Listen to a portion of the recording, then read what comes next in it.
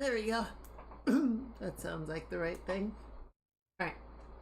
Where's the button? There we go. Hi. Hello, everyone. Hello. Hello. Hello. Happy Saturday. Hello, Standing. Happy Saturday to you too. Hello, lurkers. Hello, VOD watchers. Hope you're all having a good weekend. I hope you are getting some rest in, chilling out, being cool. Been a pretty short day. I got a late start, which I probably needed. You know, just kind of generally relaxing. It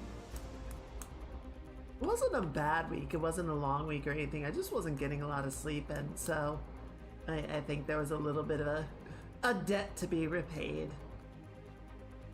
But yeah, it's been going okay. Yeah, I just got a little bit of shopping done. I got some food. I went to one of the places I really like. It was really busy for some reason, so it took longer than expected, but it was a good burrito, so it's worth it. It was worth it. I don't know. It was just one of those times where it's like everybody decided to go to the same place at the same time, so it was just like a really long line, but I don't know, not too bad. So I have a hypothesis. I have a bit of a hypothesis. I think online stores overestimate how long it takes them to get, how long their shipping is going to take. It's burrito day? I guess so, which honestly, I mean, we have Taco Tuesday. Burrito Saturday doesn't roll off the tongue, but you know, yeah, just periodically decide it's burrito day.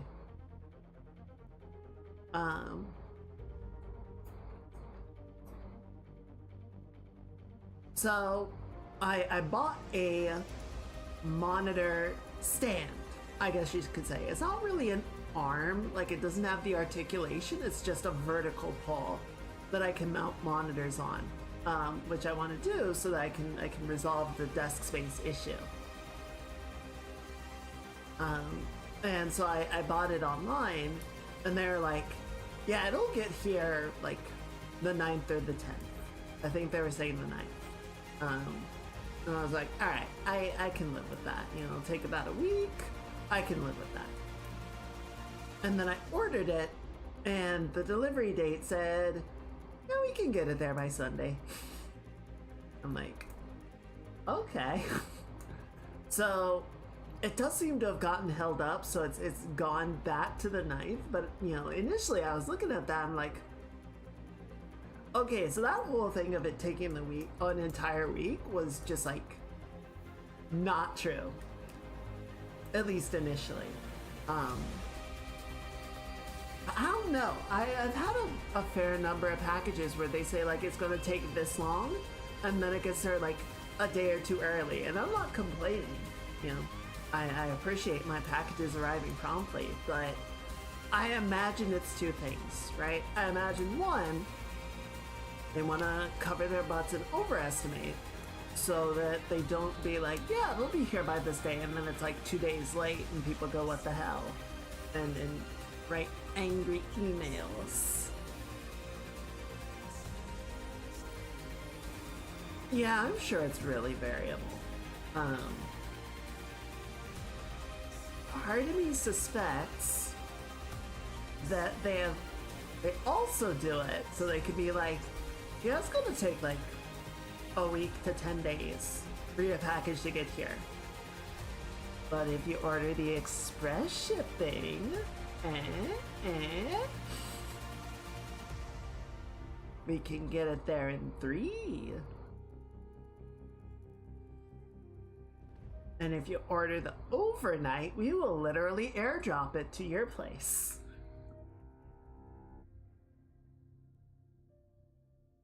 Yeah, I'm sure a lot of it is just like the coincidence, right?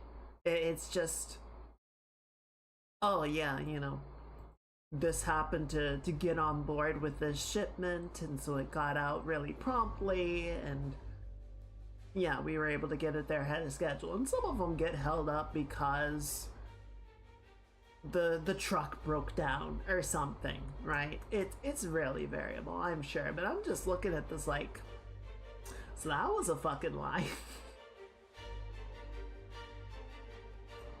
But yeah, it'll be here in a few days in any case, and then I'll hopefully get it set up and I won't have to keep doing this shuffle where I'm moving monitors and laptops around just to have enough room on the desk.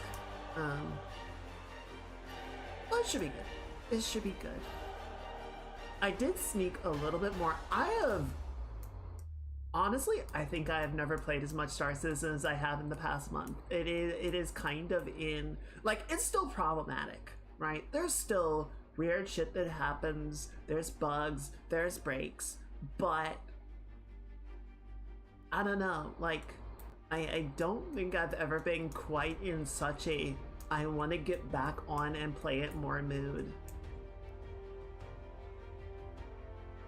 You know, case in point, I was doing a mission earlier where I had to retrieve a black box from a what? A black box from a shipwreck. And so I got the box, I took it back to the station. I picked up the box and I'm getting out of my ship and the ship just disappears. My ship just automatically got teleported into storage without me, and so I'm just like floating in the air for a second, and then I fall to the ground and I'm like, where the fuck is my ship?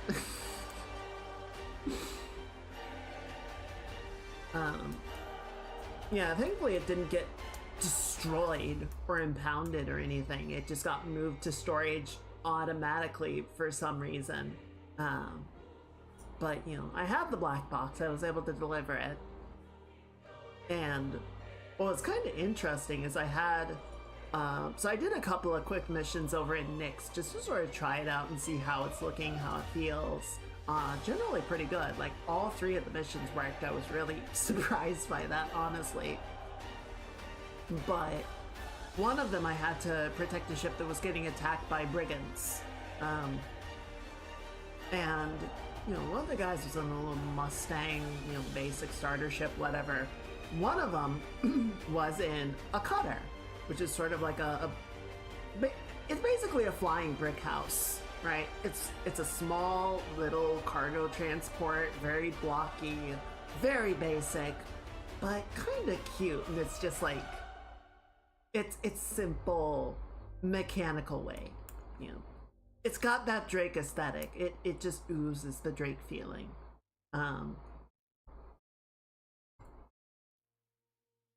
So I took them both out, but you know, with the cutter, I was able to soft kill it. I didn't completely blow it up. So the ship finished its repairs. It jumped to safety, and I went over to the cutter, and its rear hatch was open.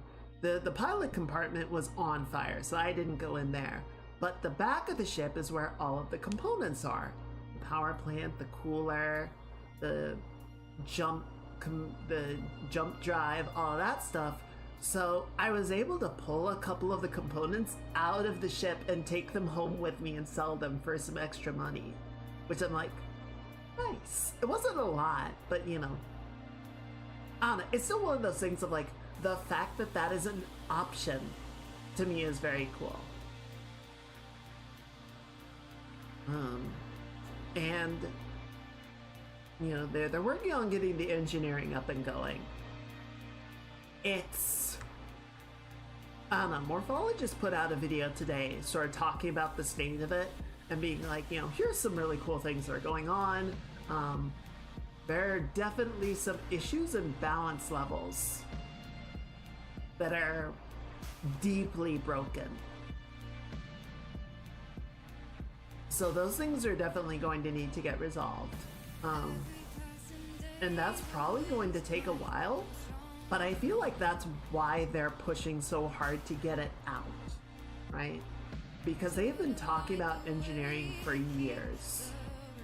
It has been something that they have been developing and iterating on, and we saw it briefly enter a test phase in like closed groups And they had a version of Arena Commander where you could get in a ship, and they had like a engineering setup on one ship just to kind of see how people could use it and how it would behave.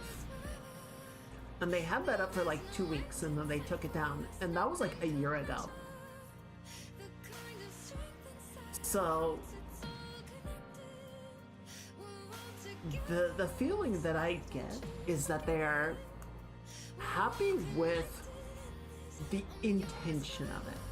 I think the design on paper that they have, they're pretty satisfied with. But there are over 200 flyable ships in the game. And this is the problem with a lot of modern games, especially the really big ones, right? Is building a test structure to fully explore every possibility, right? Just feels, it is impossible. It is virtually impossible, right?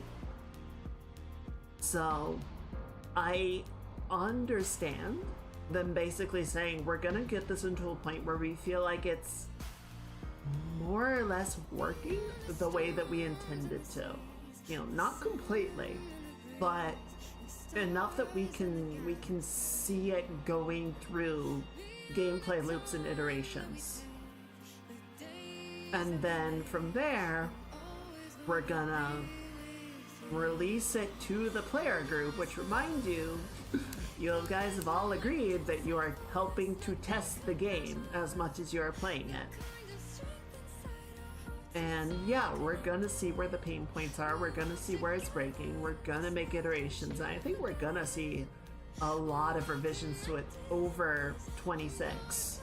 But sort of in a similar way to like we were talking about with 4.4 before the expo,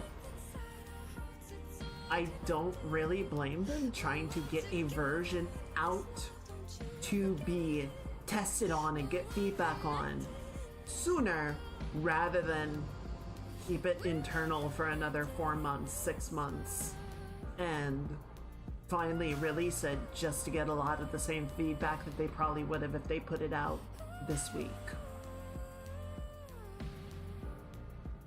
So I think that's fair. As much as it would be nice to see it come out as a completed feature that just works, I can also understand like it's not gonna do that. It could never do that.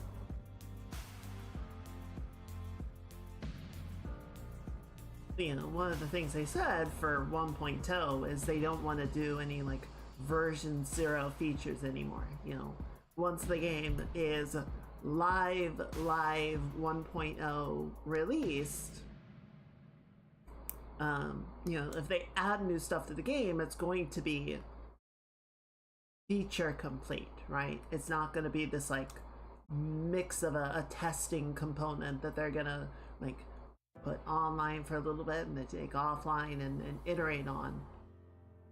I feel like that said, even live games, right? Like Warframe, Final Fantasy, Destiny, Helldivers, they still do bug fisting. I hope not. Maybe if they're into it. Bug fixing and iterations, passes. Elite Dangerous has revised a lot of stuff. They just did, I think it was this year, the Power Play 2.0. It's like, okay, we've had this in the game for years, and people have never quite resonated with it or engaged with it the way that we would like to. So we're just gonna revise the entire system. We're gonna take it back to design, and we're gonna redo it, and we're gonna re-release it. We're gonna see how that one goes, right? They had to make some revisions to the colonization system once they rolled that out. So I respect CIG saying like, once the game is released, we're not gonna have any more like test systems that we introduce into the game, but I think it would also be fair to expect that even once they have that state of affairs going, they'll still put stuff into the game and get feedback and go, okay, actually, we need to make some revisions to make this work the way that we intended to. I think that's pretty normal. In the modern landscape of game development, you know. Back in the day, you'd put a game out and the game would just be the game, right? You burned it to the disc, you printed it to the cartridge, you shipped it, consumer bought it, and that was it. That was the version of the game that you got to play. You know, maybe they would do something like Monster Hunter, where a year and a half later they would release essentially the expansion pack version, which has like additional content and some rebalances and some fixes to stuff that they were testing out. But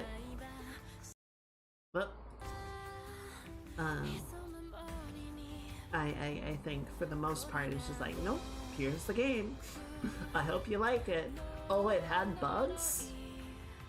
Well, the speedrunners are gonna enjoy that. We don't know what speedrunning is because it's like 1998 and nobody has really like started doing speedrunning in a serious way yet. But trust me, in 15 years they're gonna go crazy about it.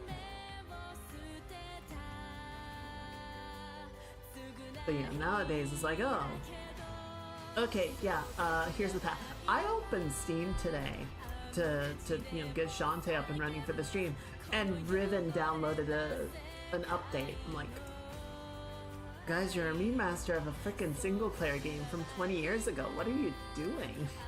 What updates?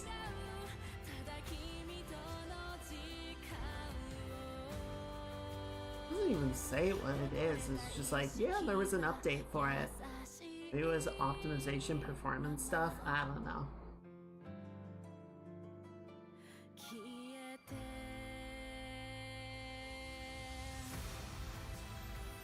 So yeah, I don't know. We'll see. We will see where it goes. I'm excited to try engineering. You know, a lot of the people that have been in the test servers really messing with it have been much more in the like experimentation mindset, right? Putting it through its paces, trying different combinations of ships and seeing like how ships are willing to sort of deal with different levels of stress. I just play the game like a game for the most part, so I will be interested to see how much it sort of impedes or possibly helps the day-to-day play experience. It'll be interesting for sure. But for today, for right now, I think yes, I don't think, I know, we're gonna play Shantae, which is a much simpler game. As long as we can find this motherfucking Pumice. I'll be honest, I'm ready to look it up.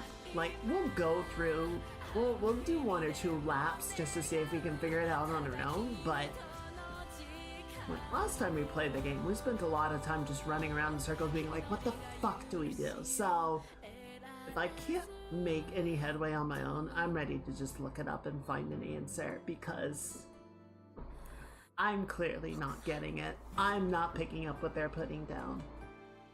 But it's okay. It's not a big deal. Alright, why don't we go ahead and jump over. Should be all loaded up. There we go. Perfect. I'm just gonna turn that on and get my big old butt out of the way. Yep. And we just need to turn the audio back on. There we go.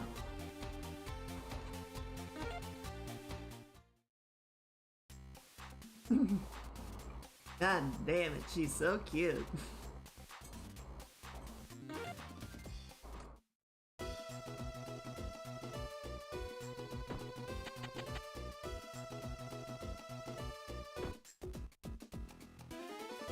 I'm gonna be honest. Okay, hang on.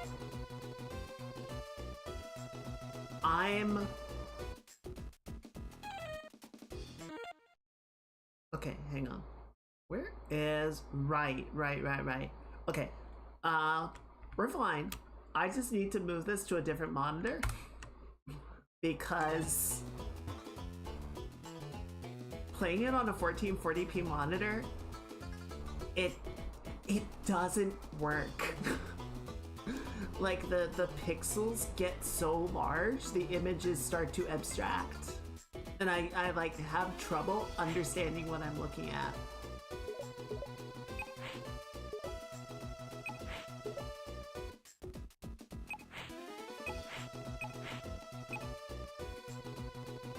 Okay, so I know we need to go find a piece of pumice. Howdy, Jack. Happy Saturday. I don't know if it's still Saturday for you, but I hope you're having a good weekend.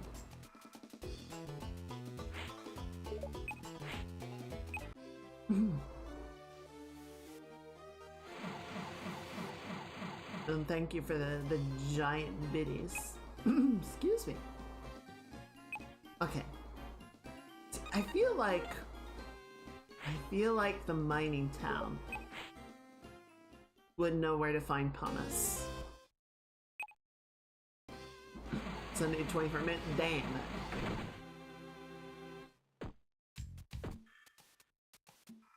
So close.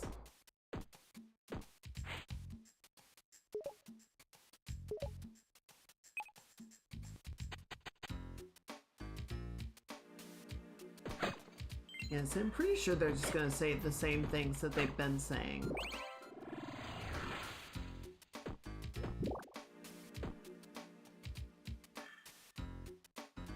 Okay, yeah, we did that.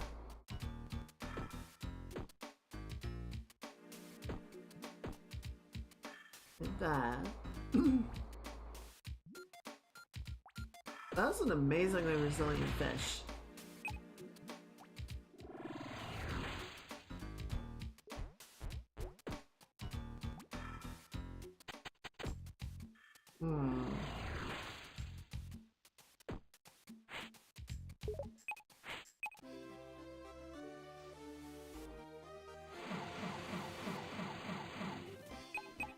Let's see. So Lava Town is still frozen. Let's go check Lava Town, because I feel like last time we got the component from what's his name? Bolo's baby brother, right? And doing that allowed us to use the machine, which set everything back to the way that it was supposed to be. I feel like the answer is going to be, you know, we need to talk to this lady and she will give us the pumice. Okay, hang on. Just that thing. Lily wishes to restore the statue of the Ancient One and begin anew. Okay. So where the fuck is the statue? We haven't seen that.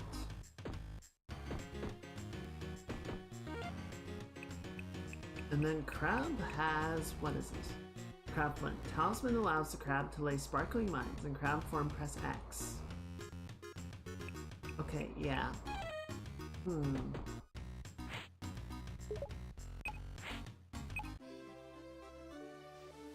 I feel like the two sort of really interesting things are we haven't really found anything in the overworld that makes use of the spider form that we just got, or the crab mines.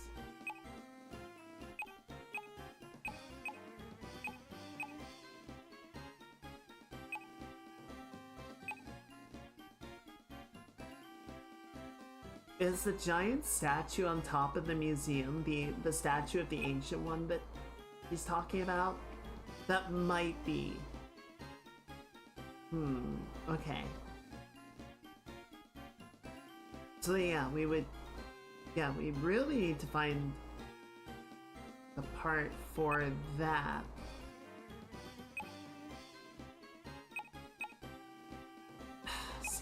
like we've been everywhere.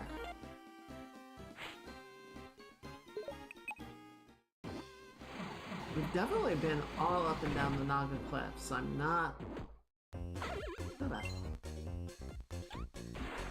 Let's see. Did that.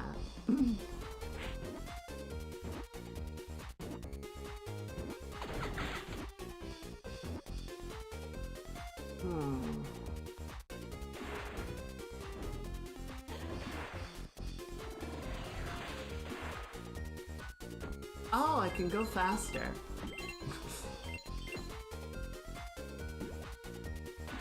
That's wonderfulness. I just thought I had to slowly drift down. I didn't realize I could actually speed it up.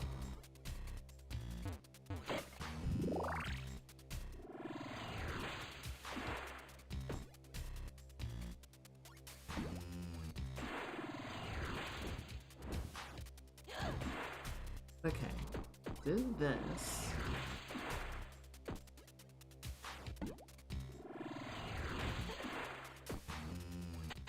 I'm figuring out the movement tech.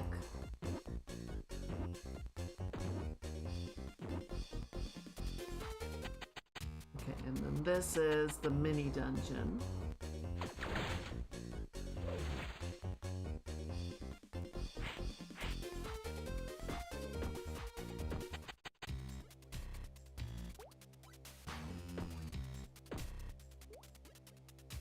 Pretty sure we did this one already, but we'll double check it. Yeah. Huh. Chat, do you have any ideas? Because I'm feeling really stumped about this whole situation. I do feel like it's something in Naga Cliffs, just because I feel like we've already sort of been pushed or like directed. Orc Orchard enough, and Naga Cliffs hasn't really done that much. I don't see anything here.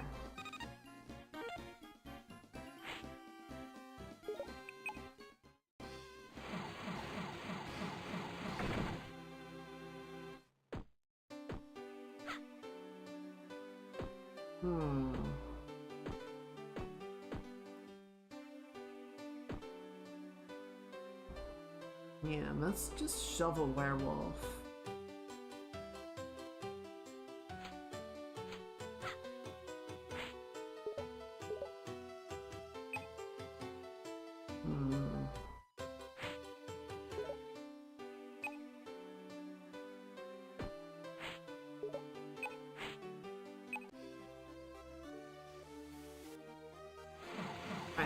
Let's try Naga Cliffs one more time, and then I'm just gonna look it up, because I'm stumped. I'm stumped. I'm too stupid.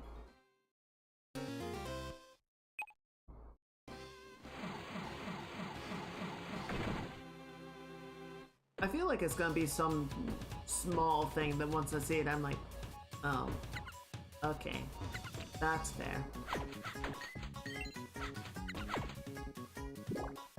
I'll see you throwing your spear at me. Fuck you. You little stinker.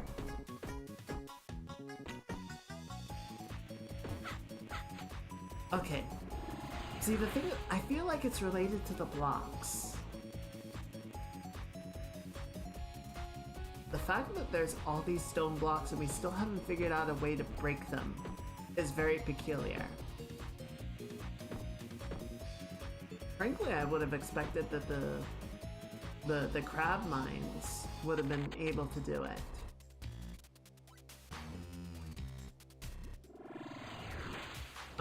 I'm sure we did this already, but we're gonna check it anyway. Why do I even bother? We have the crab form.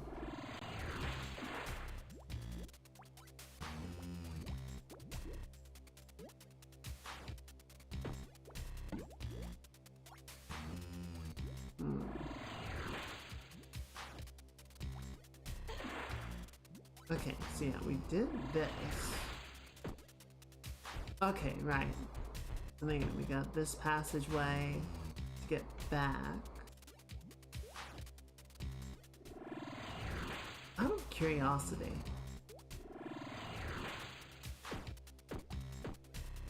Oh, I see. Because of the stone, we can't backtrack.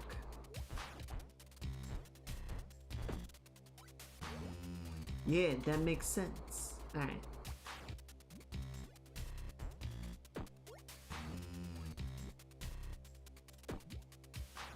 I think this is dead end, yeah.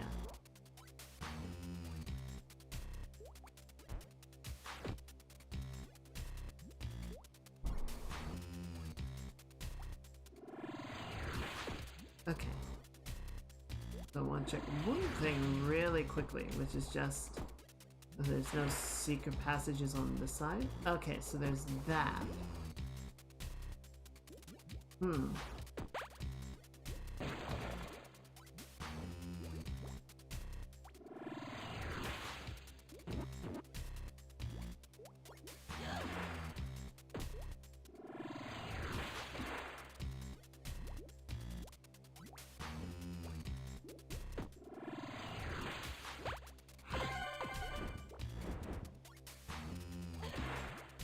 I know we did this already. I just want to be thorough about it.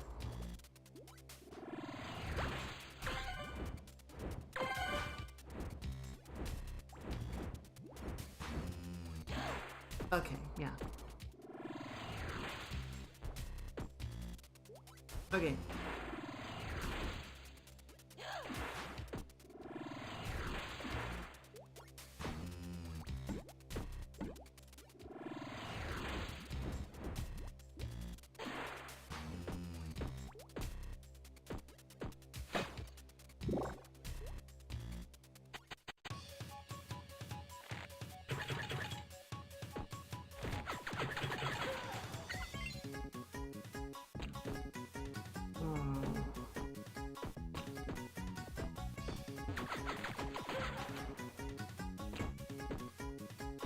I can't blow these up, right?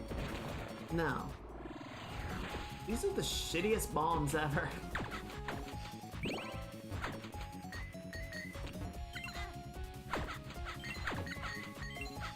Give me a heart. Give me a heart. Little bastard.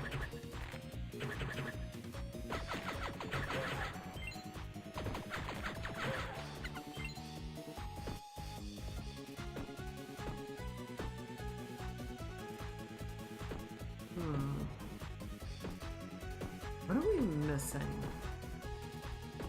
What am I overlooking? Get juggled, idiot.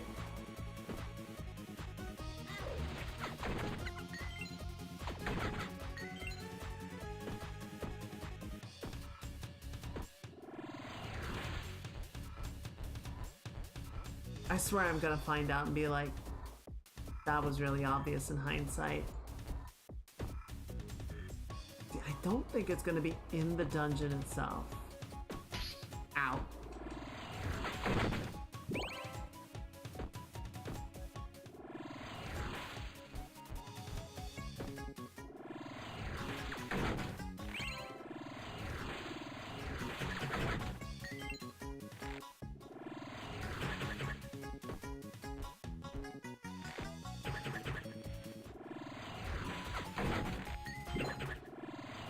Dang it. I keep trying to move while I'm still doing the dancing thing.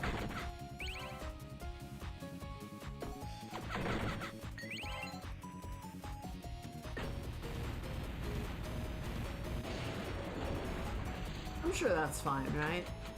It's not gonna mess anything up.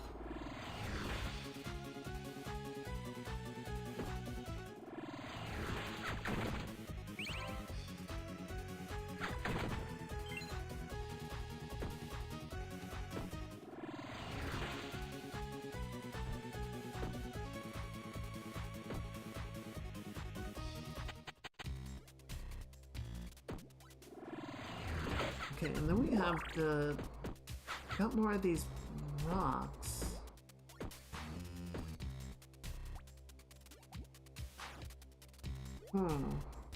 So we have to approach it from this way. Because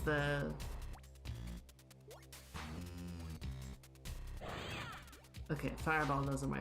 So we need bombs. Like, at some point, we just need to get bombs.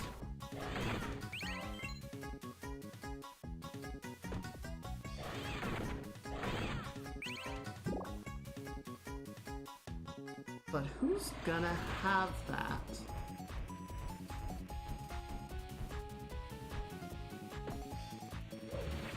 I don't think Roddy Talk sells a bomb spell.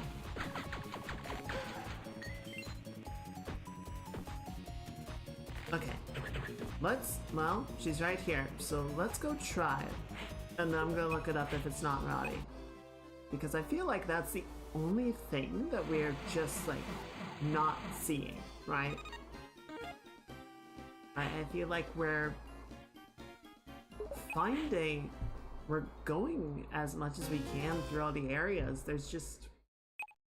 Right now, there's nothing to find.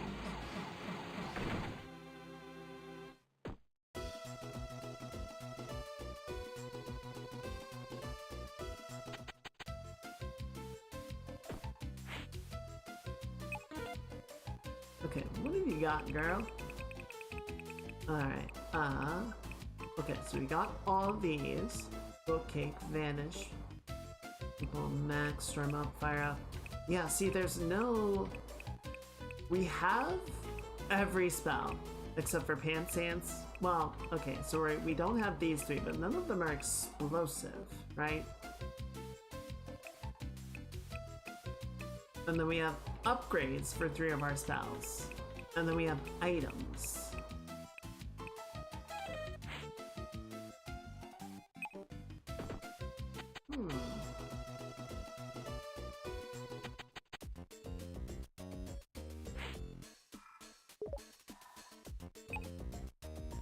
I look mother. Girl, I am, okay? I'm going to all the volcanoes. I'm going to all the locations that are adjacent to volcanoes.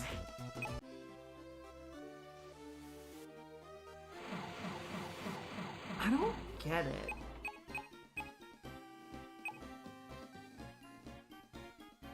Alright.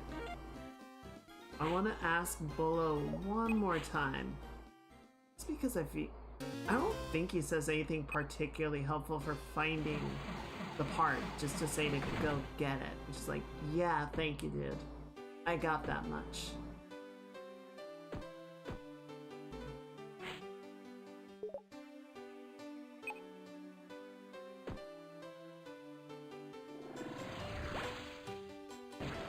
No. Worth a try, but it's busted, not powered down, right?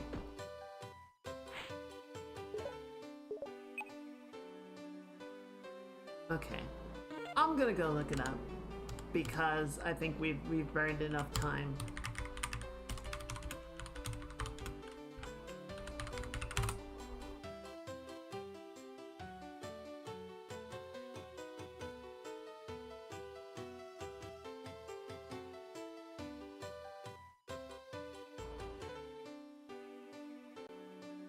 Okay, so apparently there is something in Naga Cliffs that we missed.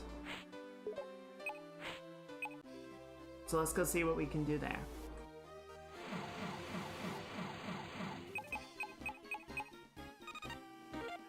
Let's go see if we can find the damn thing.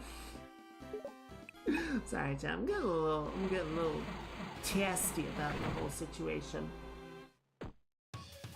I don't like having to look up answers like this.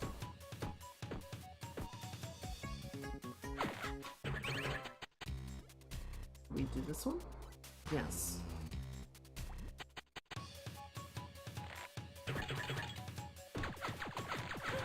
Nay. Ow. Yes.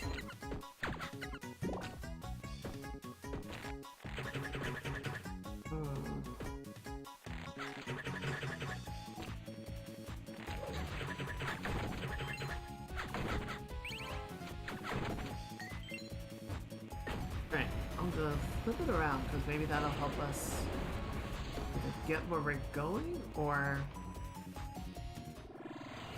Let's see. Ow. Right.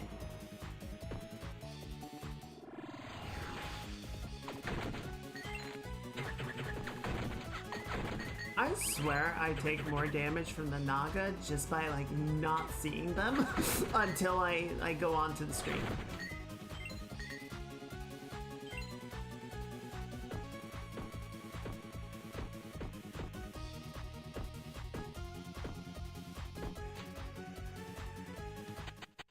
Okay. Oh yeah, we did. I don't know, like this is the labyrinth, right?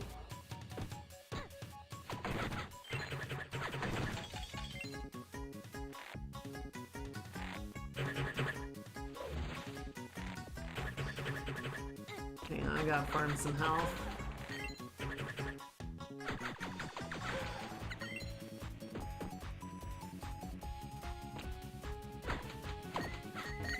Give me hearts, give me hearts, give me hearts, motherfucker.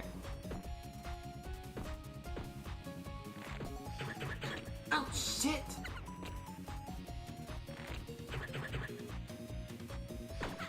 There's one.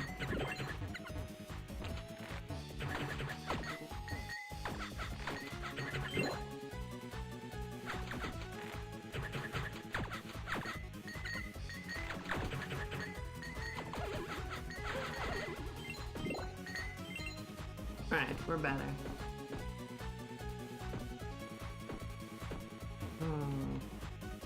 Okay, so not a lot we can do here. Is it in the dungeon again? I don't really see anywhere. You little shit. Yeah, you better give me a heart.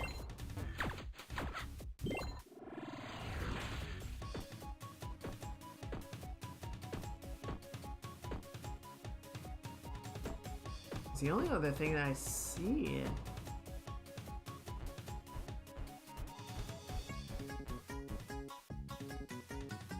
Could be, yeah, okay. Sorry, let me check this Reddit thread really quickly.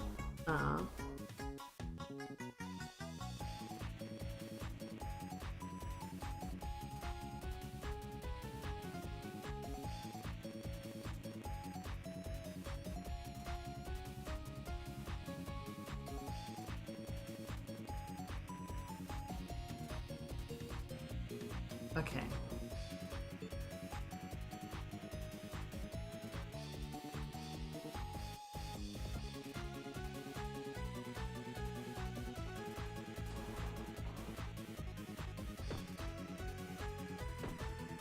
I feel like this is one of those things that they, I don't know, like, I'm saying this more as a compliment to Way Forward than anything. I feel like there are improvements to their level design and progression that they have not figured out by this point, right? Remember that this was supposed to be the second game in the series, and they did not do a lot to change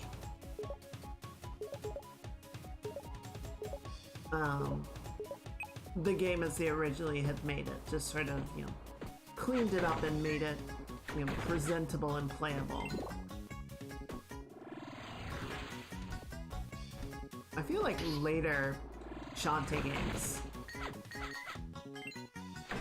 have like better map navigation so you don't run into these blockers.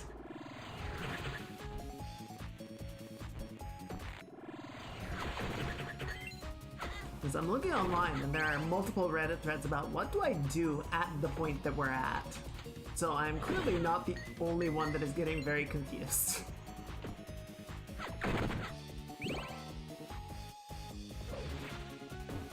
Which gives me a little bit of a better feeling. It's like, okay, it's not me. It's not just me.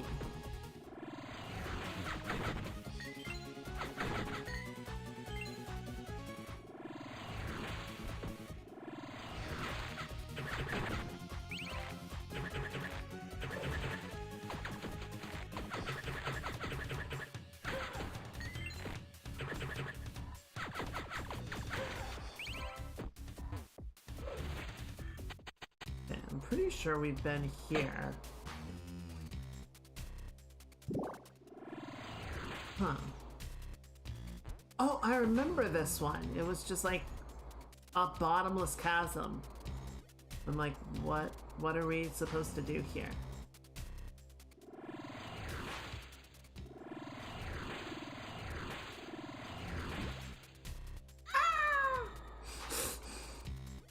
It's like, okay, not that. Okay. I was thinking maybe we could hang on to the lantern, but that doesn't seem to do anything. I don't know. That's very weird.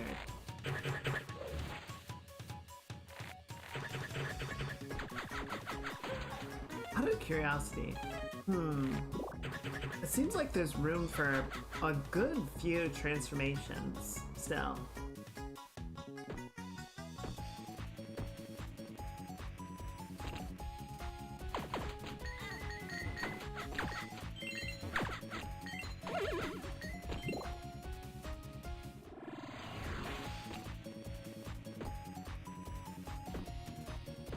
How do we get up there?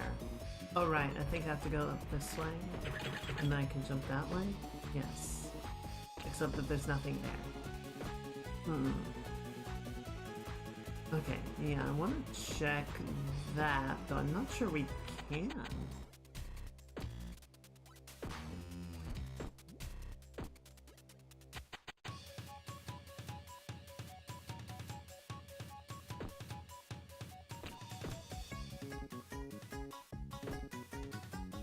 Yeah, I might need to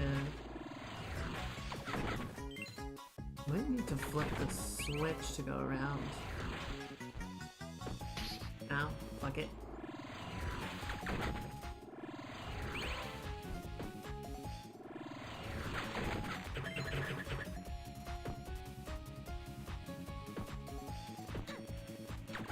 You little shits. All of you.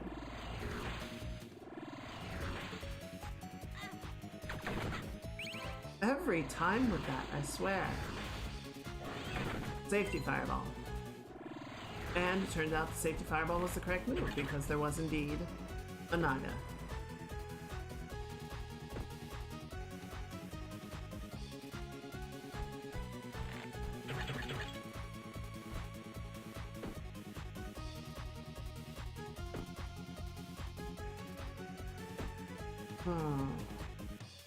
Okay, I feel like I'm getting myself turned around again.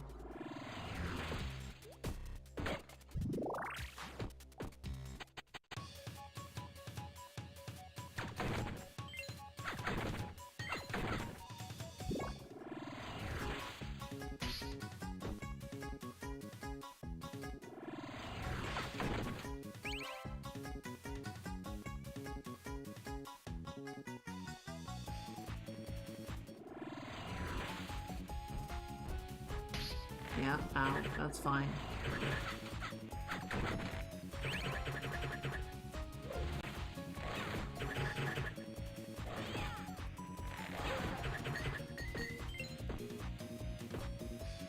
Right, where's the switch? There it is.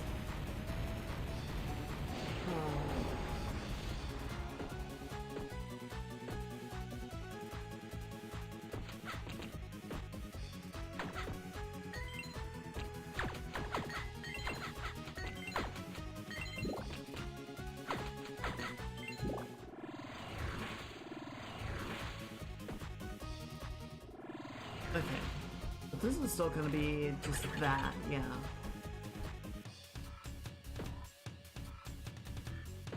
Okay, so the only thing that I feel like really makes sense at this point is that it is somewhere in the dungeon,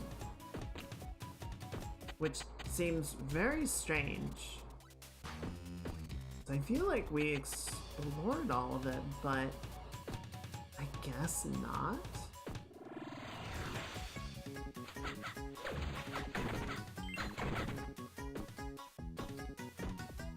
So let's go give it a gander.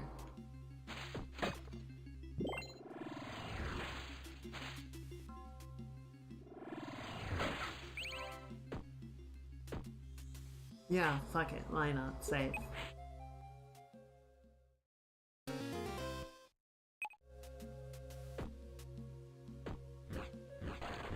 Yeah, buddy? Ow.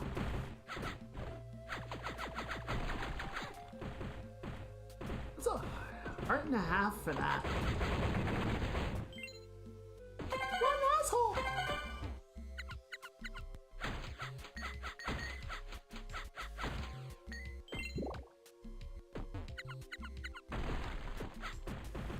Yeah, I'm not gonna deal with that. I am not dealing with you. I just don't feel like it.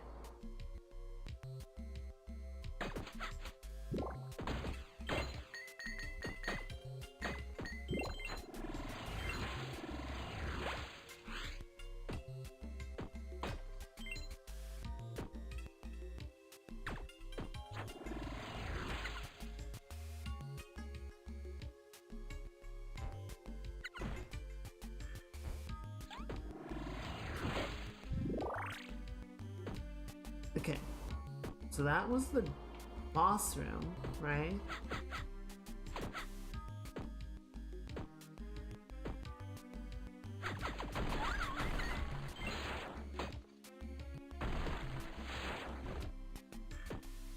We got Roddy right there.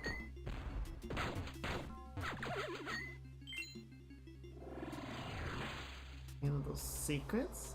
Howdy, Mage. Happy Saturday. Hope you're having a good one. Okay, right. And then we have that dungeon. So apparently, there is something in Naga Cliffs that we have not been able to find yet. And that is impeding our progress. So we're going around, seeing if we can figure out where that was supposed to be. You little shit.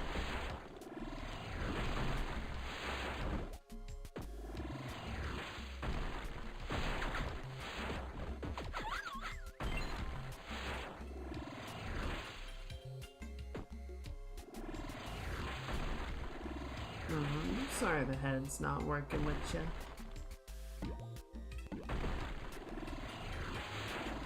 Okay, man, I think this is just to get...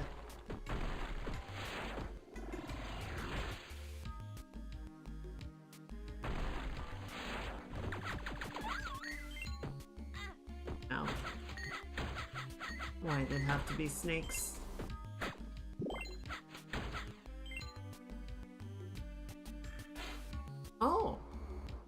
Oh, there's a squid up there. Well, I definitely want that. There you are.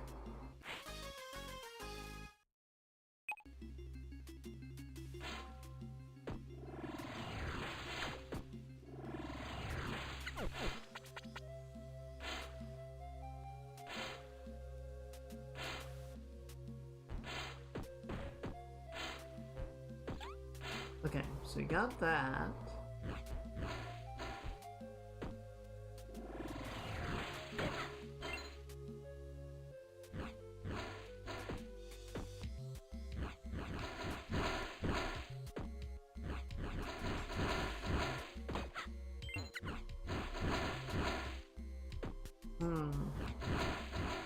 Okay, so yeah, we've got that cleared.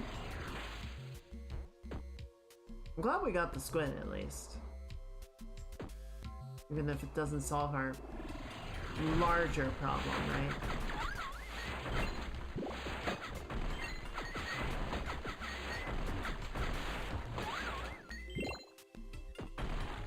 Okay, so then we're gonna go over here.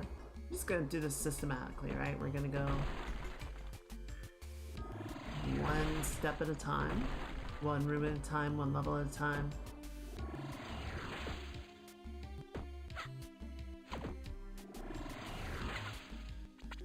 Oop. Careful.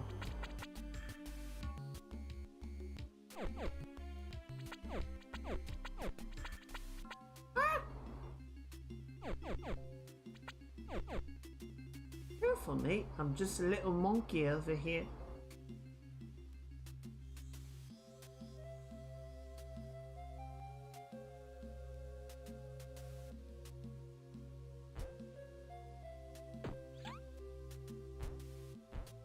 Okay. at our puzzle for this.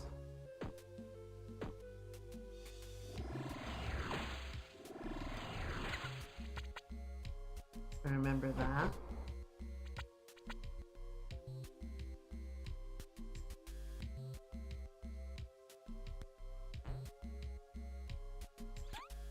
Where are we going?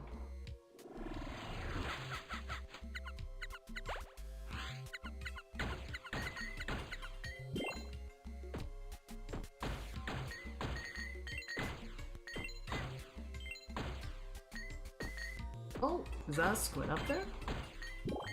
Sure looked like one. Ow.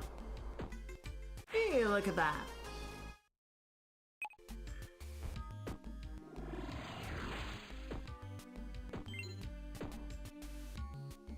Okay. We got that. That's good.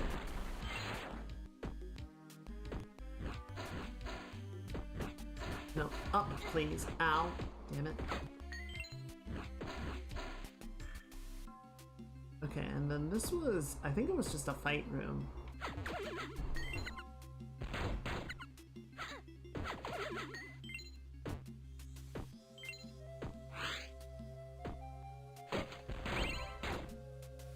You little shit.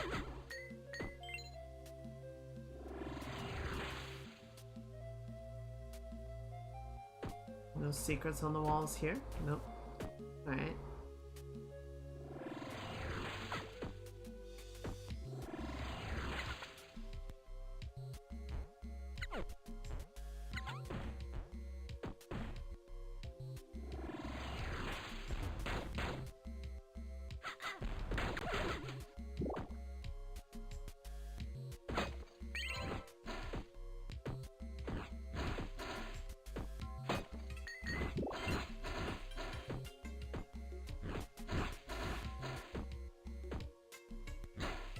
Okay, so that was sort of a big roundabout route.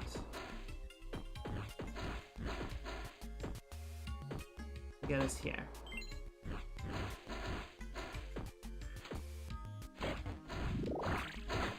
Love those. Alright. Really? Alright. Let's check this way. Right, so I think this was a mini boss fight. Right, okay. So this is the fountain that got us the spider transformation.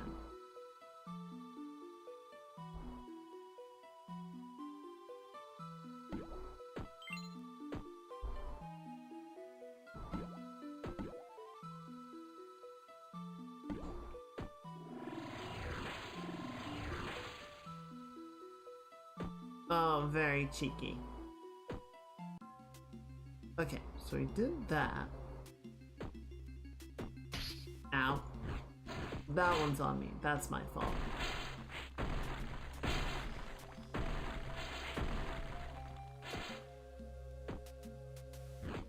Look over here. Okay, so that was just for the key, I believe.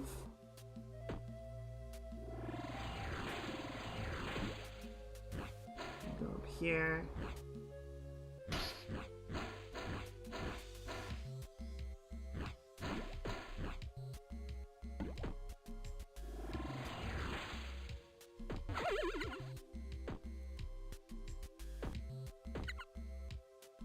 Okay, and then one more key room.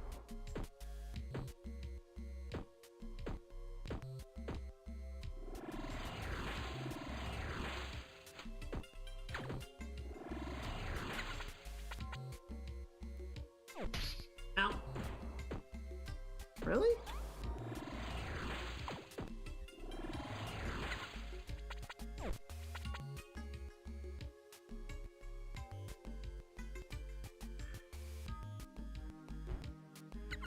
Oh, that was a little close.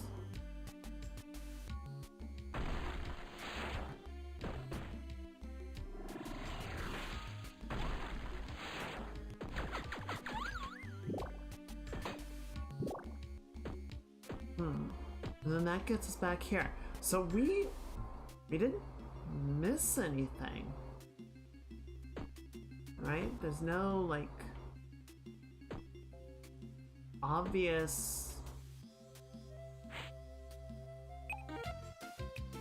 Give me the T-Ball Max.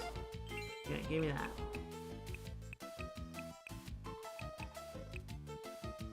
I'll do a couple of Super Vials too, why not?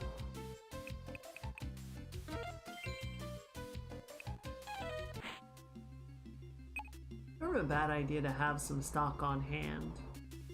Alright. So we did find a couple of squids, which is nice. Though the weird thing is we haven't found any use for the squids yet. They're just kind of collectibles.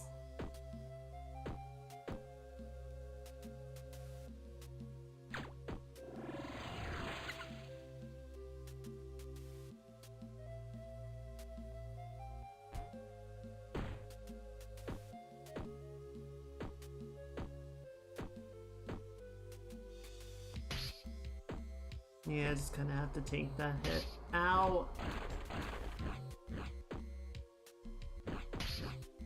I hate you all.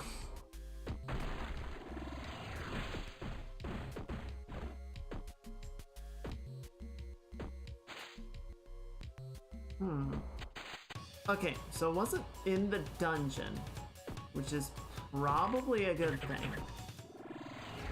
But now I don't know where it is.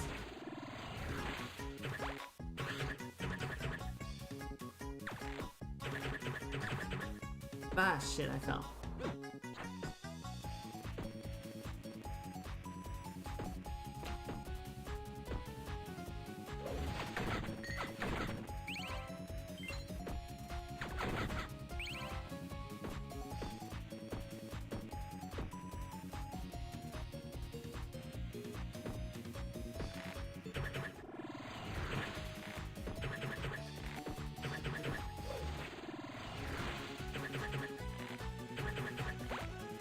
Shit, that's not what I meant to do. Let's see what this does.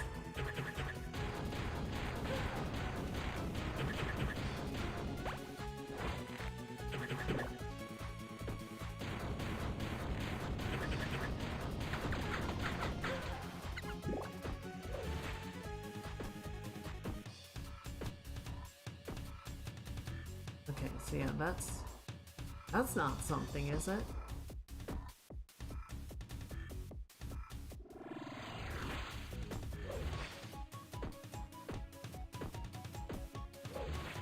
We go up here, we go up here, we go over here, go over here, and then we gotta long jump it.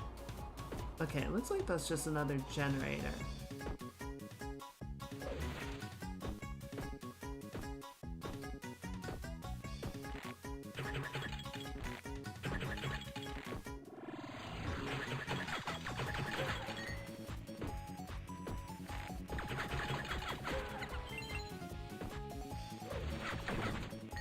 Yeah, which we get to this way. Okay.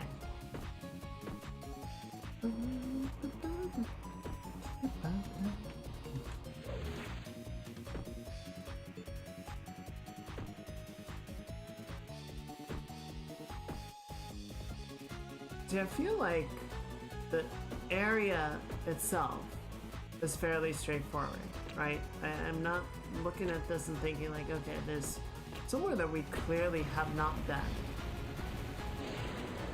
Except that there is some part of the map that we have yet to explore.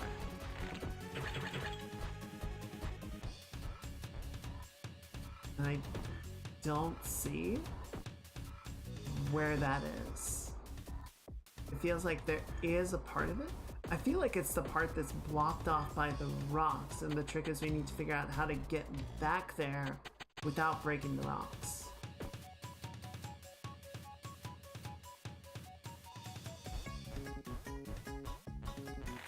Right? Like it's over here.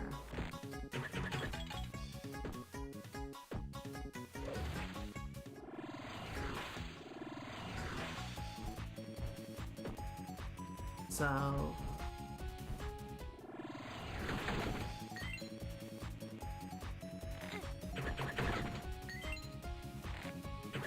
except now we're here. Okay, So what's on this side? Anything interesting? Anything important? Let's see. Sky's here.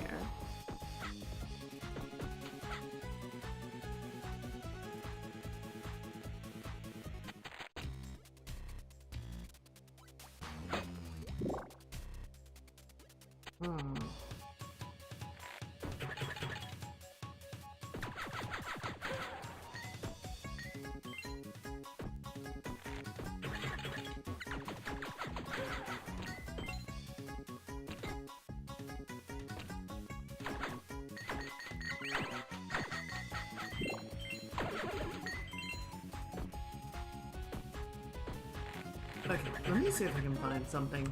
Because I'm seeing what people are saying. I don't see.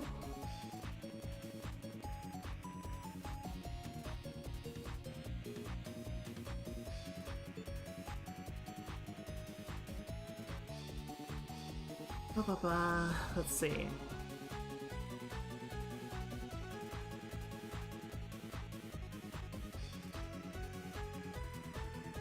Either the maze or the labyrinth.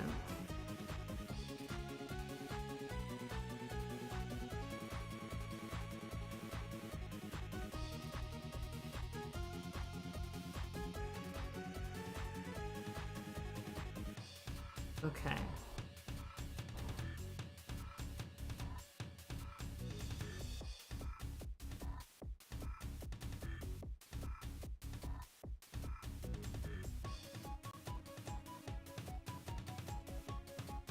Well, I hate to watch a guide, but I'm really, like, I'm not getting it.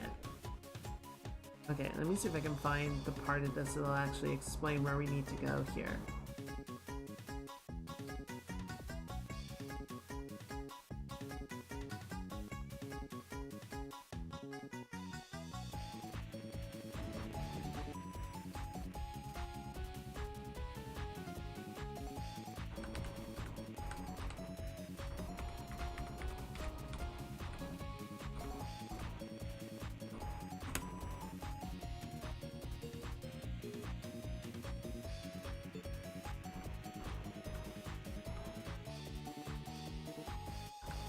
Wait, where the fuck?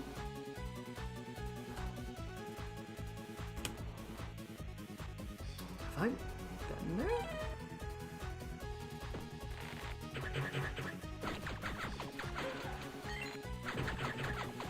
Alright, let me see if I can find this.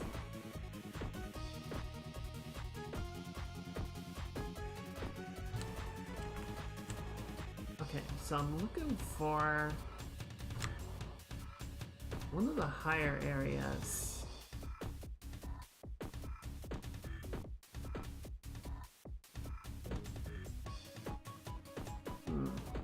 Alright, Chad, no, this isn't the most... It's a little confuzzling, if I'm being real with you. Apparently there is something here. Like there's a mini dungeon that I just managed to completely bypass.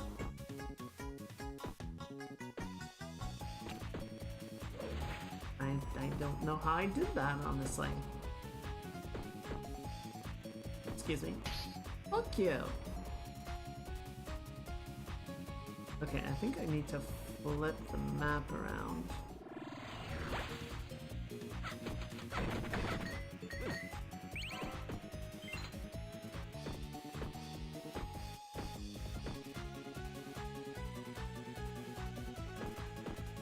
Do that from here.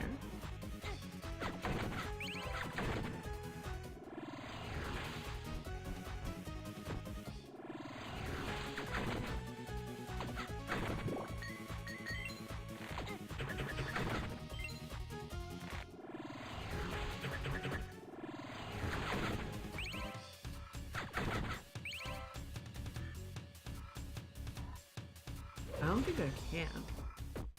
Where's the ding dang switch? I feel like I think it's on the other side. I'm so turned around.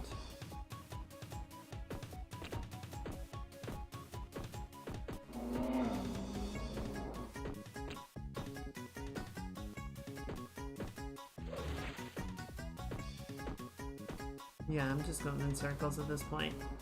Did I soft lock the area?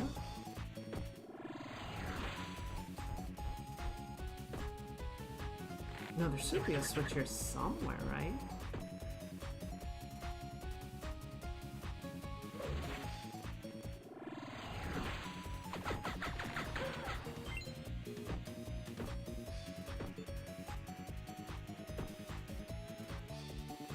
Oh my god. Alright.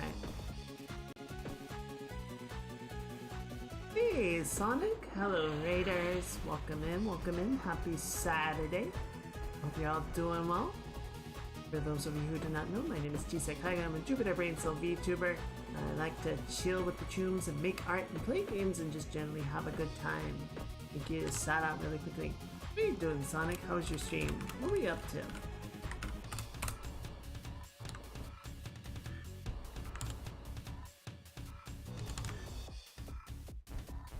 We are lost as hell. trying to progress in Shantae, and I have an idea of what we're looking for. I just don't know where to find it.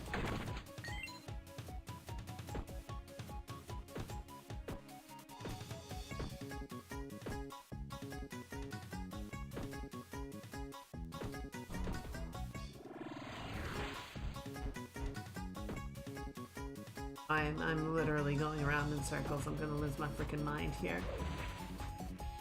Okay.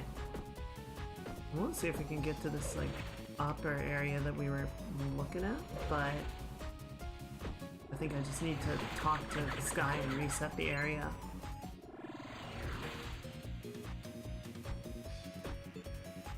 Yeah, Sky, help me out here. Pistol Whip VR and the Pumice decided to crash the birthday party, so I decided to give them both to my own. You know what? Fair enough. Have your own dang party. Blackjack and hookers.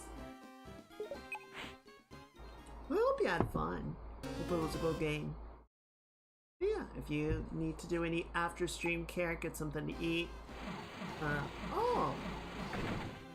I didn't realize it was today. Happy birthday!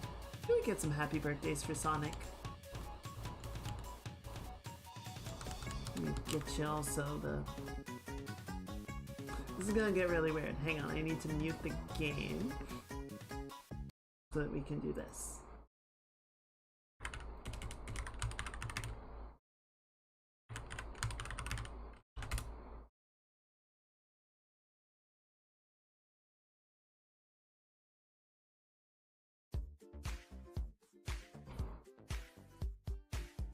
Friends, we are the Reds. Celebrate another one of birthday bash. Michael, it's your birthday today.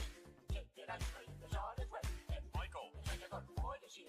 Open up your lips while we all cheer.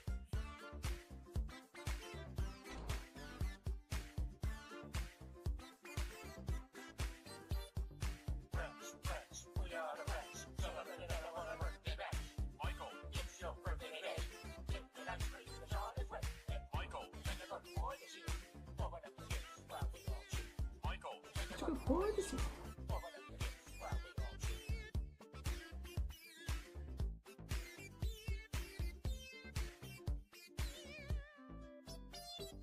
Rats, we are the rats. Celebrate another one of birthday bash. Michael, it's your birthday It's a today. birthday monkey. Ice cream, the shot is wet. And Michael, take a good boy this year. Open up your lips while we all cheer. Michael, take a good boy this year. Open up your lips while we all cheer. Okay, so what we are looking for We are the Reds. We are the Reds. We are the Reds. is, I think we're actually looking for that platform, but I think from the looks of things I might need to flip the stage around. Mother! I hit the wrong button. Or rather, I jumped down rather than jumping up. Michael, take a good boy this year. Open up your lips while we all cheer. Michael, take a good boy this year. Open up your lips while we all cheer. Yes, if you gotta go get something to eat, some after stream care, please be sure to. But if you guys wish to hang out here, we'd be happy to have you.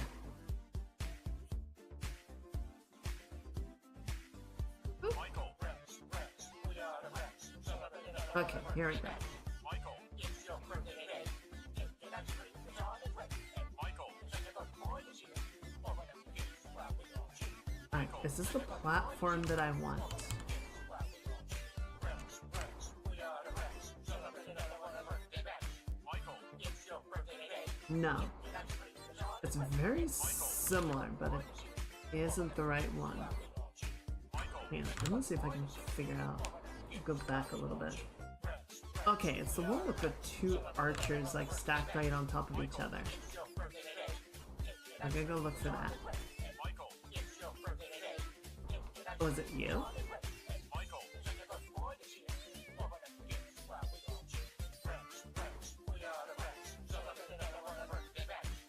Yes. Okay.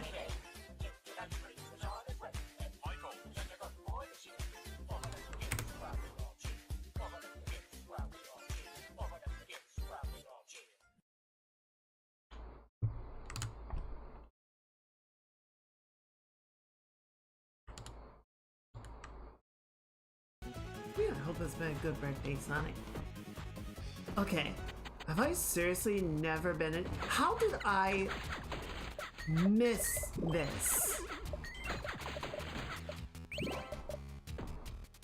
Did we?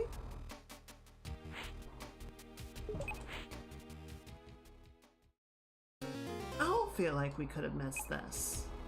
I don't know, maybe I'm just stupid.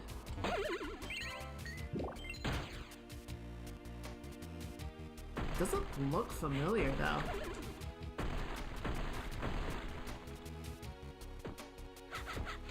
What? You. Ew. What is wrong with you little things?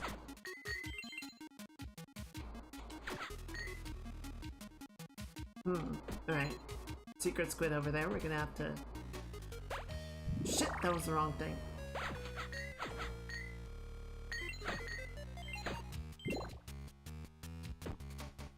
There you are.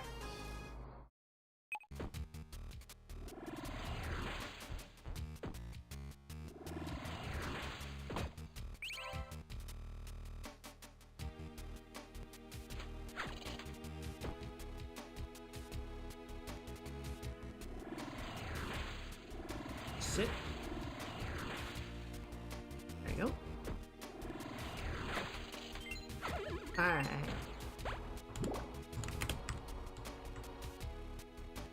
Okay, and what's over here? Sure, you know what? Save one more time.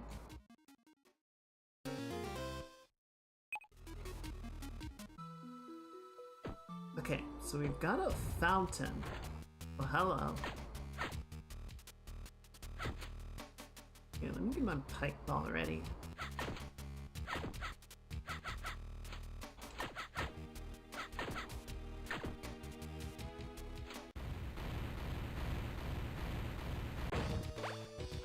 Oh, it's one of these fuckers again.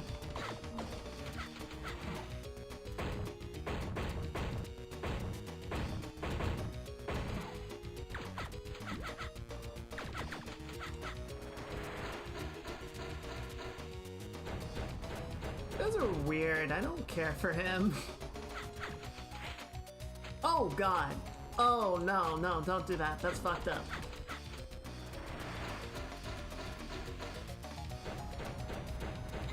Ow. Actually, here, this doesn't really seem to be helping me out that much. Shit.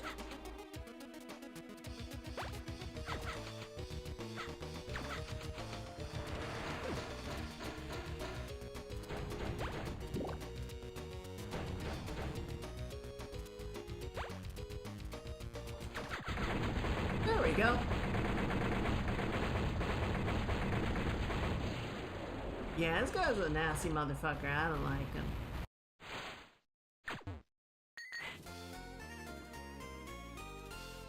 Find the fountain and wish big. There we go. Alright. Well, I just saw one of those.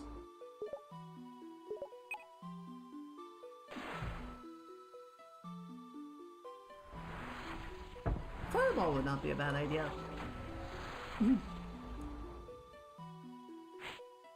Welcome Welcome, daughter of the genies. This powerful dance magic will help to guide your way. Alright, that's what we were looking for.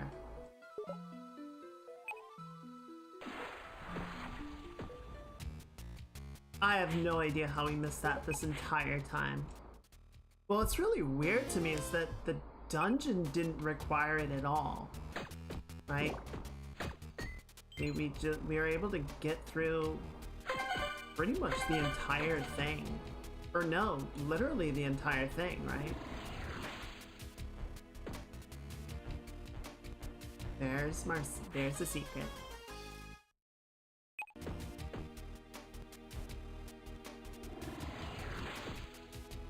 Without having to break a single block.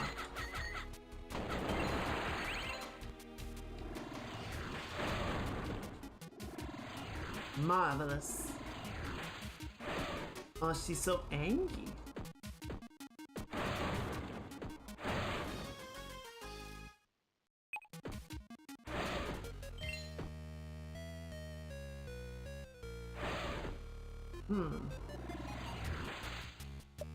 Oh, I wonder if I can land on it. Oh, that works too.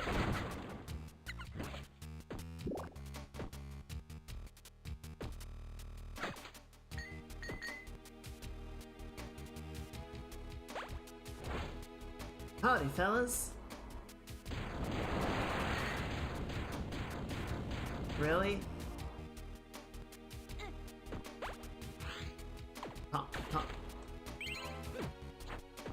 Alright, so now... Okay, that is a powerful ass elephant, god damn.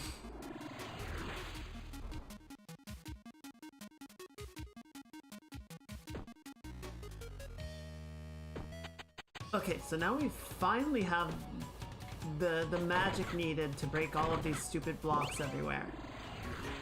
Right? We can finally progress the damn game. I don't know, that's a...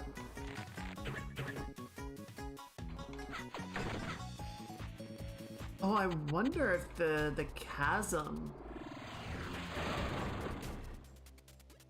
I wonder what the jump distance or the dash distance. Okay, not super far.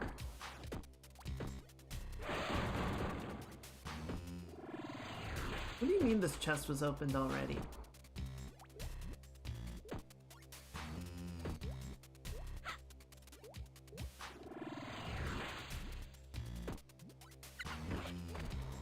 Where the hell am I?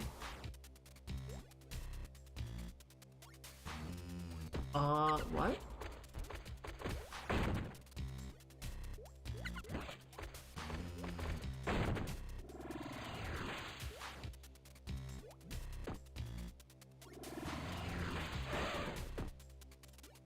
Yeah, okay. Interesting.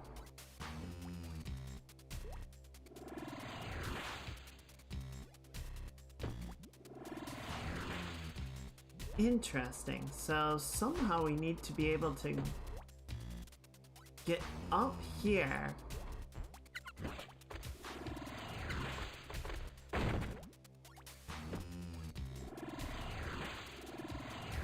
See, the elephant can't get high enough and dash in midair. You have to be on the ground to dash. Okay, that's not it. Huh.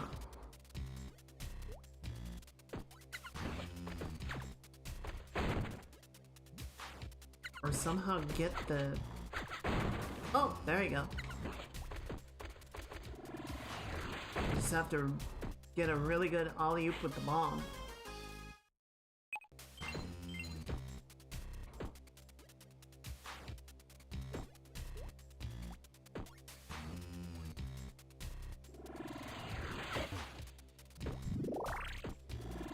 One more.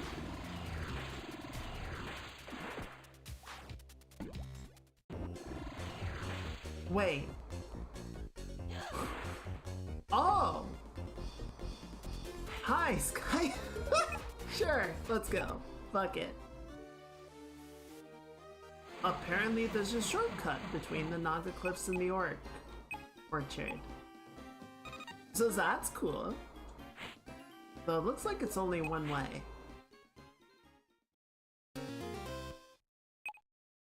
I was wondering, it's like, how have I been here before if I couldn't get through there?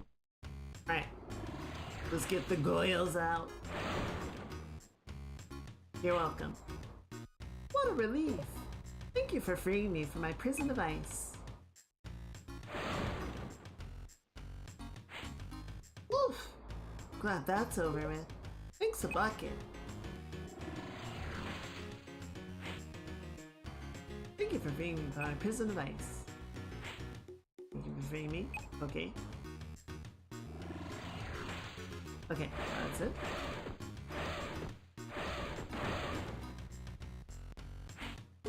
At last! That deep freeze was quite a kick in the gourd. No more of that, thanks.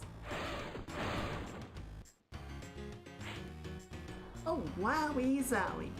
Even my frostbite has frostbite. Yep, I'm going crispy. Just you wait and see. Everything's gonna shrivel and fall off. Can't tell if she's happy about that or not.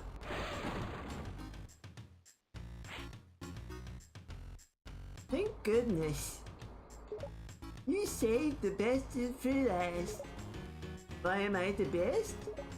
Simple, Tilly. Because I'm holding a reward. Oh, there it is. That metal thing fell into my lap when the earthquake struck. Take it. It's yours. Oh, and that bumpy texture all over the surface? That's what's up to my taste buds. I sorta licked it. Sorry. Why would you do that? You did it! The maidens are restored. If only the statue of the Ancient One were here, I could perform the ceremony of cleansing. Then, Lava Town would be as good as new. Yeah, I think I know where your statue ended up. Let me go get that for you.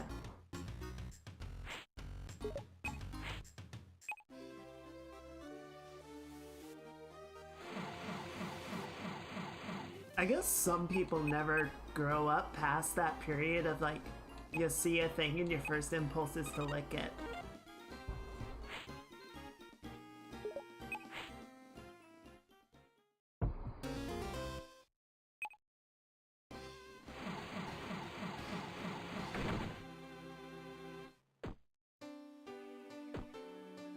Alright, Bolo.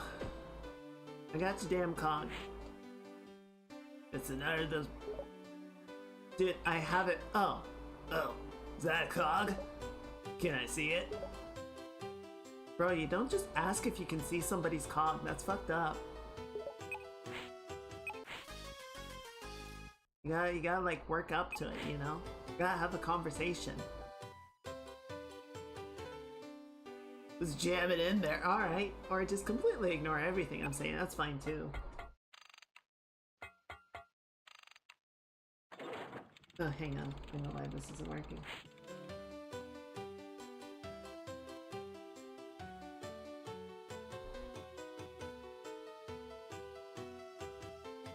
Hang on. Something's broken. I gotta go find it. I gotta go figure out what's wrong. Let's see. I know why it's broken. I just gotta go set it.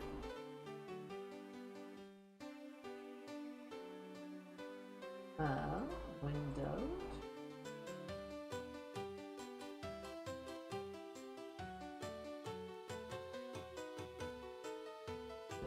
There we go. Oh, it's better. Sorry. Looks like it's working again. Smash that button and let's see what happens. I love smashing buttons. Goodbye, big lady.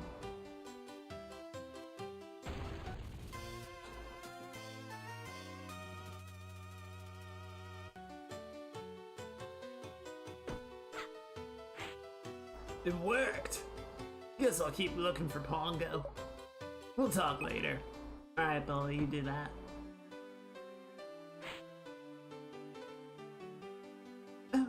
terribly sorry for my clumsy behavior.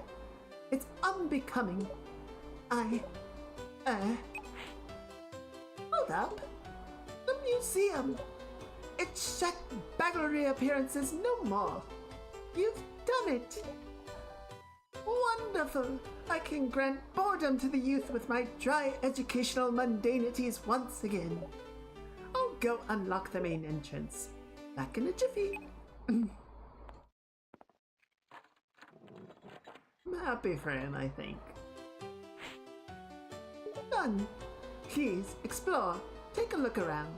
We have vases and bones. And paintings of vases and bones.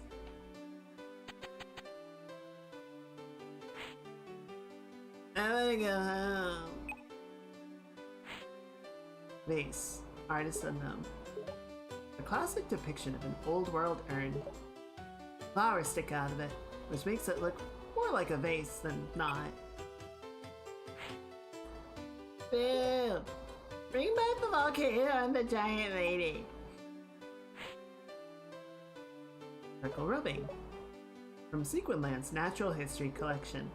Intriguing, beautiful, terrifying. These massive lumbering beasts once ruled over the land. And then the clowns came.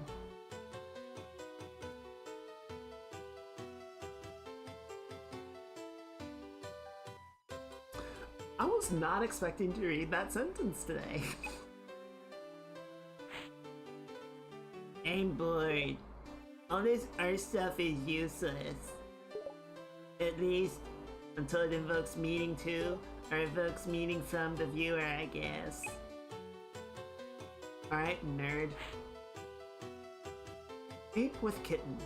Artist unknown. Commissioned by the Sultana, and later confiscated by Ammonian troops. The harsh realism of the image divided soldiers were either smitten with the ape or repelled by the kitten, or vice versa. Many years later, it was returned to its owner, along with a note of apology. Attached, a crude drawing of an ape, followed by a greater than symbol, and finally, the kitten. Hey, boogers! Alright, we're just gonna leave that one alone. Chimney sweeps, artist unknown. Please do not stomp near this priceless artwork.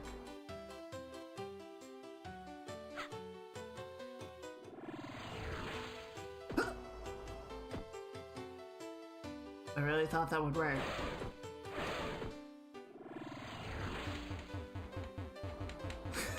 So silly.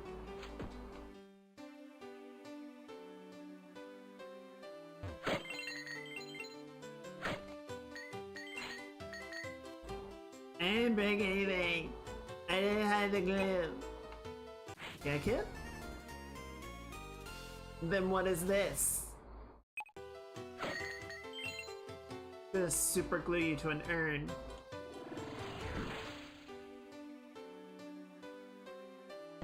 Lying little shit.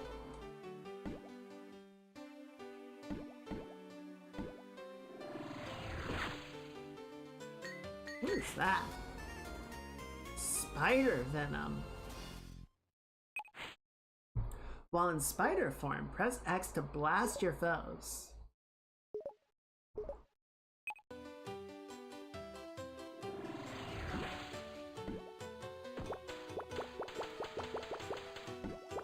Did I just get Samus's blaster while I'm in spider form?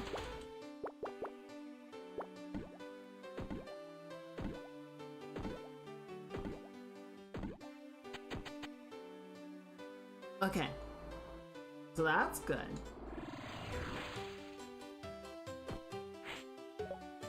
We did it! Museum Town is finally back where it belongs. I can imagine that Lava Town has returned to its rightful place as well. You should pay them a visit, don't you think? Why, I think we better should. Why would I ever say no to visiting a town full of very enthusiastic and devoted shrine maidens? Cough.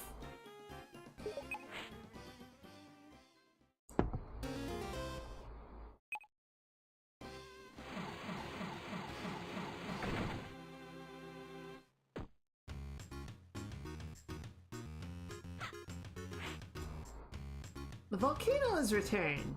It's my favorite unpredictably erupting fissure. Our statue is back. When it comes to looking at things, you can't beat a statue.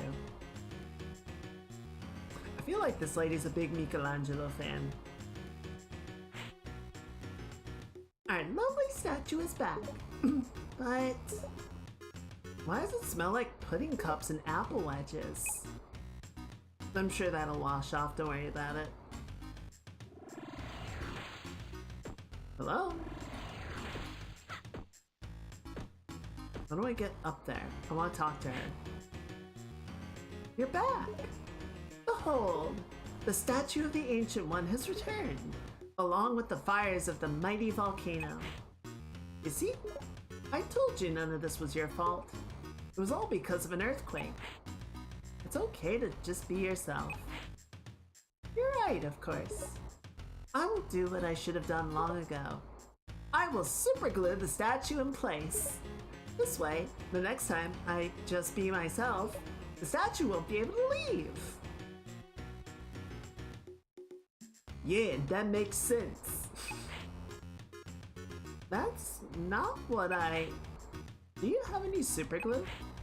Oh, you do.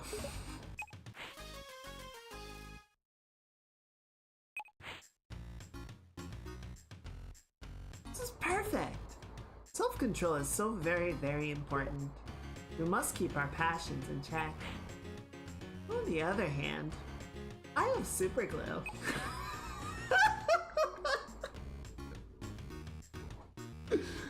Stand back while I apply this bonding agent to our statue.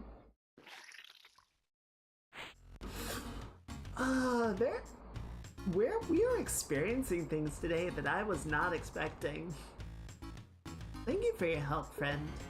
We owe you so much. You're welcome. You've shown me that I must be true to who I really am, deep down inside. I can uphold our traditions and still pursue the man I desire. That's a spirit. Gather around, everyone. It's time. Now that Lava Town has been restored, we can begin.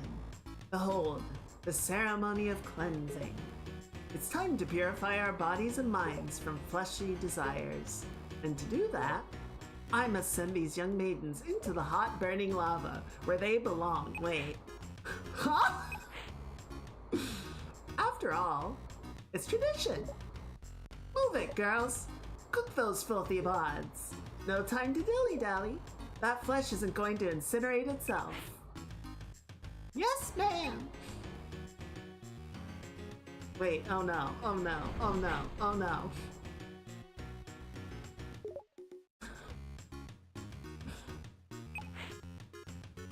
Isn't that wonderful?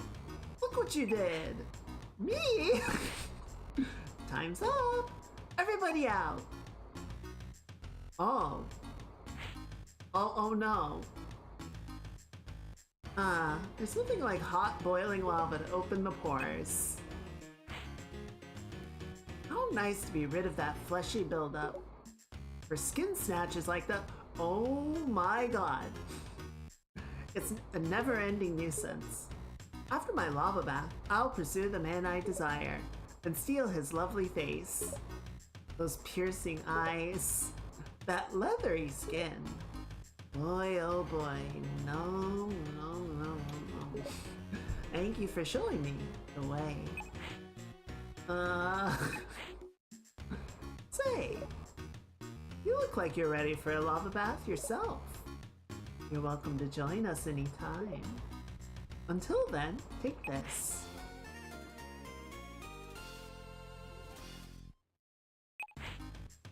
That pumice stone is for you. It will remind you of all that you did.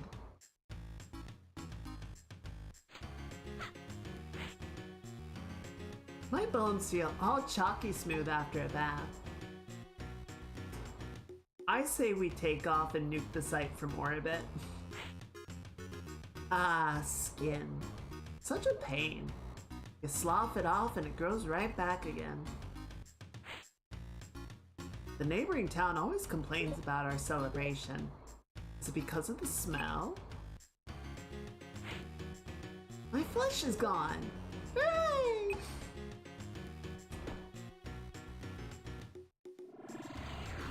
Yeah, this is not what I was expecting to happen. Sky? Sky, can we go now? Ready to go? Yes, please.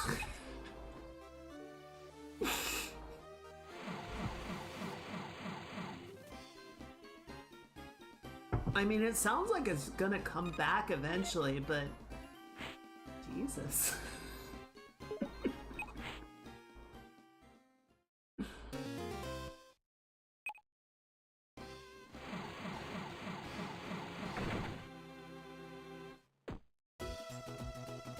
Well, okay then.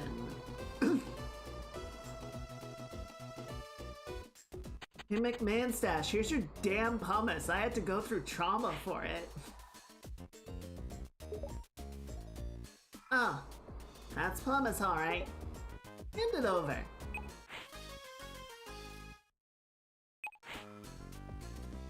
Okay, now I'm gonna prove that I'm just as good at that old fish fart. Sit back and watch me do my thing.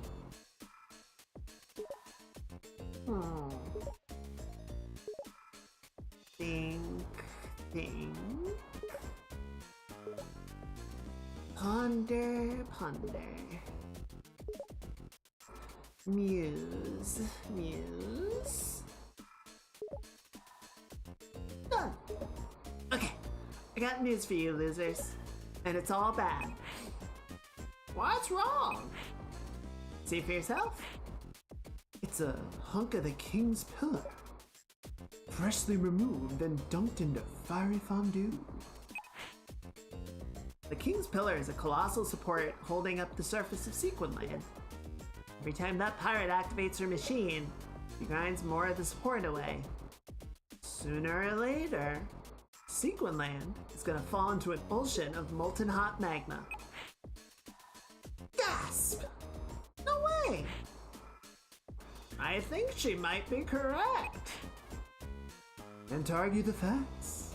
Well, how much time do we have? And what can we do about it? To answer that question, we'll need to find Dr. Cornelius Crust. He's our final relic hunter. You think we're old? This guy's a dinosaur. We're facing an epic cataclysm, much like the dinosaurs. If anyone can help us, Dr. Cornelius Crust can. Where is he? I can tell you. He's right here. Oh, I thought you meant like it was gonna be secretly in the room the whole time. That makes more sense. Crust's studying dumb bugs or whatever. I read all about it in Pepper Pex's journal. Okay then. It looks like you've got your next destination. Oh, I'm off to Bogtown. Of course there's a fucking swamp level. There's always a fucking swamp level. It's time to find the final relic hunter and save Sequin Land.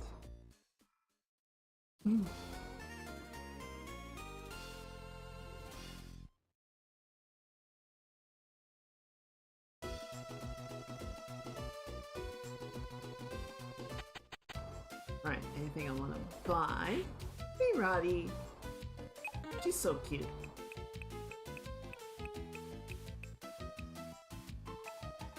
Go ahead and do that. Okay, so we got all those. Wait, was there? Okay, so yeah, let's just max out the fireball.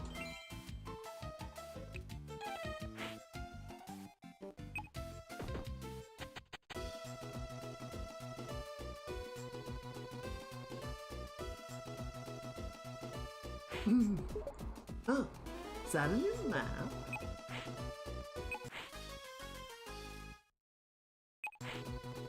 Bogtown, huh? This is where we'll find the last relic hunter?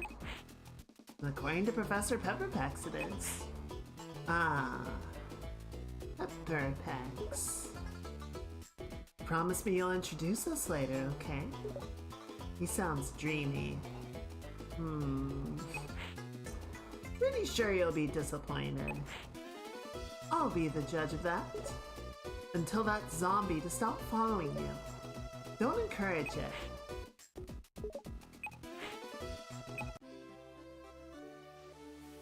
Stop being mean to Roddy.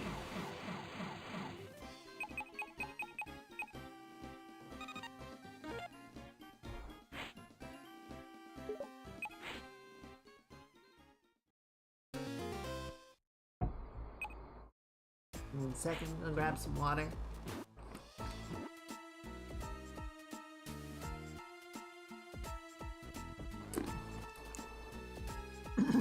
Excuse me.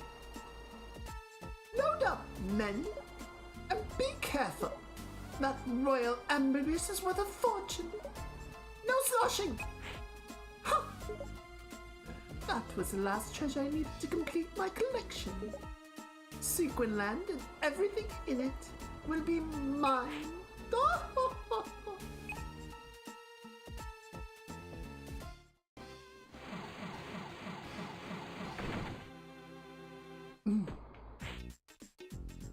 Ew.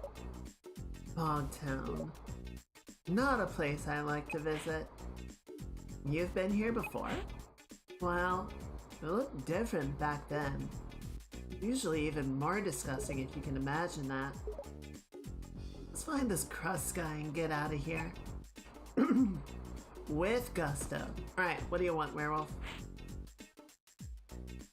Hey, new best buddy. I'm Share Werewolf.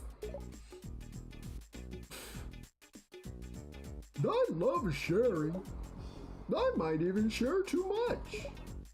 Tell me about your feelings. I'm feeling pretty totally amazing myself. My mom is also very healthy. The rest of my family, I hate them. Gotta show that dominance, best bud. Anywho, I'm hankering to get my hands on some of those classic free-to-share game discs. None of that copy-protected, all rights reserved malarkey. I want to share all that free stuff with my very best bud, which is you. You think I'm still dominant, right? Huh. Mom didn't. I hate her.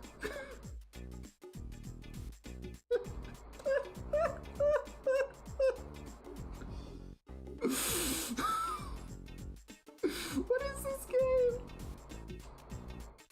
Anyway, bring me those fine game discs so I can share them. You share them with me, I'll share them with you. Alright, cool.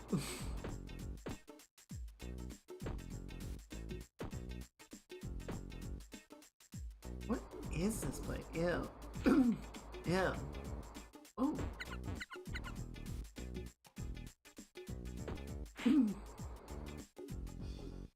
Welcome to Bogtown, home of the hot bug moms. Watch your step. There's goo on everything. I can see that. Why is there goo on everything? Damn it.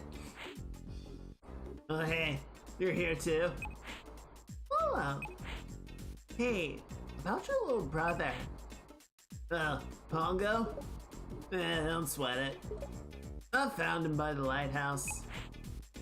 He's back with Grandma now. Oh, thank goodness. He did say you stole his ball, though. By the way, did you notice? Not one of these gizmos. Pretty sure there's a loose wire. Got more shorts in it than my underwear drawer. Every time I stick my toe in there, it hurts. You should stop doing that. Every single. Damn! Dude.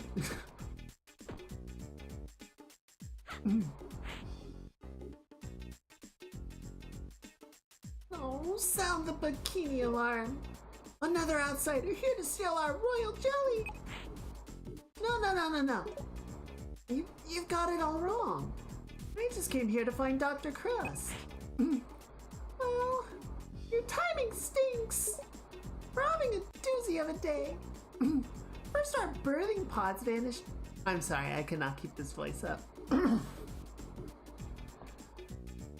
First our birthing pods vanish into thin air, then some pirate shows up and steals the last of our royal jelly! Not our vitamin-rich sputum pools. I learned a new word today, chat. Our sweet larvae can't pupate. That sounds pretty serious. And disgusting. It is! And I knew who's behind this. The Royal Palace! They just want our fancy fluids to adorn their lumpy old palace. Who else would send a pirate to steal royal jelly anyway? You'll help us, right? Sure. I knew you were on our side. It took months to fill the flemses with vomit. They won't get away with this. Go and punch their buns. You'll find the palace over here.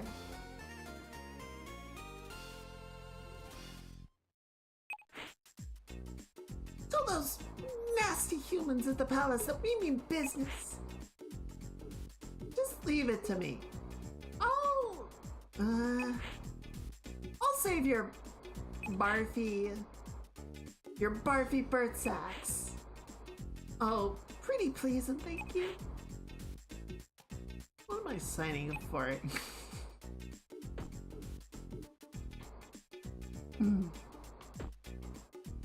The joys of agreeing to help everyone. Okay, so I don't have any special sight here. Hang on 1 second, please.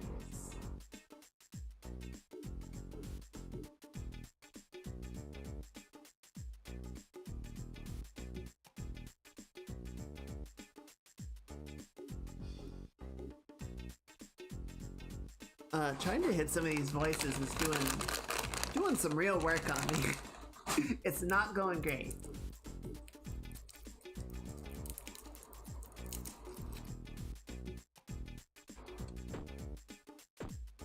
Alright. Just check what's over here.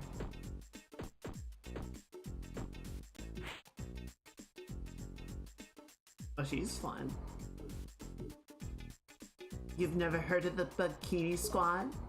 We're a trio of hot bug moms.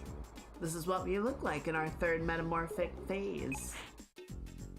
I'm Slush Fund. Over there is Jawdrop and Buckshot.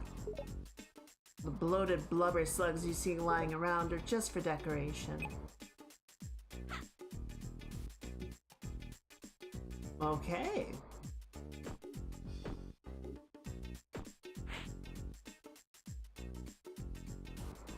Howdy, Tishel. Thank you. I'm glad you like it. Happy weekend. I hope it is going well. Oh, is that a new map? Let's have a look. What are you doing, Tishel? Aha! A map to the Royal Palace. We can ask the Sultana for help. I think our job is about to get a whole lot easier.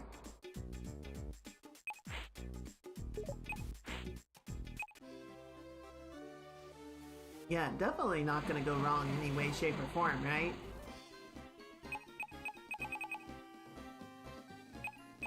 Okay, so the Royal Palace isn't a dungeon, it's the other town zone for this chapter.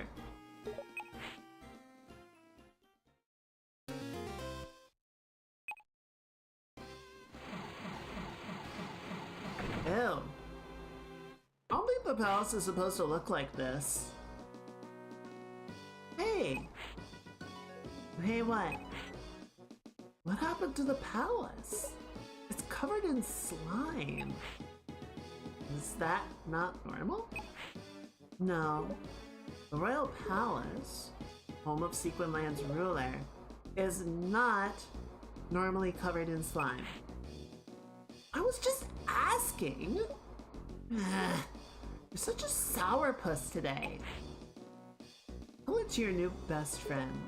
I'm sure she's all ears. And eyes and brains and skulls and... I'm going.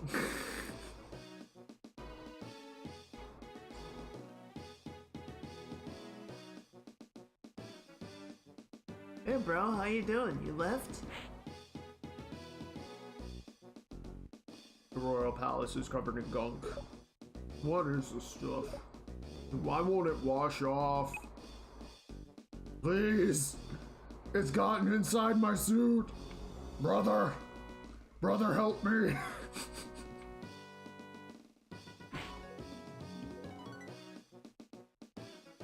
Everything changed after the earthquake.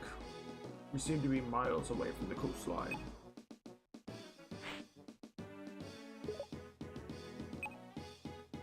Could you move? I want to talk to your brother. There you go. This water doesn't taste normal, brother. Try it, brother. It tastes the same as bug mucus, right? Ew!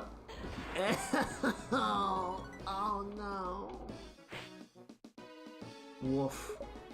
That smell. That smelly smell that smells.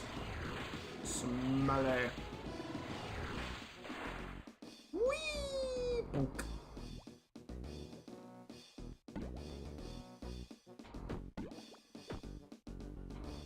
Oh, I can't pass? I can't pass it.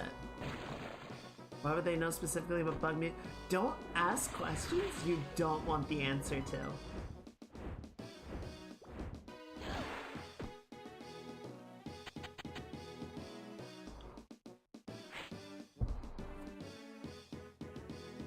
Brother, you are a guardian genie. Please, see the Sultana right away. Yeah, okay. Whenever monsters rush in here to attack our Sultana, I slay them, brother. For the glory of the Sultana. Then I eat the meat. The bones I keep. Femurs are stored in packing tubes, brother. Claws and teeth into the craft caddy. I have a system, brother. I respect that. Organization is important.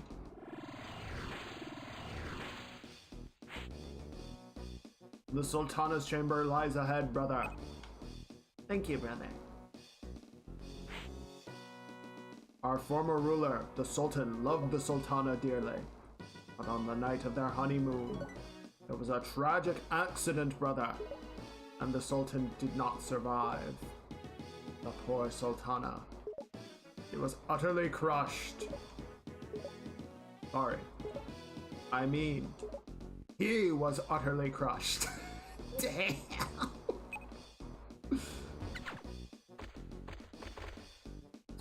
What do I do with this, I wonder?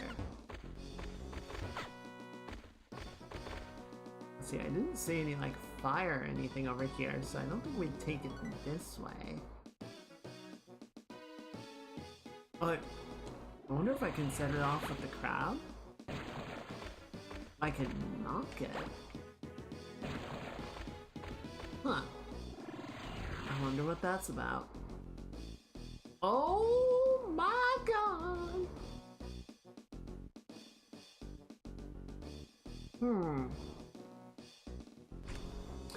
I'll save this part for later.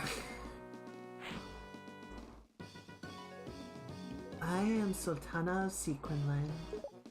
I bid you welcome. It's not often we get a visit from a guardian genie. I hope you will pardon the unsightly state of the royal palace. Gasp! Thank you so very, very much. It's an enormous honor to meet you. I mean, just being in your presence is a humongous thrill. More titanic than anything I've ever... I should shut up. Sorry. I'll just stop talking before I make a massive royal boob of myself. Girl. That might be for the best. I'm told that you wish to put an end to these troubling earthquakes and restore Sequinland's natural order. Is this true? Yes, ma'am. And to do this, you require the help of a relic hunter, Dr. Cornelius Cross.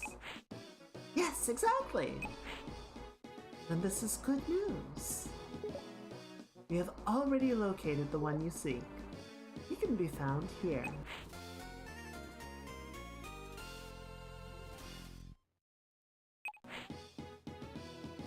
Deep within the haunted grove lies an abandoned prison. The doctor is held captive inside. Oh no! There's no need for worry. This time, you won't have to battle alone. Huh? My royal soldiers will assist you. They'll be waiting for you when you arrive. Their instructions are to follow your orders as they would my own. No kidding! There is much that I owe to Guardian Genies. I will place my trust in you. I promise I won't let you down. Everyone say bye-bye to the giant hot lady. We'll be back.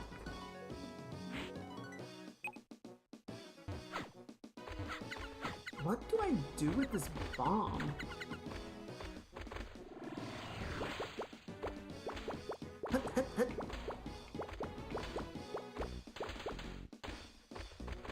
I'll get it. I'm sure there'll be something later.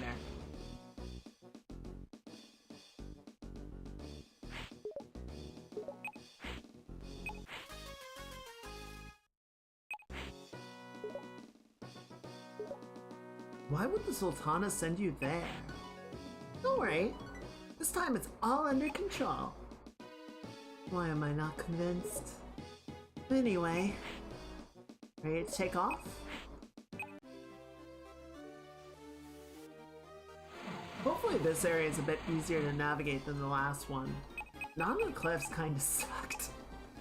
Even though we got 11 of the 12 squids out of it, I don't know, I didn't enjoy it that much.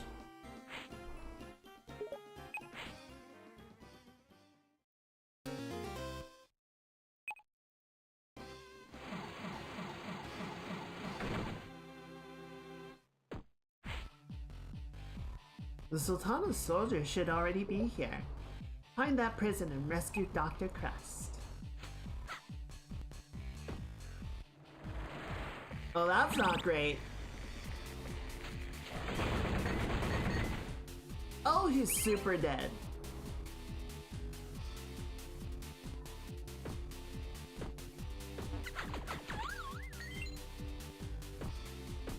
Ooh, this song slaps.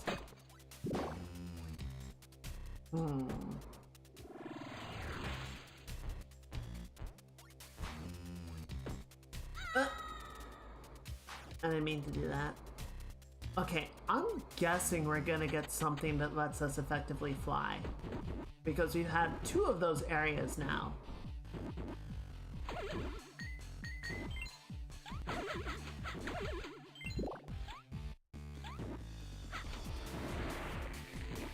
I'm sorry, buddy. You did your best.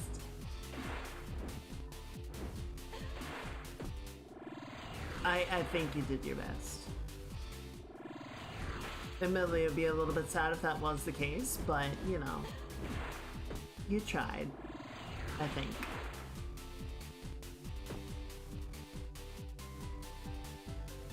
This song rules. This is a lot of fun.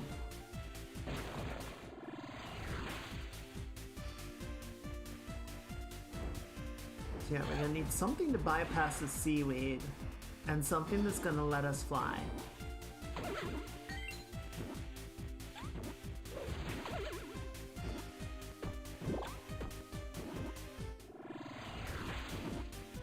Really? Fuck you.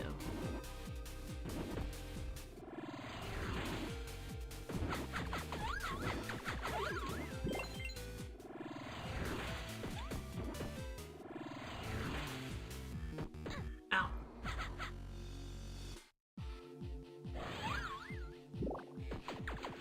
Oh dear. Oh no, the head's still up, the head's still live.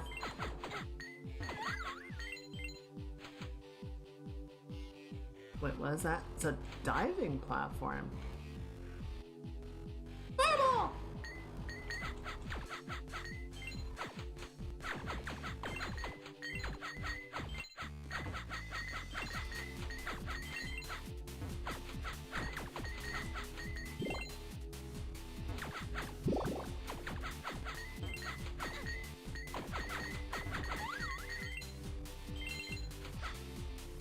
Hang on.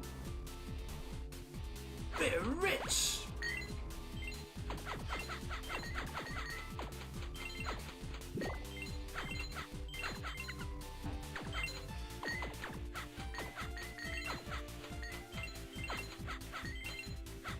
Admittedly, I don't have that much more to buy, but uh-oh.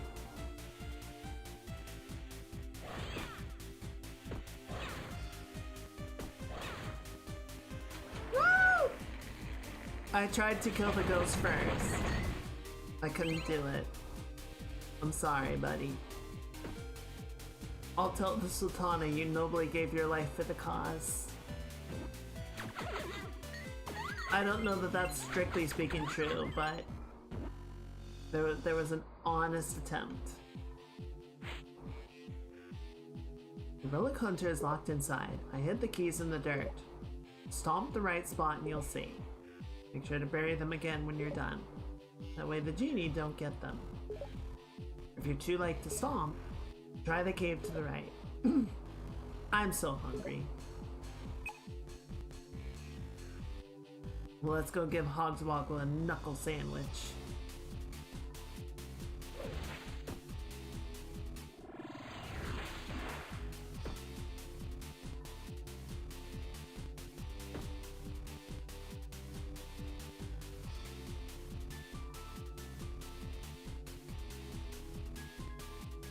Tell me something. Ew! Ew!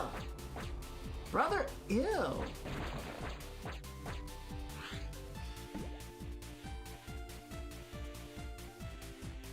Dang, crab can jump.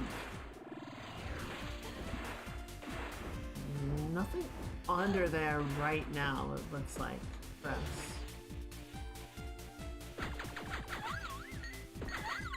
Okay, I feel like we've been around in a circle now. Oh, that's tricky. That's very tricksy.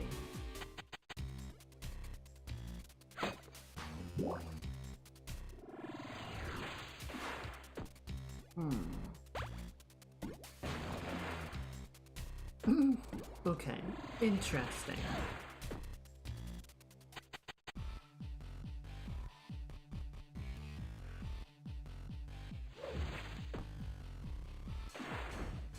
Yeah, because there's no platform over here for us to turn into a monkey and climb that wall. So we gotta find some other way. Unless I can get the, what is it, the floaty magic item. That might let us do it.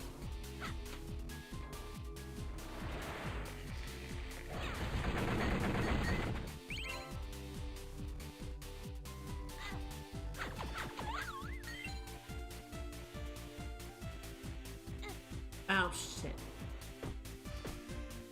Okay.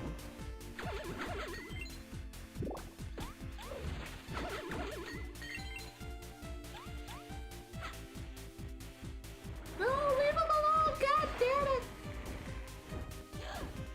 Oh, okay, I see.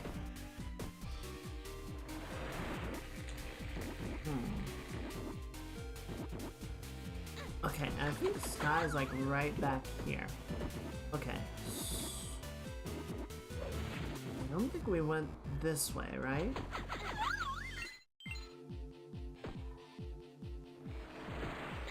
Ow.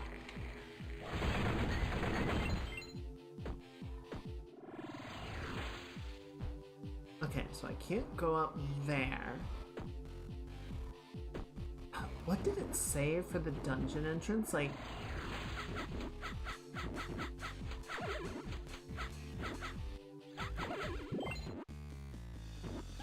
We need to stomp in the right place. They buried it in the dirt. And if we're not heavy enough to stomp, which we probably aren't yet, I feel like that's going to be an upgrade for the elephant, then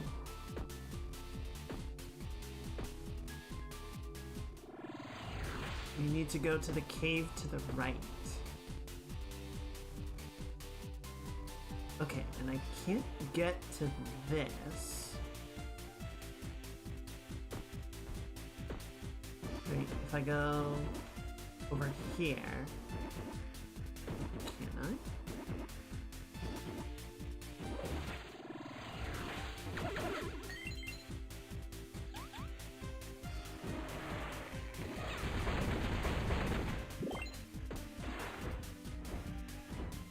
No, there's that wall in the way.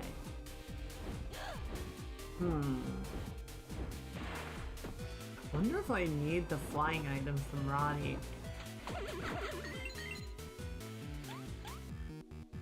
Because yeah, this will take me back to where Sky is.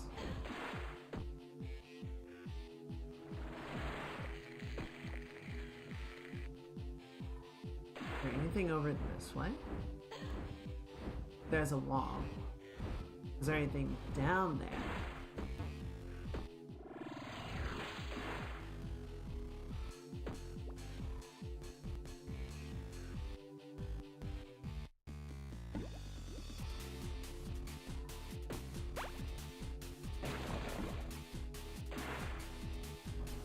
Only more of that kelp that I can't get around.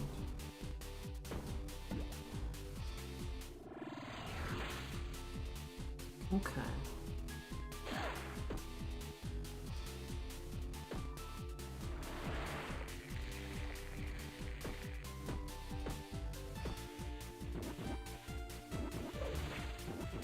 We go this way? I feel like we did at some point, maybe. Oh, right. Wall I can't get around. Okay. And so far, no switches that let me move stuff.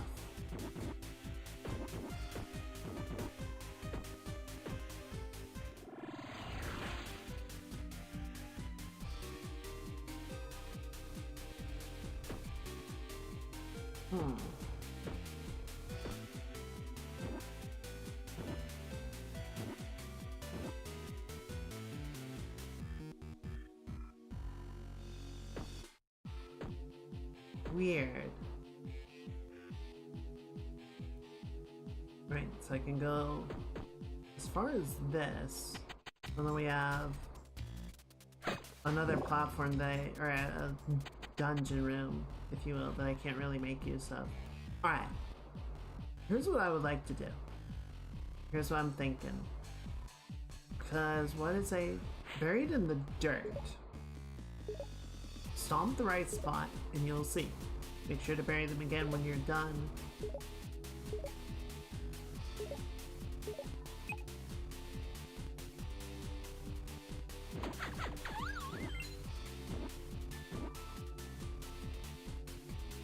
Yeah, I'm a little bit confuzzled just because I don't see any like indication of even where we're supposed to try stomping. I think the main thing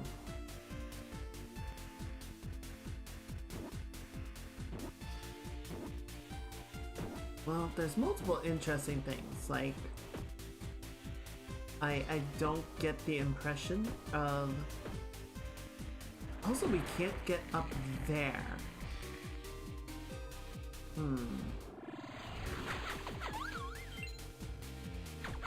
which is very suspect.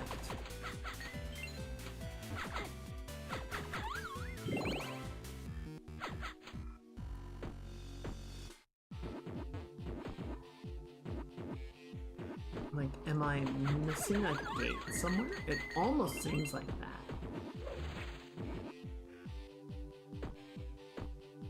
But I don't think I am. So, here's what I want to do first.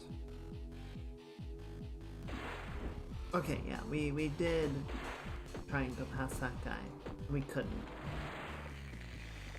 I'm sorry, buddy.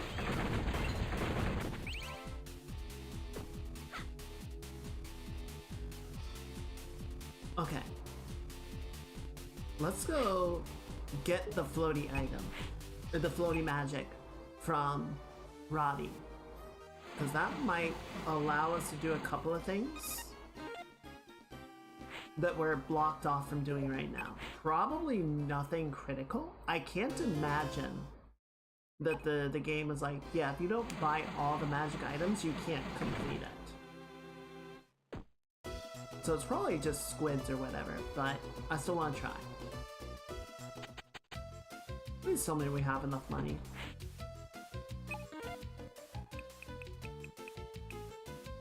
Just barely.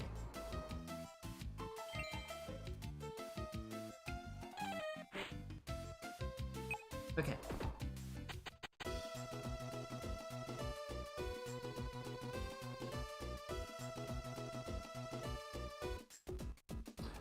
Is there anything here?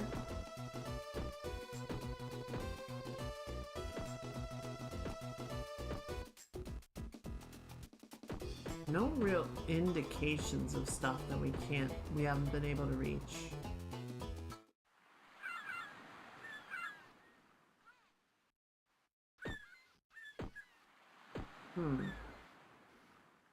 I wonder where the other squids. Did you collect all 999 pine cones? No? No ending for you!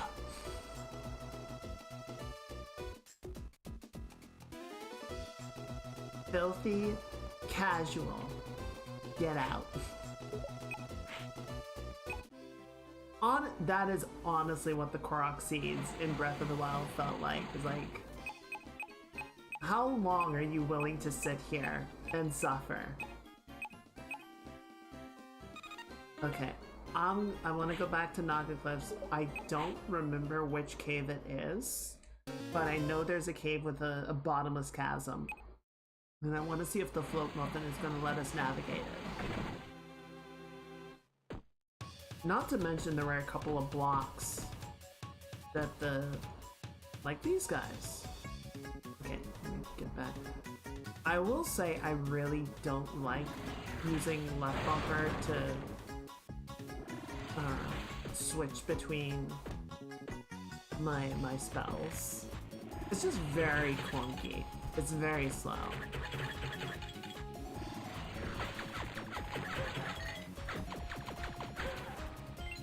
Okay, and then I think that's where the dungeon was located, yes.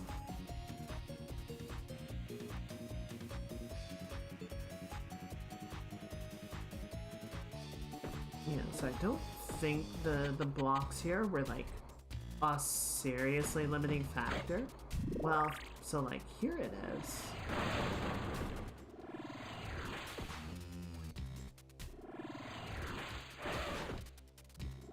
Nice!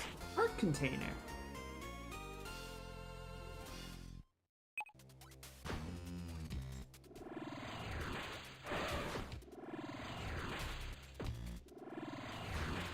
Oh, look at that, very sneaky.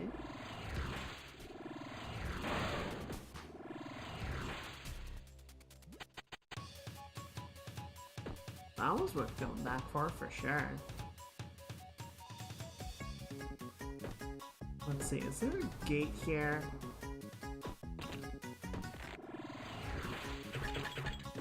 Okay, and then yeah, that's just gonna be sort of a shortcut.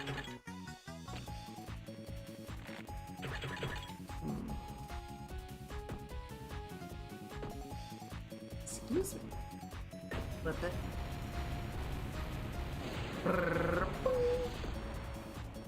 What a mischievous little monkey.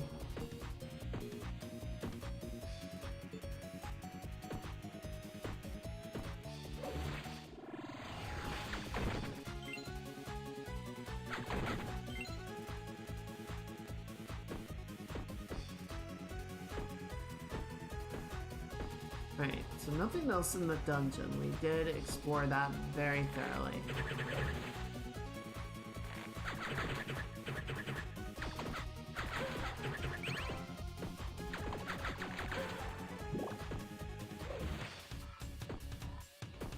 Okay. Ow. Every time.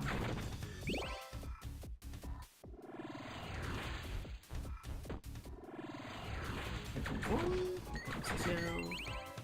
Oh, surprise third.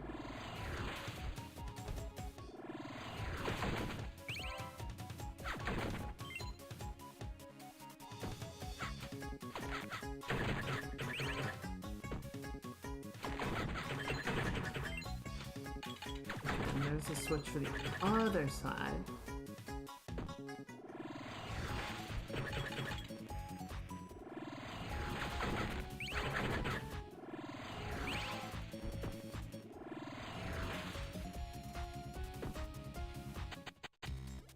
Okay, I think that's a shortcut to Orc Orchard.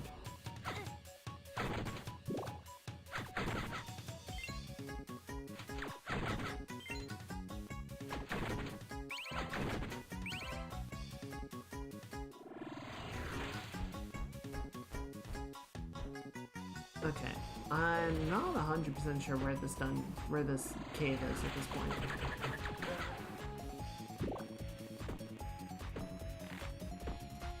Hi, Sky, I'm back.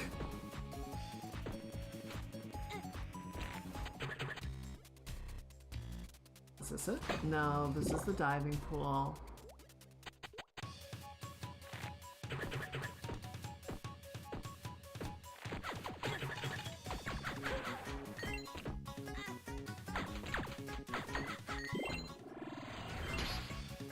You little shit. Good enough.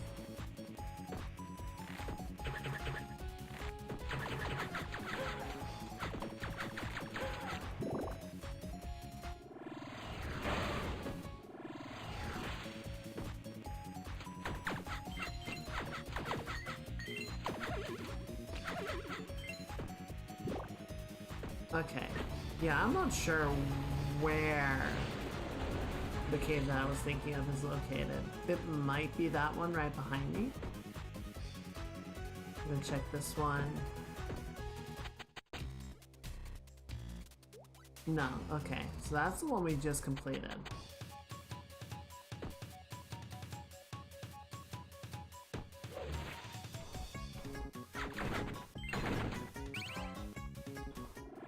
So let's see if we can get back to that other one that I was just speculating on. And if it's not that, then we'll get on out of here. So I'm pretty sure what we need... Okay, and that's the shortcut. So I'm pretty sure what we need is the upgrade item for the elephant. And I'm not sure where we're gonna find that.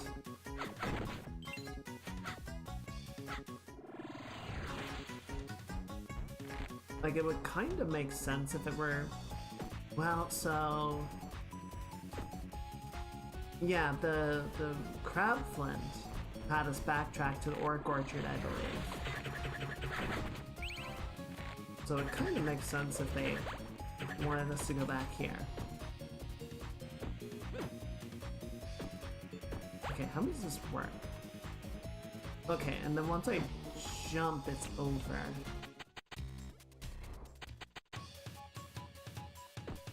So it lets me levitate in place, but it doesn't let me go up.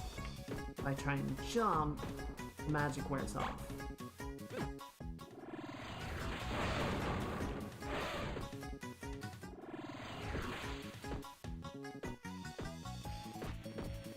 Is there rocks back here?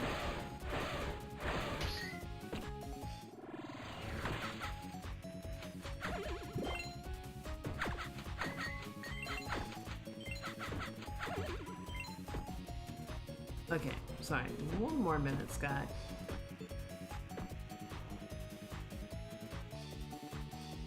Yeah, we did that one. What about these rocks? That's different somehow. Yeah, get your free shot in, you little shit.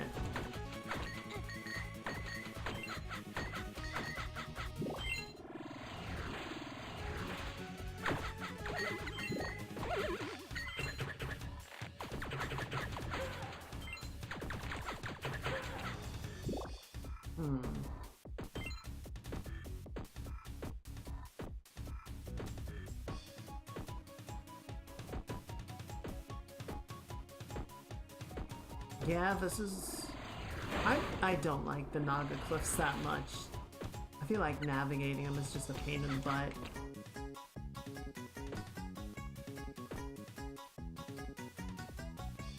Yeah, we checked that one already. Now I don't remember where the cave that we were trying to find is located.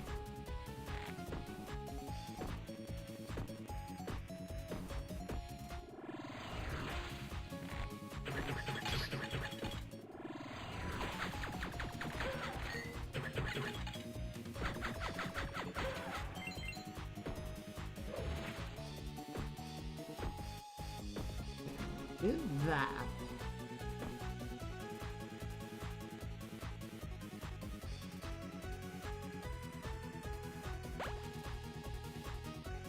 Whee!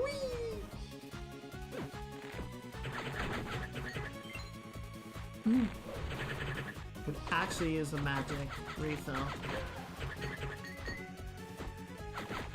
Oh, is it this one? Well, thank you. It is! We found it.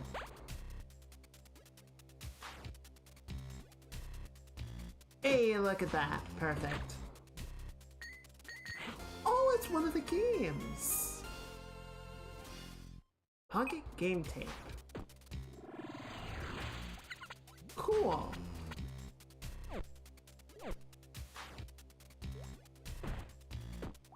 Okay, I do want to check.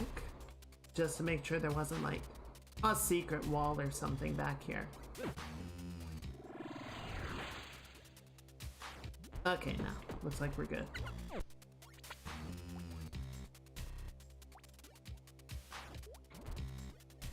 Alright.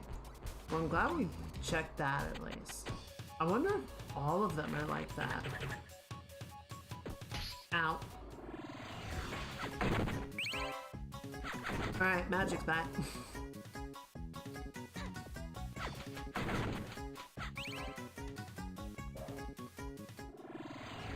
This is gonna let me get back. No. I can go this way if I step through the door. So, let's see if we can do that.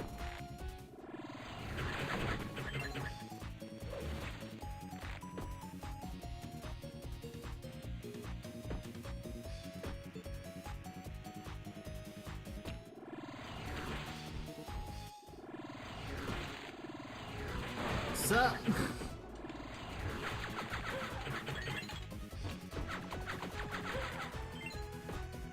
Alright, so I think it did not get us the unlocks that we need, but we still found some neat little goodies for it, right? For our efforts. We can see what finding the game rewards us with. Alright. So, we need the elephant unlock.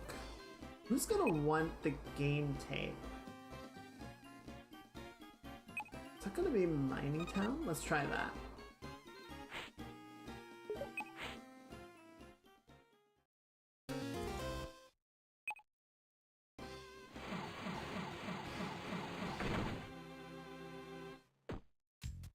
Hey, buddy.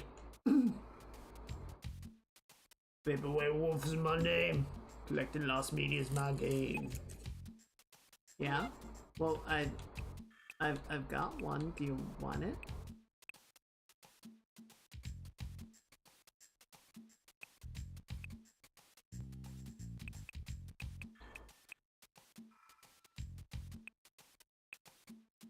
Pocket game tape.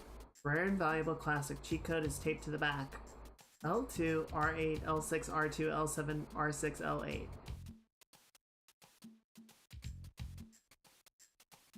L2, R8. R8 isn't a thing. What?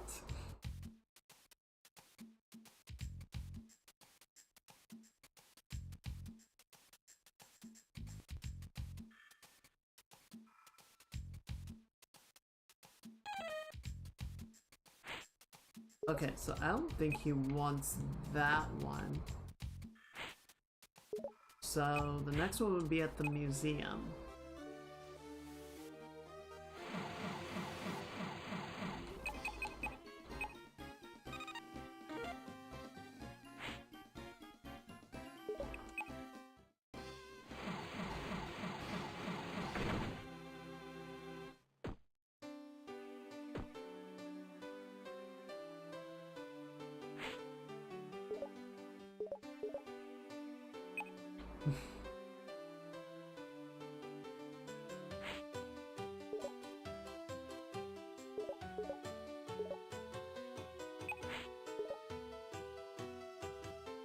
Oh, you got a bottom of the barrel loser game for me. Sure. Hey, look at that. This some kind of joke? This one's supposed to be pretty okay for its time. Like a 6 out of 10 serviceable slog. A get it on discount kind of deal. I can't enjoy this ironically. Whatever. I can probably trade to someone else later. Here. Well, nice.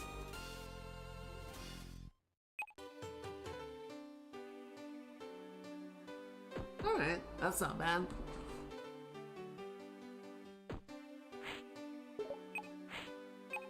Alright, so...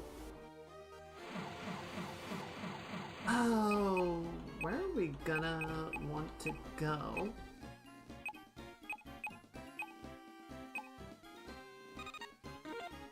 Alright, the fact that we haven't found anything in the Haunted Grove yet makes me think there's still something that we can do without leaving. Can't be completely devoid of options yet, right?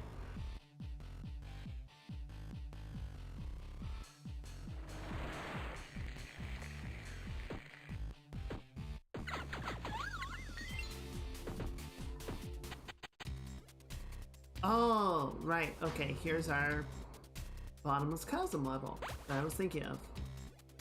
Run, Shantae, run! Oh, wait. Interesting. Wait, can I transform into...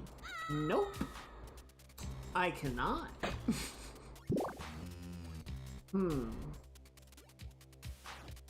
Well, that's tricksy, isn't it? Excuse me. Okay, so I can't use magic.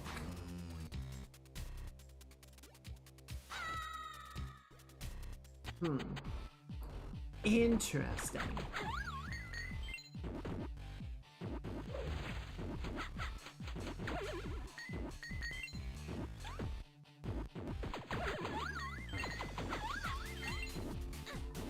You little shit.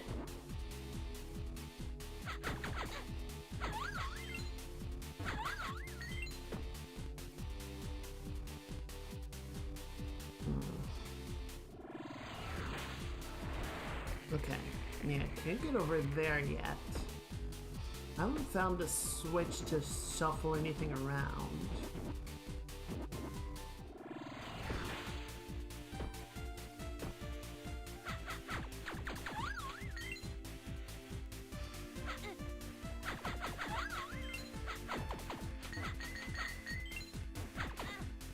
I am losing so much health for nothing.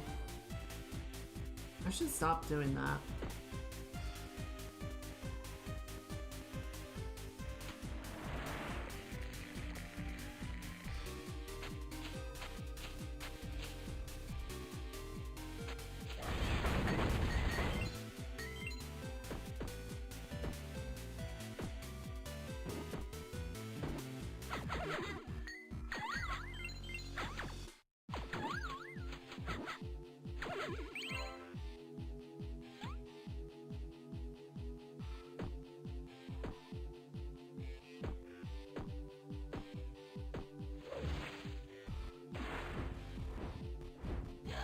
Oh! I'm really silly. Apparently I never tried to go this way.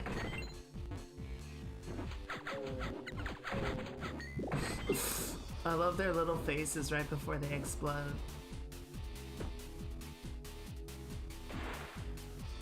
Oh! Look at that. We did it. Apparently I'm just very silly. I did not try and do like the most obvious thing to do.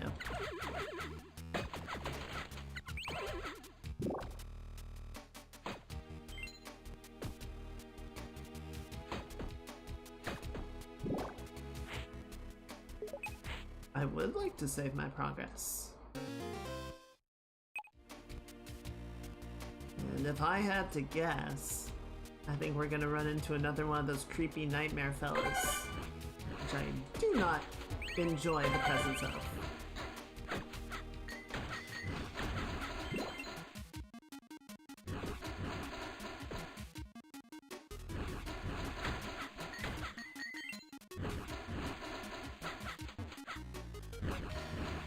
Alright, where's my pike ball? There you are. Come here, pike ball. Protect me.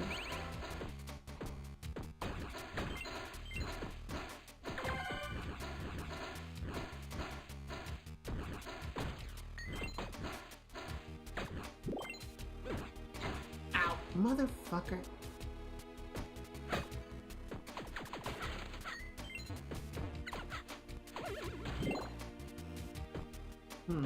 Okay, okay.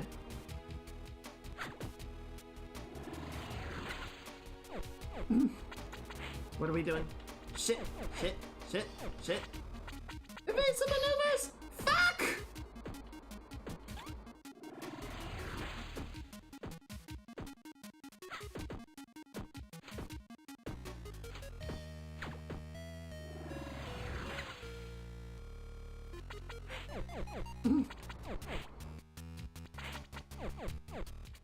God damn it, again? Oh, stupid!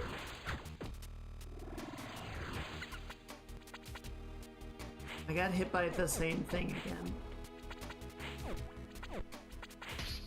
Really? That's really annoying. Okay.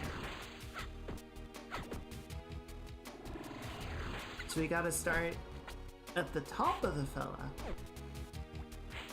Wait for him to take the shot, and then go. I waited too long.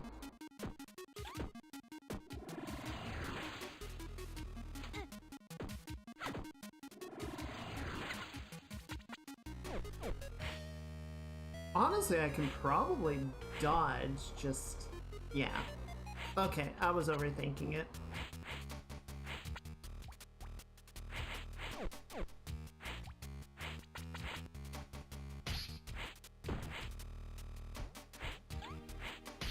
Ow, ow, ow. Tank it, tank it, tank it. Be strong, monkey.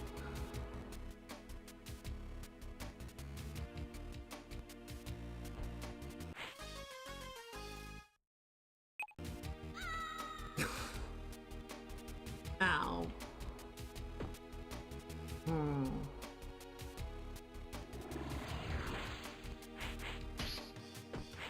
Iframes, iframes, iframes.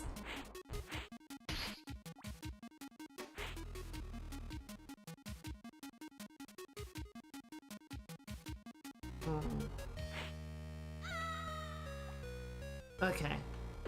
I need some healing before I attempt that again. Like that. Yes, exactly. Thank you. Okay, so we can't go this way until we... I'm assuming until we navigate that shithole puzzle.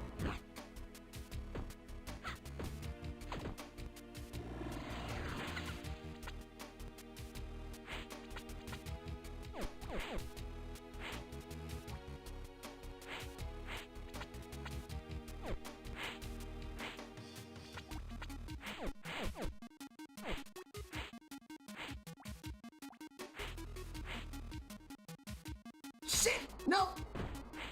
Motherfucker! Caught by the frickin' like aftershock.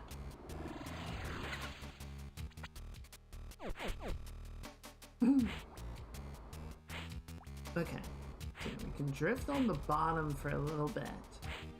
I think as we get past this last column, we need to crawl up to bait the shot out. Like that. Careful.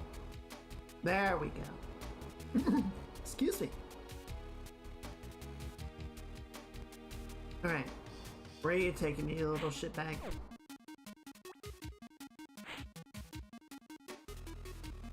I hate the spiders, dude. They're so annoying.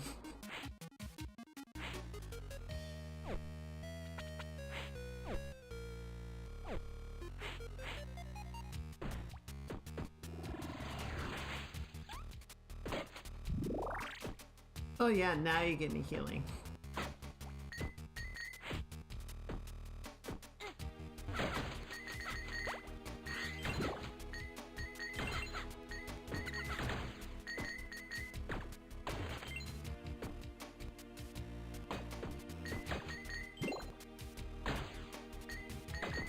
Okay, I do want to see where that water passageway goes.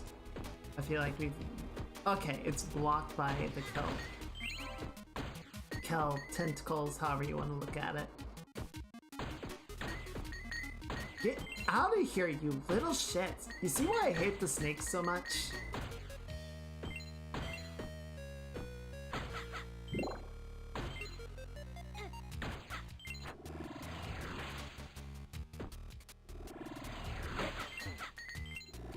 Is there a secret over here?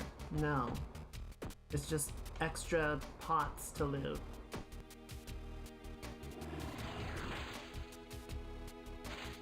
Ow. Oh, you think that's cute?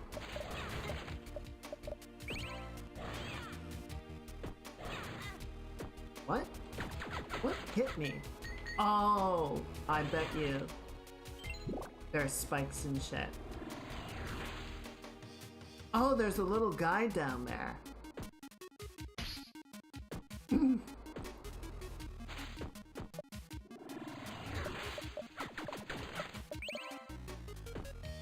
Please give me healing, thank you.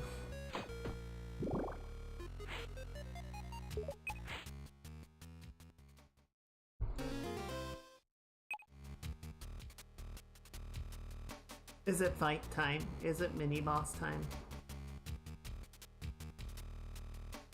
Let me pull out my duplicate mint, my cloning mint. Okay, so there's the fountain. Yep, there he is.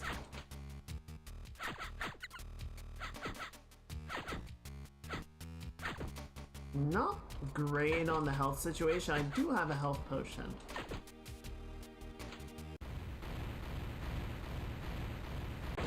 Yep, there he is. Motherfucker.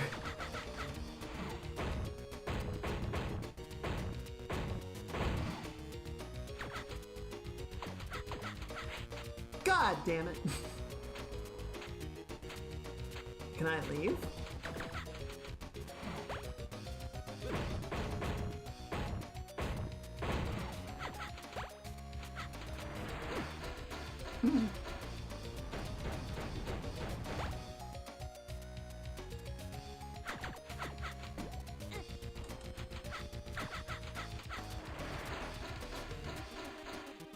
Shit.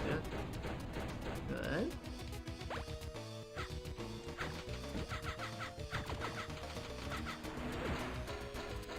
Okay, I'm gonna go ahead and use that pot now. Get my magic back. Oh, it didn't. Fire! Fire! God damn it. Oh, I'm glad I used the healing potion.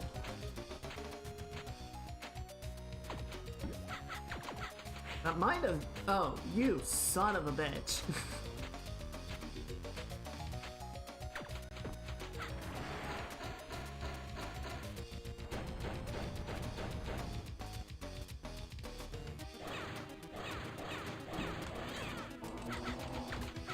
Just die.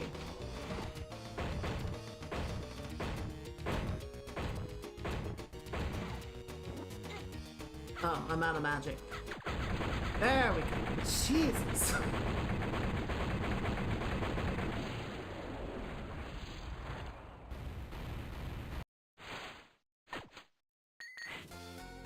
Hey! You got the wish charm.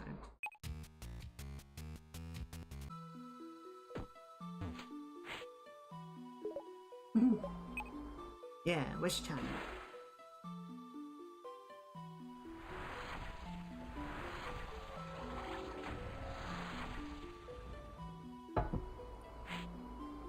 Welcome, daughter of the genies. This powerful dance magic will help to guide your way. Mermaid? Ooh la la. Use it to swim everywhere underwater. While dancing, press X to transform. Neat. So it looks like there's still one more. Aw, look at the icon. It's so cute. All the transformations are very cute. I think the sprites don't do them justice in some cases. Like the spiders, and in my opinion, the spider isn't too great. The crab's okay. The mermaid looks very adorable.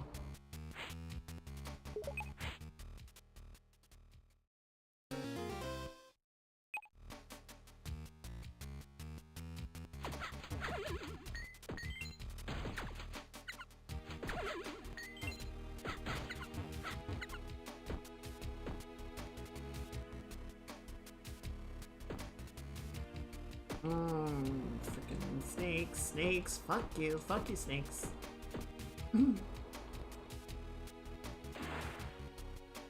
Okay, wait, so how do I, because I can't cast spells, or I can't dance while I'm underwater. So what am I supposed to do here? Okay, so I can kind of shimmy my way over. Oh, and then I can wriggle through the kelp. Okay. I getcha. I getcha. I see what you're doing.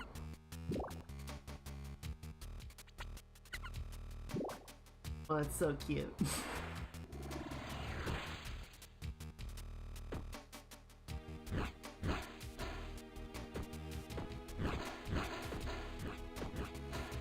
Where the hell are all my pots?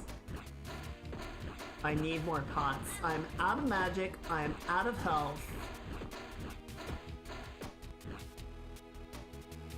Shut up, old man. Alright, let's see if we can find some dudes to farm.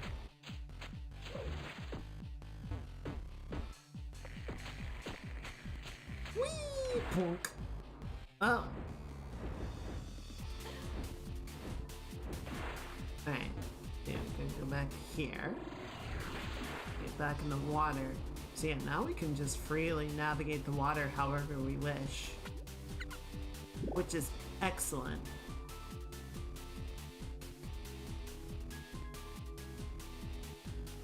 Hello, fish. The fish is like, what the fuck? Also, I gotta say that, ow! That sprite work, like wriggling through the kelp there, excellent. Excellent animation. Very cute.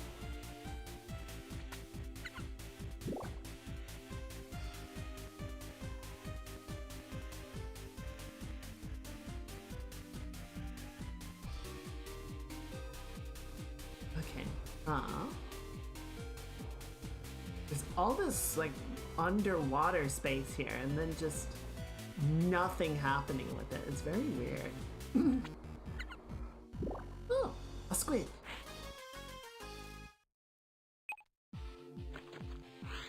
Ah!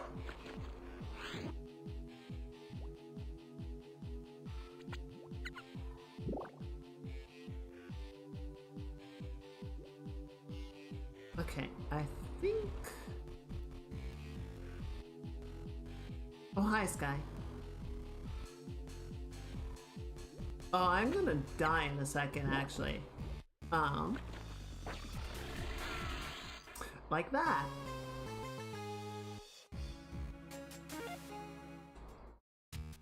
I was just thinking I should backtrack to town. and get healed up, but my hubris.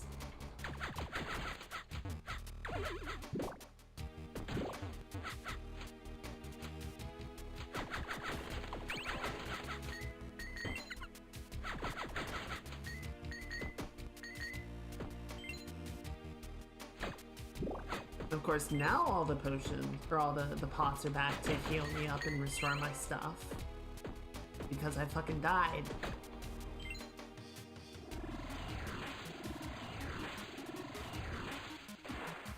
I don't think I went this way, though. This is actually a good little backtrack. Double check this. Or no, did I? Oh yeah, no, this is how we got out. Right, okay, yes, I remember. What's up, fucker?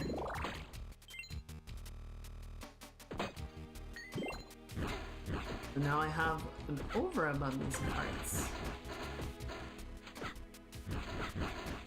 What is going on with these?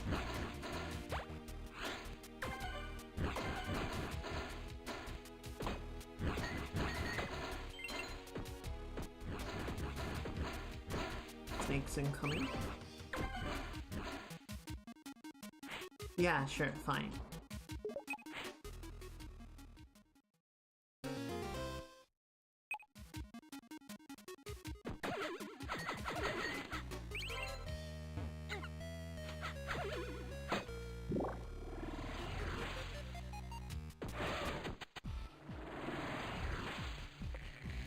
Okay.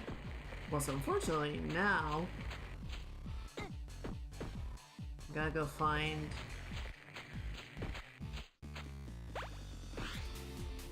sorry, buddy.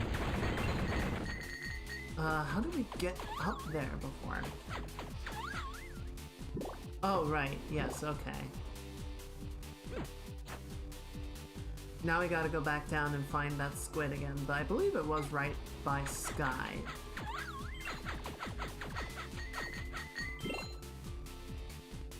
Shouldn't be too hard to get back to.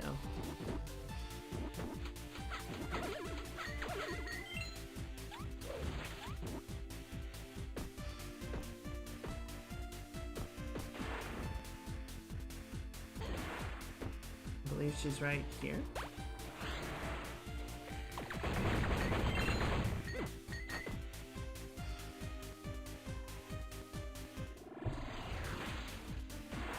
Yeah, I believe it was right down here.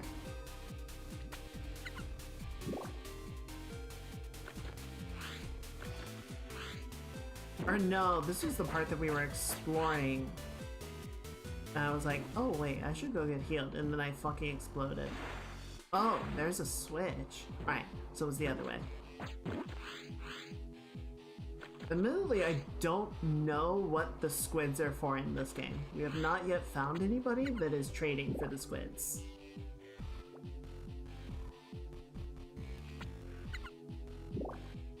It's so cute. Ow, god damn it. There you are.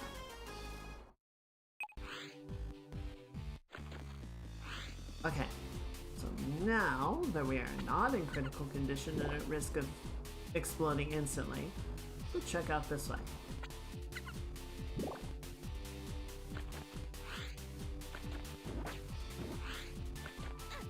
God damn it. Anything down here while we're... Okay, so I think... Yeah, I think the mermaid just has the ability to easily traverse the entire map by going underneath it. I don't think it's necessarily that they, like, put stuff down there as much as it's just a way to get around very quickly.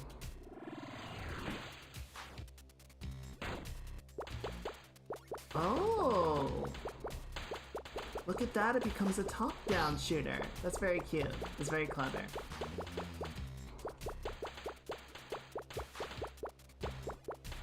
Little tank shooter.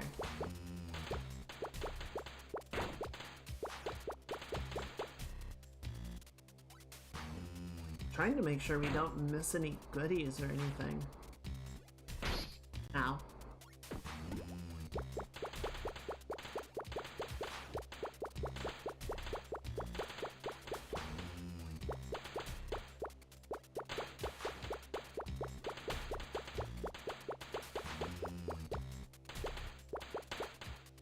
Okay.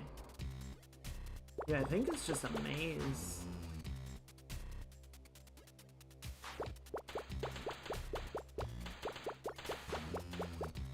Way Forward is having some fun making this game.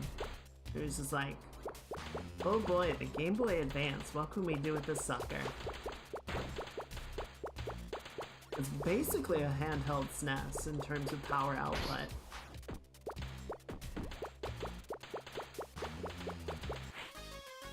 Hey, Secret Squid. Ow, motherfucker.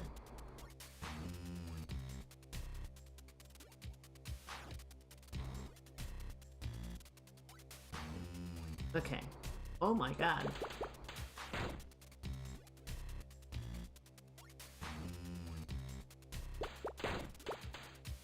Okay, I think this is the way out. Yes.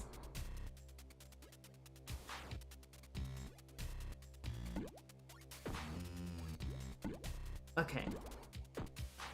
But then see, there's the waterway down there. It implies to me that there's more to do.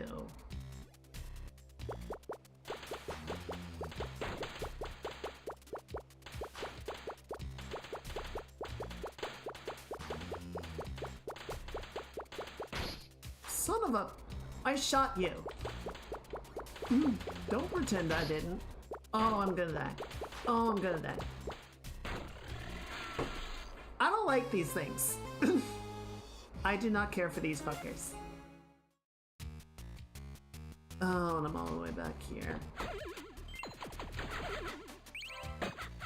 How come I have like an overabundance of save points until like right here? Until right now. And suddenly there's not enough of them.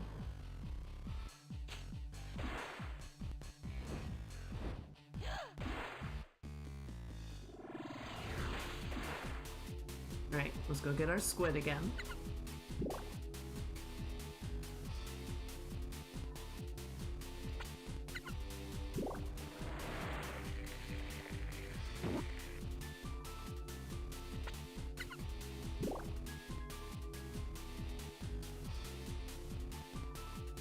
I love that even the slime creatures are buxom. It's just like, yeah, we know what you're here for.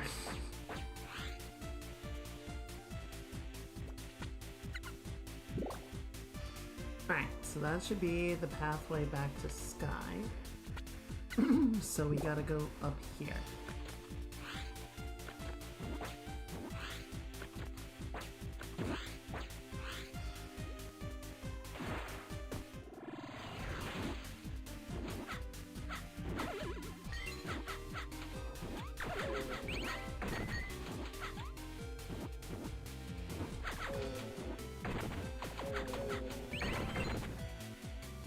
I'm just seeing if there's anything. Ow, motherfucker, how are you even doing that?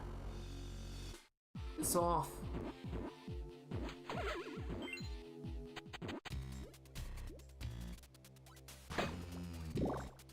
Alright, try this again. Ow, son of a bitch.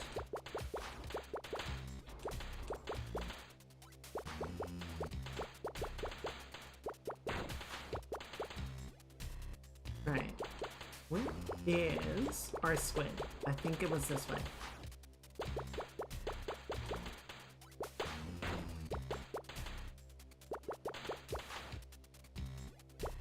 Is it here? No.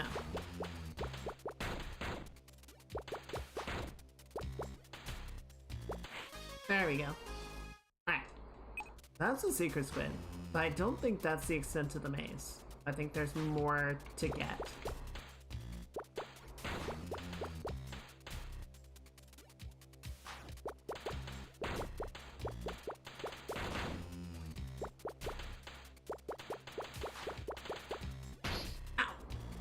That's a dead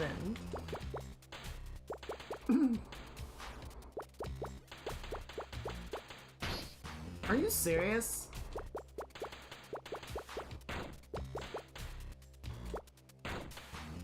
Oh shit, oh shit, oh shit, oh shit.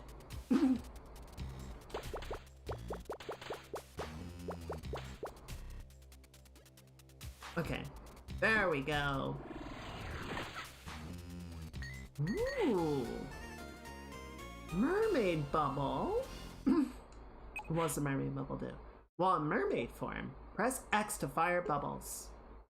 You can even destroy underwater blocks. Glub glub.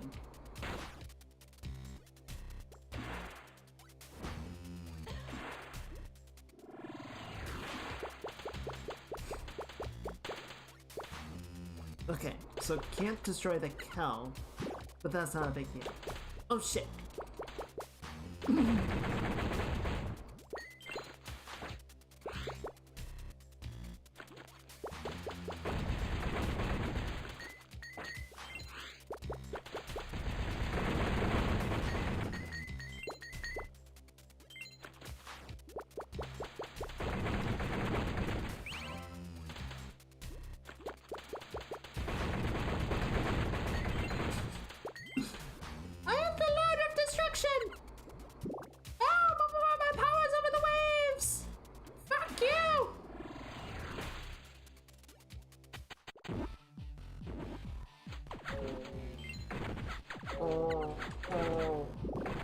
I love those guys. They're great.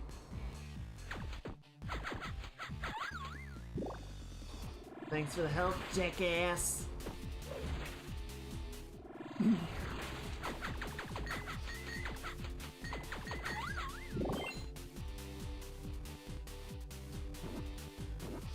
Alright. We're making headway. Millie, I gotta be really careful not to die because it's been a minute. Oh, I saw that squid.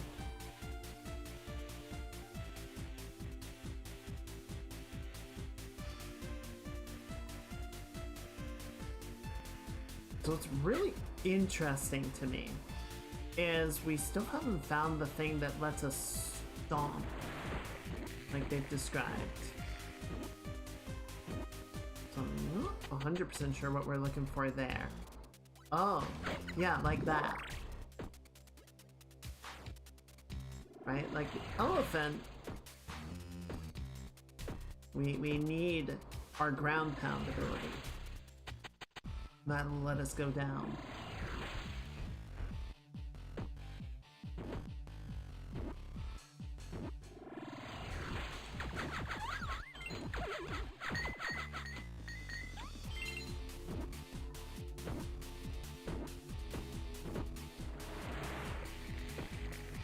Okay.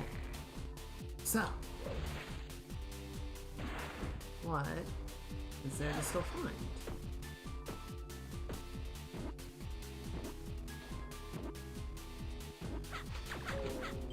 Oh.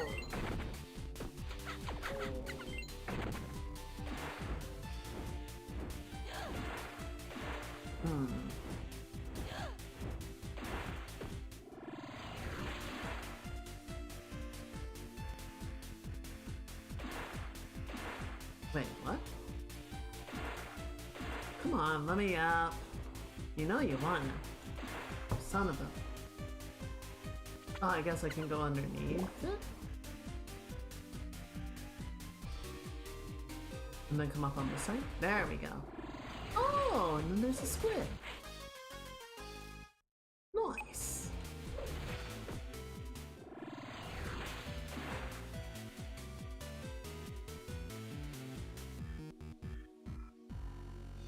Okay.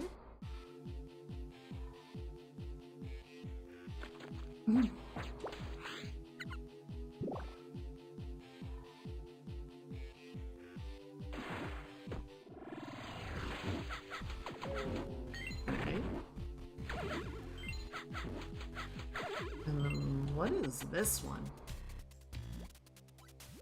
Okay, this is the dungeon we just did. Wait, did we go all the way around the circle already? Ow. Punk ass motherfucker. Okay, and that's where we got mermaid form.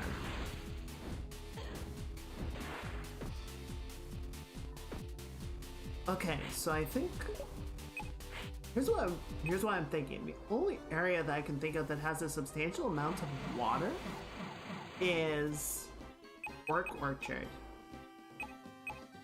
Yeah, Nautical Cliffs doesn't have any, so we can check the orchard and see if mermaid form lets us get somewhere.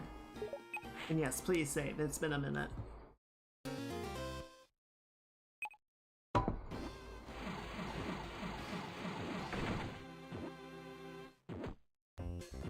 Yeah, I see you, bitch. Get out of here. Get out of here. Okay, so I know this is the shortcut. They'll let us go back to Naga Cliffs if we want to. So cool that that's there.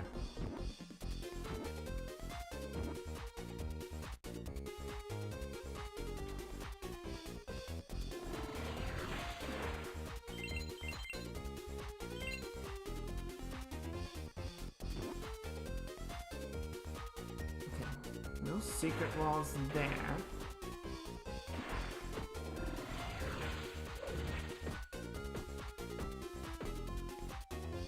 Anything in here?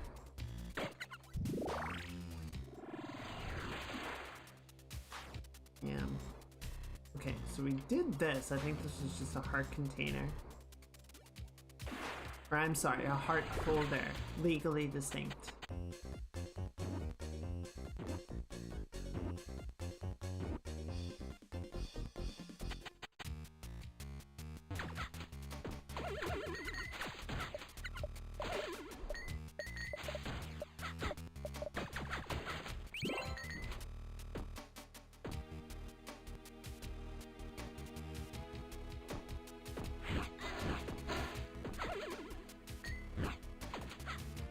Okay, yeah, I remember this.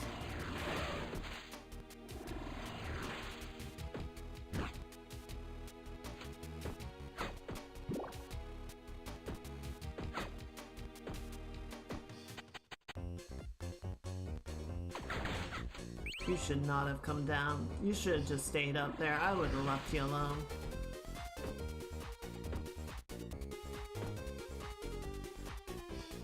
I would have been completely happy to just be a little frolicking monkey.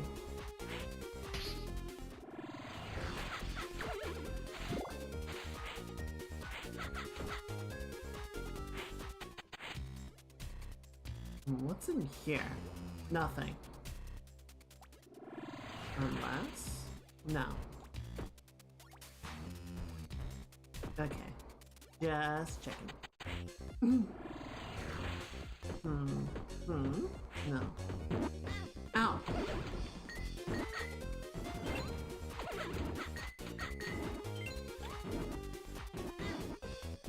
I hate these little teddy bears from hell, man. Why are they even here? Why is that a thing?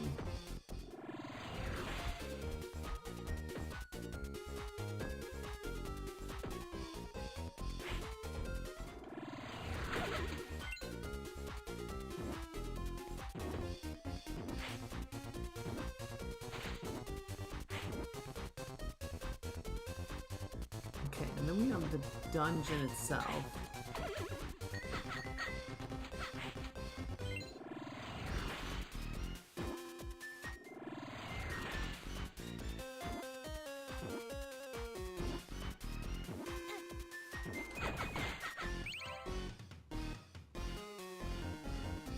Okay, so I do want to... I'm glad we're back here, but I think, yeah, we just checked this one.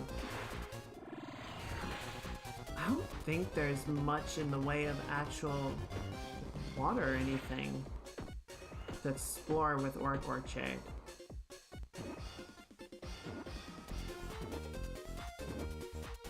I realize we're just going in a circle now.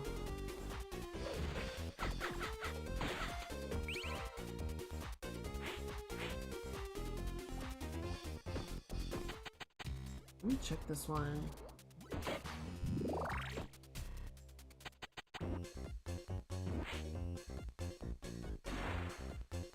God damn it. Okay. I don't think it's here. I feel like it is going to be somewhere in the Haunted Grove.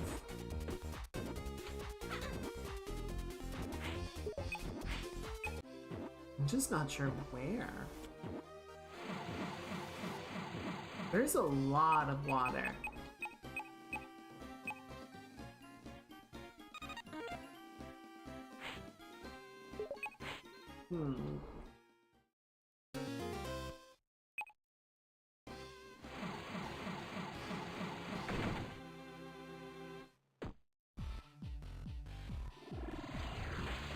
I guess we'll keep looking. Let's flip the map over, spin it around, and we'll see what we can figure out.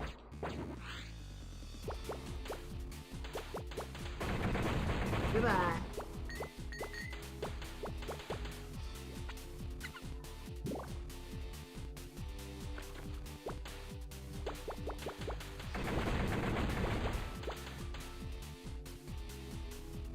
Okay, I think this is where the squid was located, yes.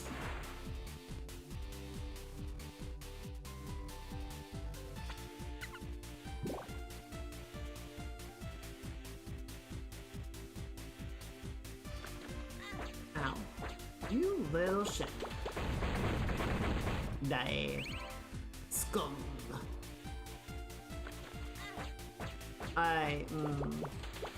Having to deal with these things with like the drifty underwater controls is pretty much the only reason that they're challenging.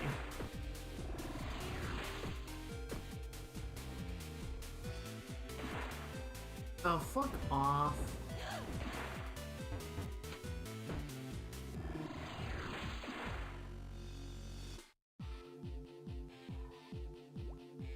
Okay, let's see. If I were secret entrance.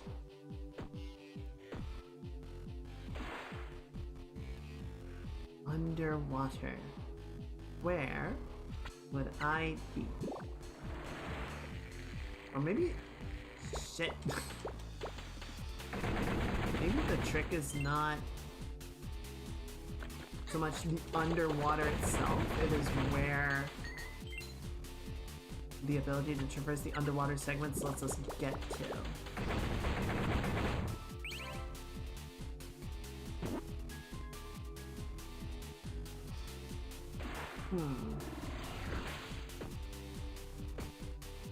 We check this one. Oh right, this was the floaty platform, but then we had to somehow go up once we were floating, which is like, what?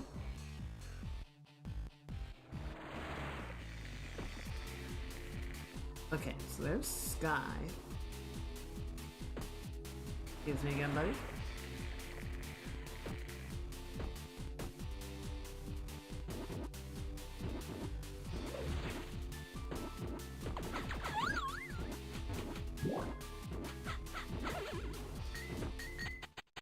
We check this one. I think we checked this one. Let's go down really quick and be sure.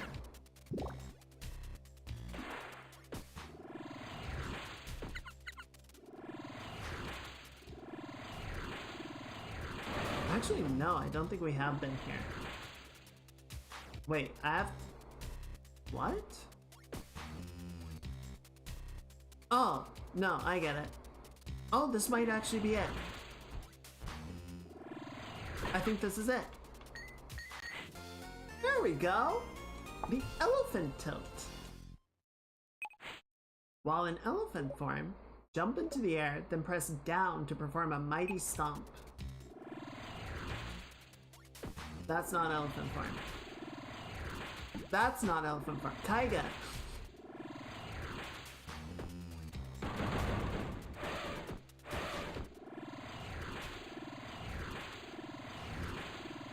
I'm just trying to flashbang chat.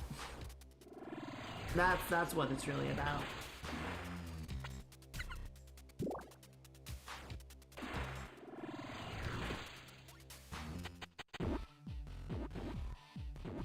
Alright, there we go.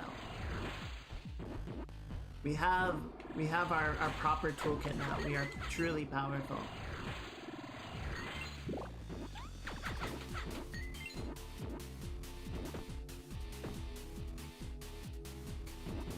Okay, so I don't think we can do that one yet.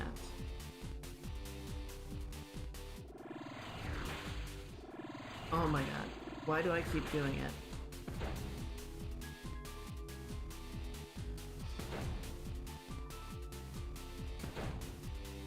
So, the question now... Oh shit! Is we need to find the right spot in the dirt to stomp on. But where is that? I'm sorry, buddy. I gotta get by.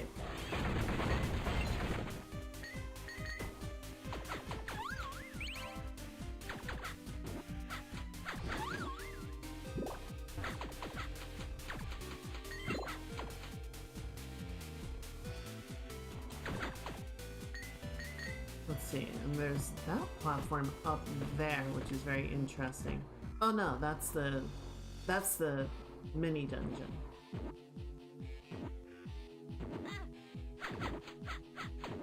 Get back here, I'm not done with you.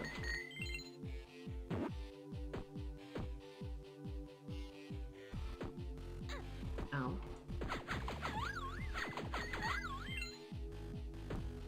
Okay, so the squid is in the foreground, which means you would need to spin everything around to get at it.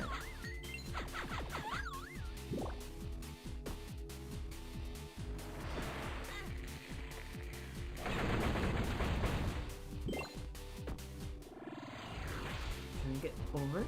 I cannot. Okay.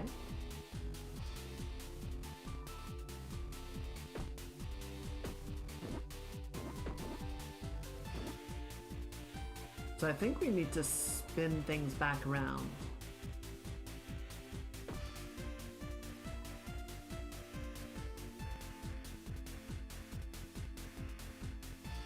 But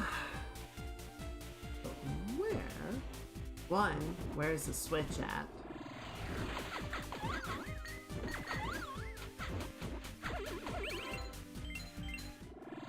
I didn't check this one, right? Yes, this is where we just were. This is where we got the tones. Ow.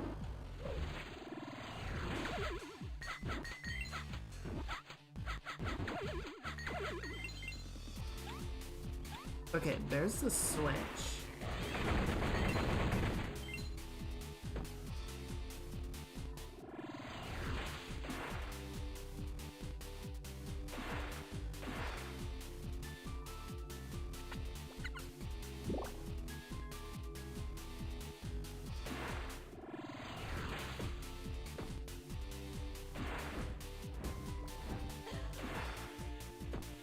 There we go.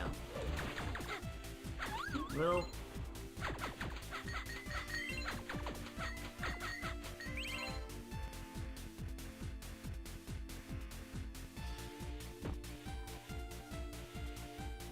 Okay, switch on.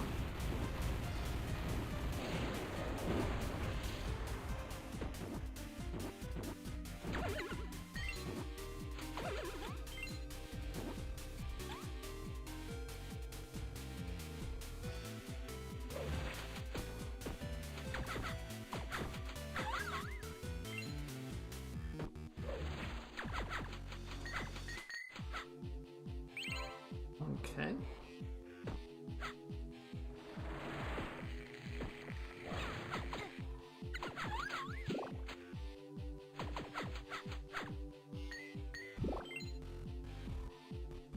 Did we do this one? Oh no! No, he did not.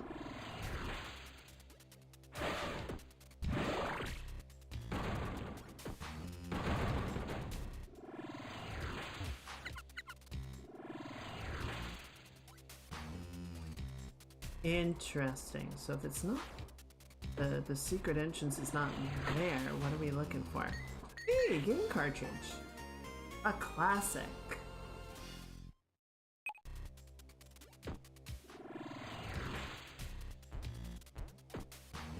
Hey, there it is. Very sneaky.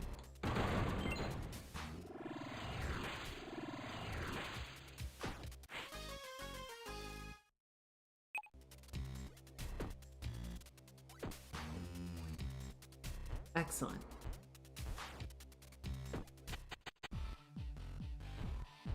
Okay, so that's good.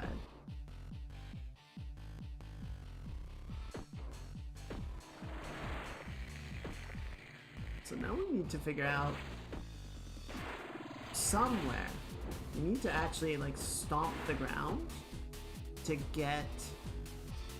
Oh, is it right here? It seemed very inconspicuous,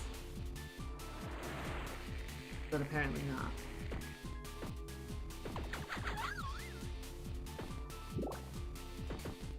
I believe this is the... Yes, this is the chasm room.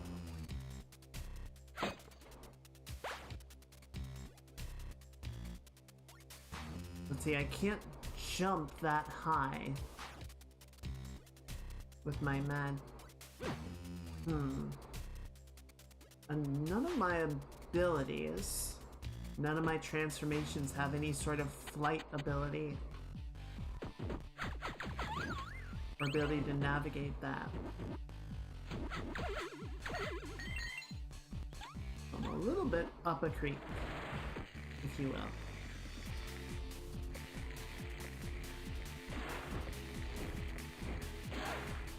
We got the mermaid, we got the elephant stompies. Now the question is, where are we able to go for having those abilities? I know there was a thing at the museum, so we could always go collect that, see if that helps us somehow.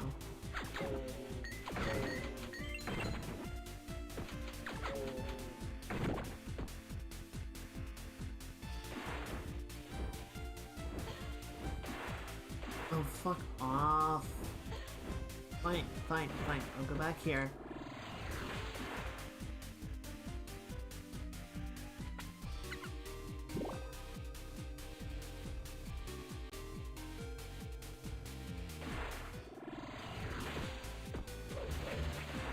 Wait, what? Oh, I must have switched back through really quickly.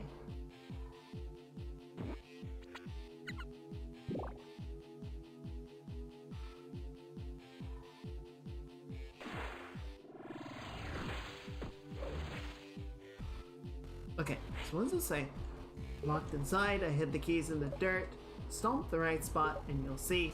Make sure to bury them again when you're done. That way Genie don't get them. If you're too light to stomp, try the cave to the right. Okay, so it's next to one of the caves.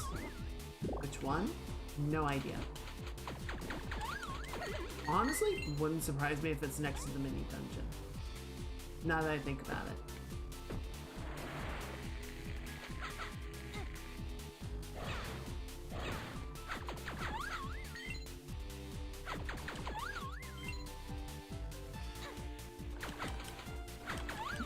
Run away after you hit me. Fuck you. Disrespectful.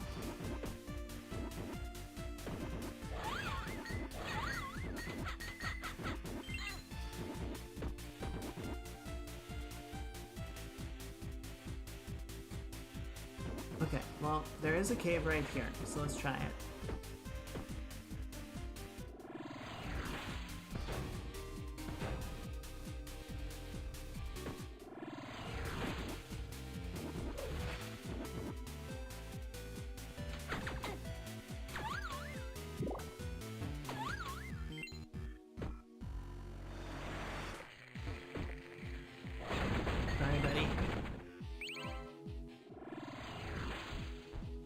Okay. So, what I think we're gonna do, because I think it's about time to switch over and start working on some art stuff. Let's just head back to, I think it's Museum Town. And maybe the palace. We're gonna stomp on some stuff there. Just to get some unlocks done. I think we'll go turn in the classic game as well. And then we'll figure out where we need to go next time.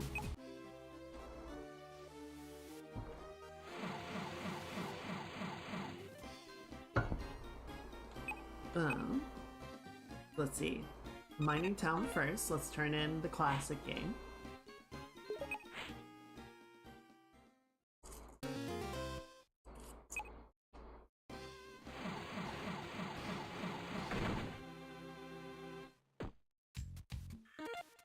Out of curiosity, what does this say?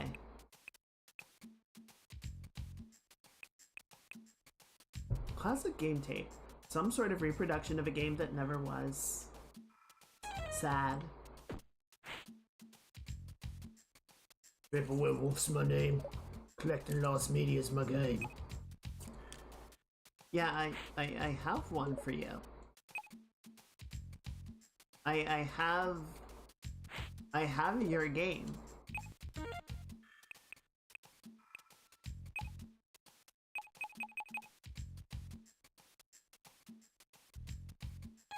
Weird. I don't know why he doesn't want to talk to me. I don't feel like it would be a free werewolf. Alright, let's go talk to Museum Town.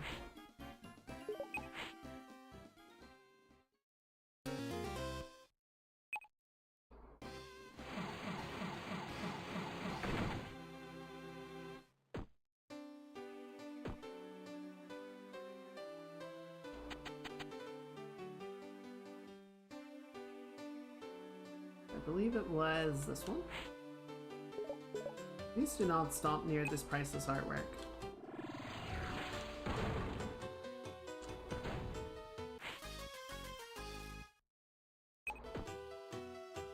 Oh! Secret squid.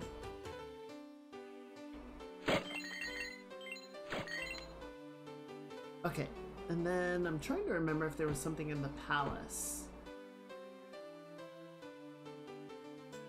Let's go check the palace really quickly and then we'll take a break.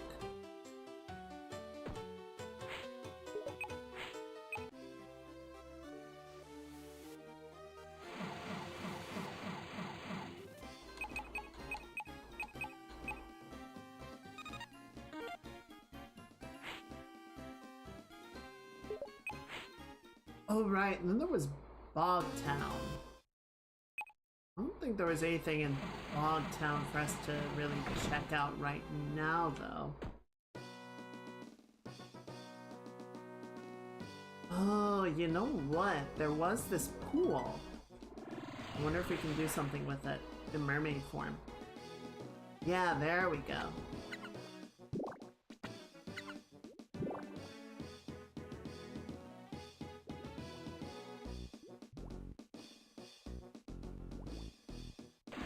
Oh, a dungeon. Or a cave, rather. Hey! Oh, interesting. Oh, okay, that's fun. So we can reverse the other two. We haven't even found the way to get into the dungeon yet, but we can go back and flip these areas. We haven't even talked without even doing that, rather. That's interesting.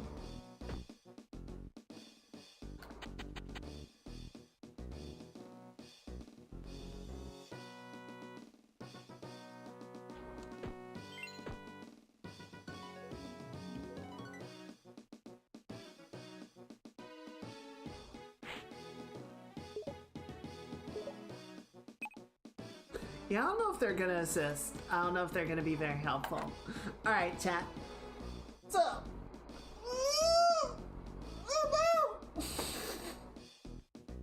Sorry. We're gonna go ahead. We're gonna leave it there for right now. We're gonna take a little break. I'm gonna grab my tea and do some stretches and whatnot. This will be a good opportunity for everyone to do those human things. Stretch, use the bathroom, get something to eat, something to drink, take a little moment. When I get back, we're gonna start on a new art piece. We're gonna start on our end of the year artwork, little capstone project. So, I'm gonna run a couple of ads while I'm gone. Appreciate your patience on them, and I will see y'all when I get back. I will let you guys enjoy the company of the giant lady. Let me go ahead and mute the game.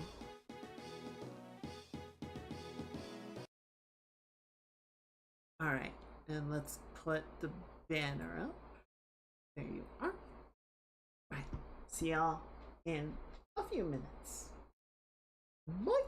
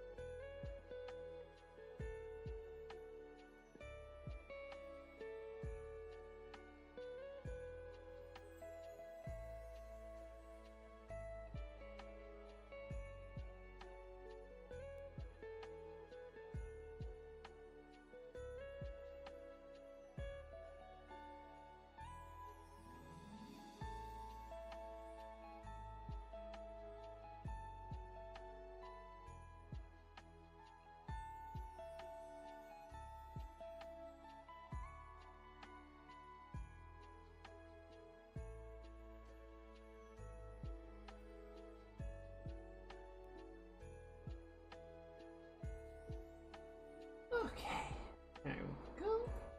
Just come on back. Oh, hi, hi, hi, hi, hi, hi, hi. Did everyone have a good break?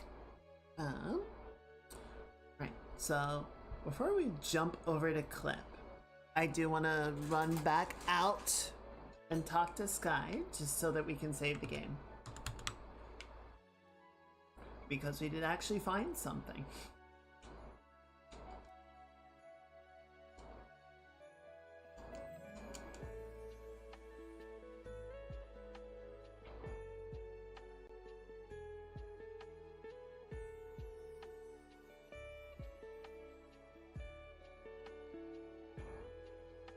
I do think this game is interesting compared to the other ones, right? I think compared to like Risky's Revenge and Pirate's Curse, I would say Risky's Revenge, Pirate's Curse, and Seven Sirens are all very like familiar Metroidvanias in terms of how their map is laid out. Whereas this one is much more of like a side scroller. Sort of in the way that the map feels, right?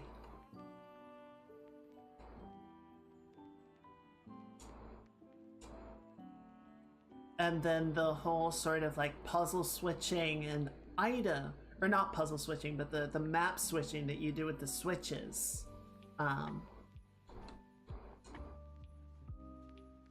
Makes it feel a little bit more Metroidvania-esque. And then obviously finding the items really sort of gets it to that point. But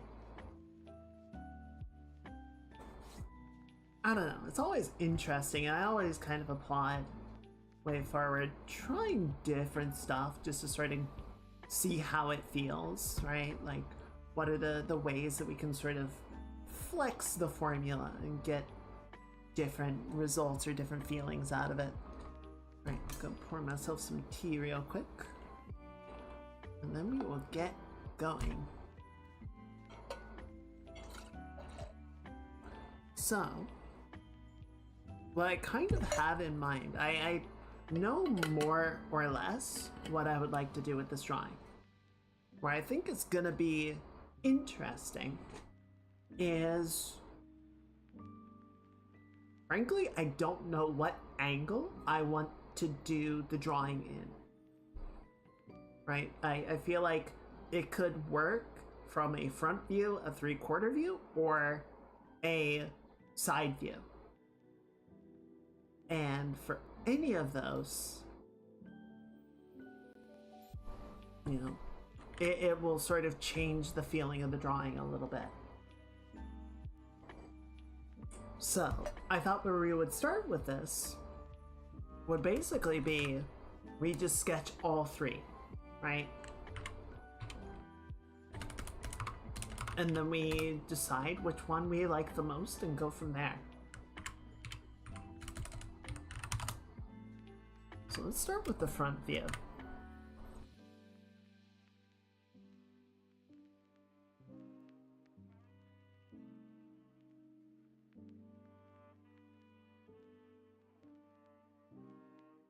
Let's see, here you.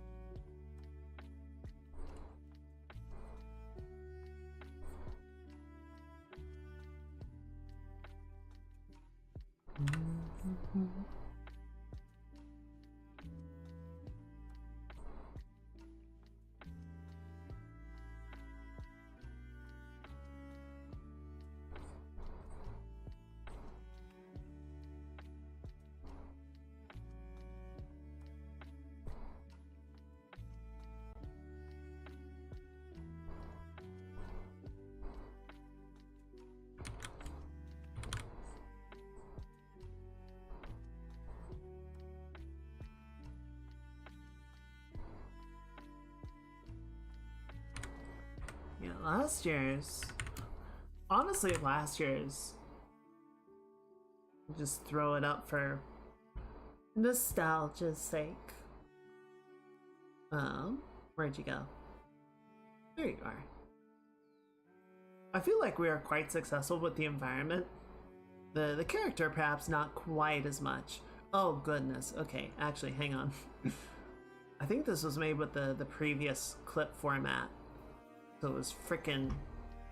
The file is almost 5 gigabytes. Good gravy.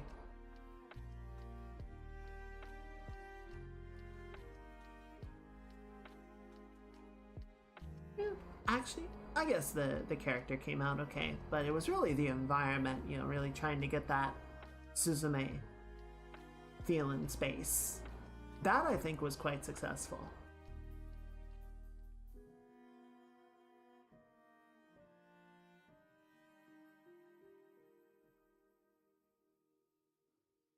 I'll just go ahead and put that in the corner like that.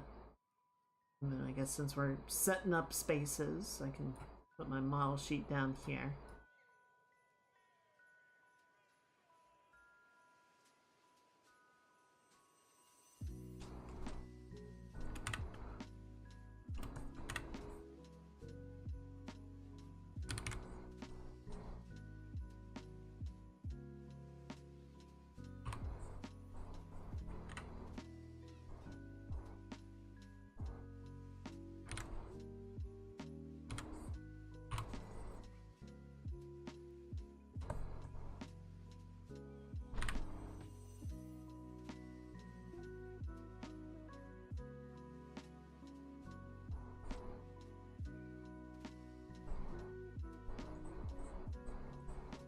There we go.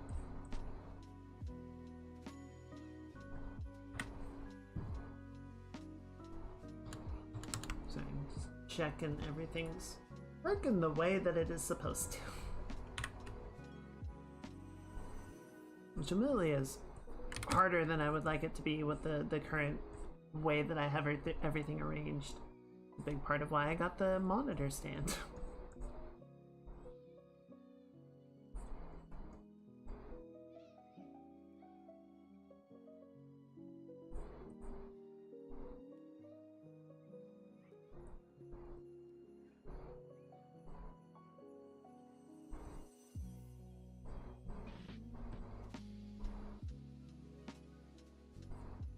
It was tempting to get an arm, you know, one that you could like really position, swivel it around, get more like curvature and everything. It was very tempting. I ultimately just went with something more basic because all of the arms that I were looking at were not getting a lot of height, right? Like they would get high enough that you could position the monitor in a way that you liked, but what I really needed was something that would let me put the monitor above another one, and none of those were tall enough.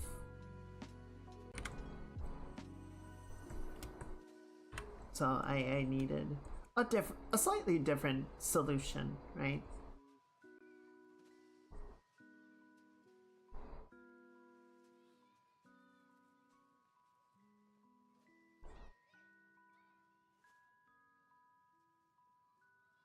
I'm just refining the anatomy a little bit. You know, just because we're gonna cover it with clothing doesn't mean that we can ignore the underlying anatomy. If we don't have good anatomy underneath, we're not gonna have good clothing on top.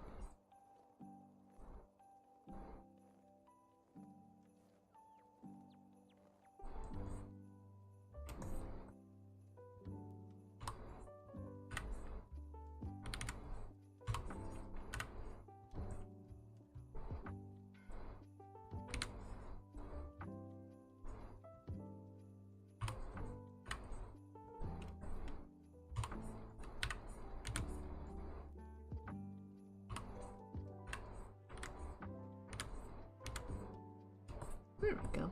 That seems pretty good. Admittedly, his shoulder's still a little fucky, but alright. Yeah, right now, primary concern is just sort of getting all three of them blocked out and see which one we enjoy the most. So I think the midsection here is a little bit large, a little long, so we're gonna do something more like this.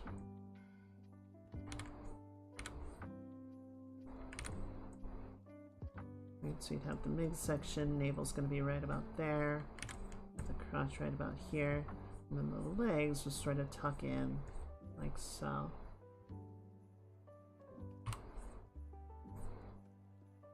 That looks pretty good. Looks about right. I think just making the entire torso a little bit bigger. And sort of balance against the size of the head. And then bring it up a little bit to really sort of emphasize the neck turning down.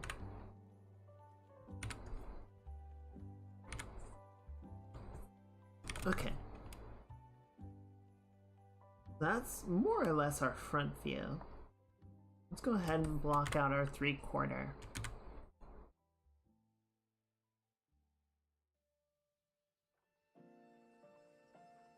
I'm actually gonna do it this way.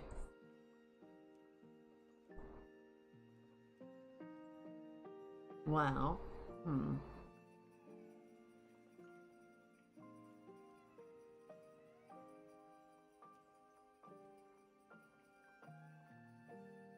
So I was thinking about this as well, like, do we want to have a downward gaze or do we want to have an upward gaze?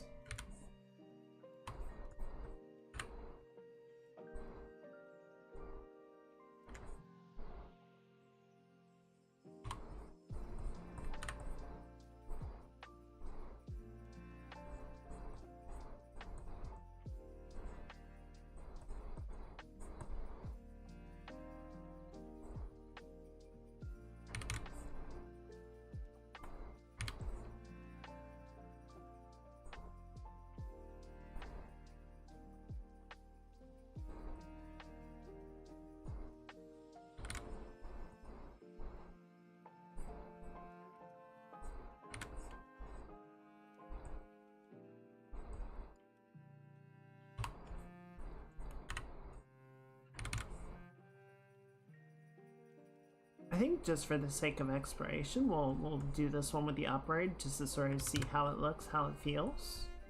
And then, you know, once we have all three of them blocked out, we can sort of compare and contrast and decide which way we want to go with it.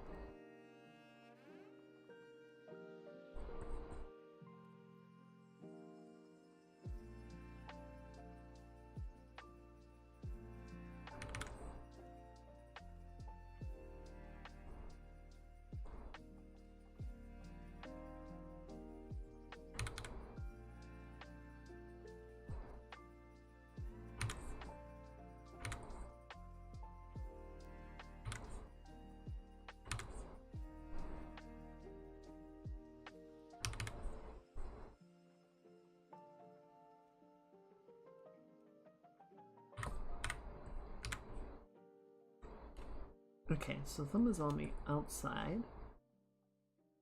Palm out.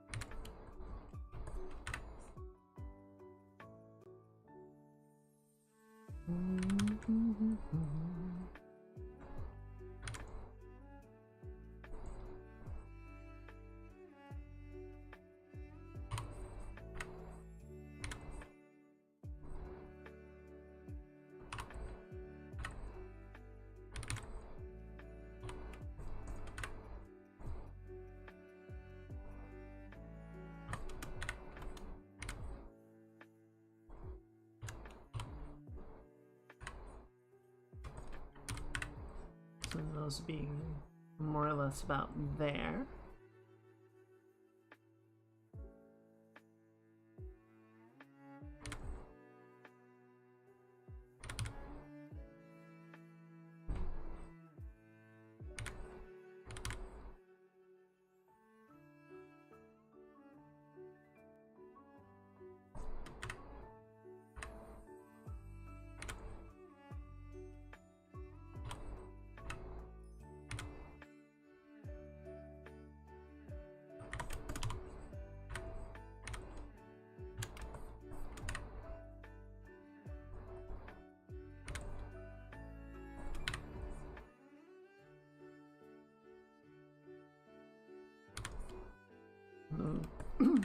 we're sort of reintroducing our under the chin look, right? So that's gonna make things a touch more on the complicated side.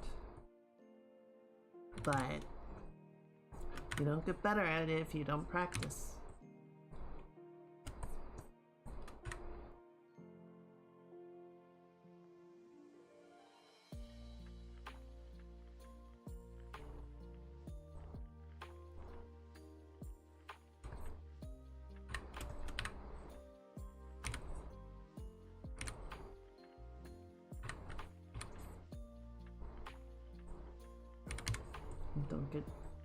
Don't just get to do it once and be like, alright, I'm good. I figured it out. Now we never have to draw it again. Oh, where it's so easy.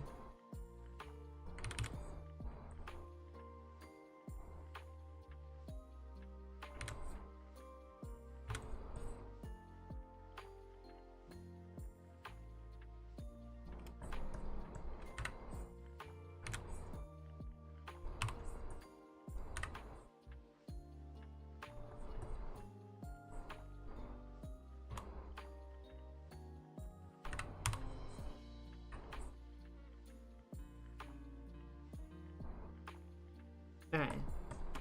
So I'm not worried too much about the clothing right now. I think I know which outfit I want to do, but, you know, main concern right now is just sort of exploring, you know, the different angles, different directions of looking. Try to make sure that the anatomy is holding out. Right, we get the core decisions down, and then we can worry about dressing it up.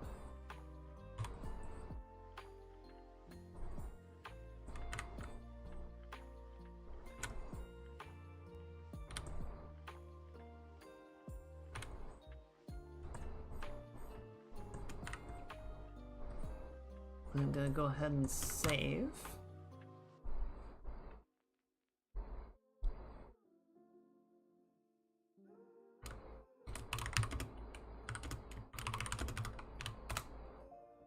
There you go. We do have time lapse turned on. Yes, yes, good. Alright, so let's hide that for now. And then I was gonna do it in the other direction, but again, since we're just kind of exploring and feeling things out, let's go ahead and do this.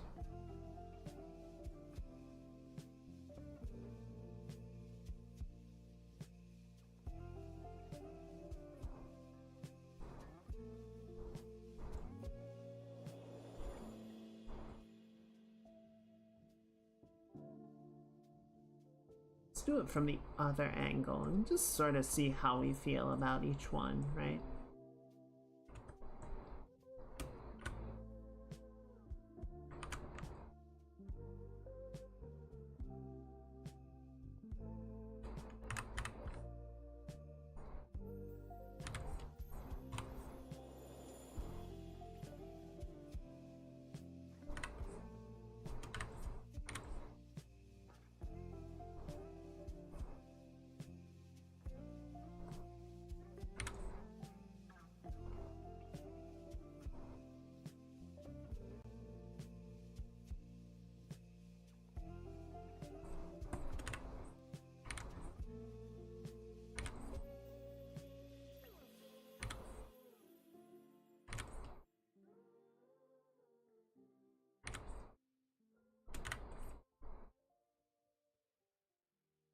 Really sort of build out the shape a little bit more, right? I think it's really easy for me when I'm doing like side profile to just make the character like way too thin. Not really sort of build it out with the proper anatomy of it all, just kind of like get the general flow of the body and call it a day there. Really make sure that things feel volumetric and believable.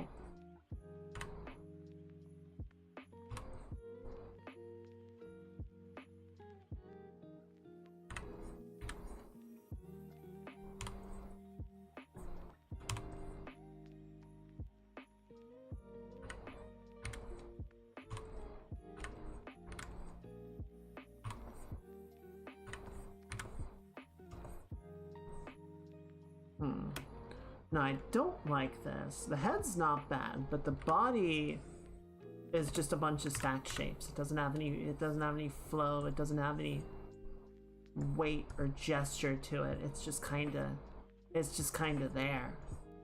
I don't enjoy that.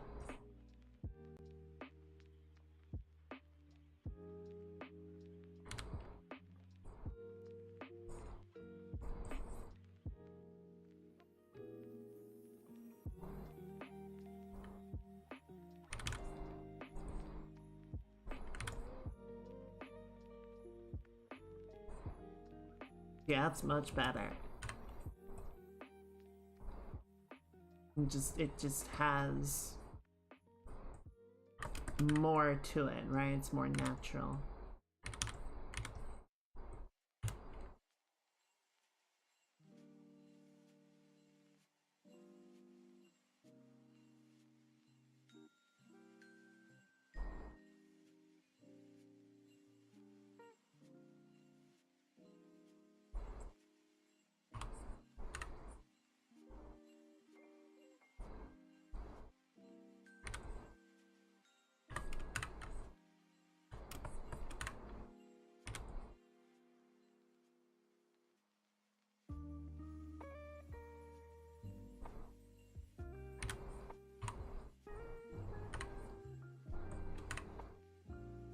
Even though it's like leaning very far forward, the weight doesn't necessarily feel completely imbalanced. I feel like that sort of leans into the storytelling a little bit, right? And then we're just gonna sort of nudge the elbow a bit more forward so that it's not tangenting with the front of the torso.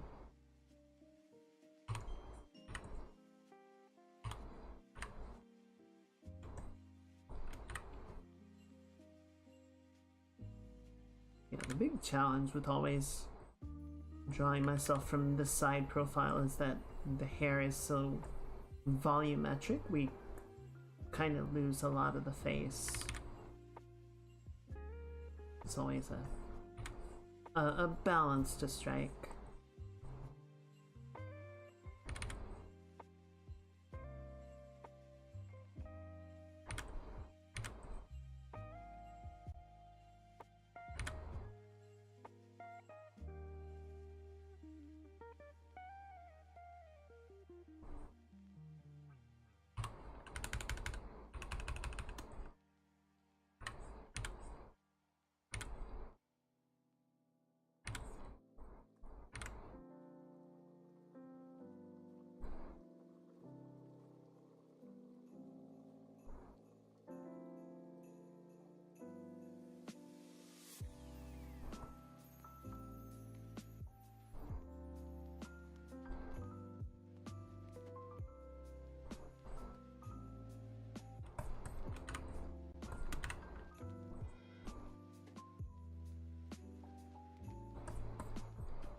Okay, so with all of that sort of, very roughly in consideration,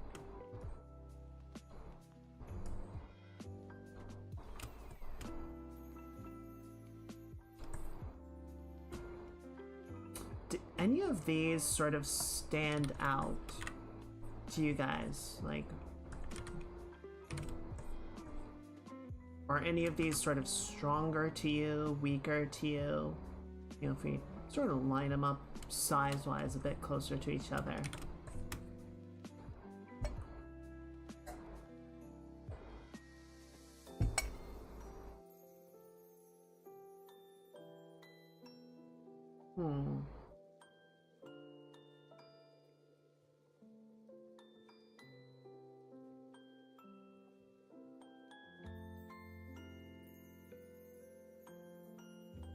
I feel like each of them has merit.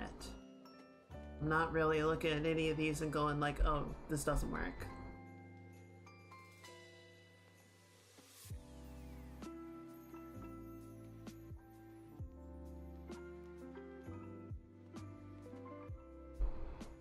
And frankly, kind of looking back over work for the year, I don't feel like there's a particular pose or particular angle that, we haven't done. So it's not like, oh, you know, we should get a side profile in because we haven't done any of that.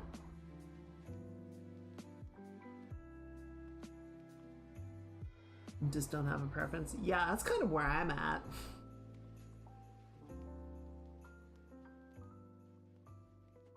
I feel like the side profile might be the weakest one right now, but I think a lot of that just comes down to I would need to clean it up. It's not that it doesn't work, it's just that it's got some issues to resolve and elements to refine, right?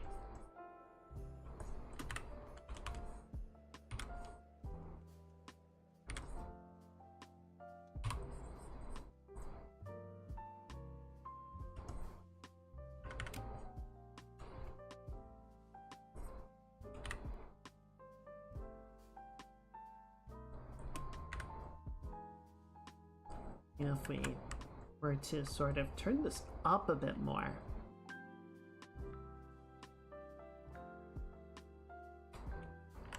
I think that would also resolve the hair conflict a little bit, right? Because then the hair would sort of fall down more, and that would expose more of the side of the face.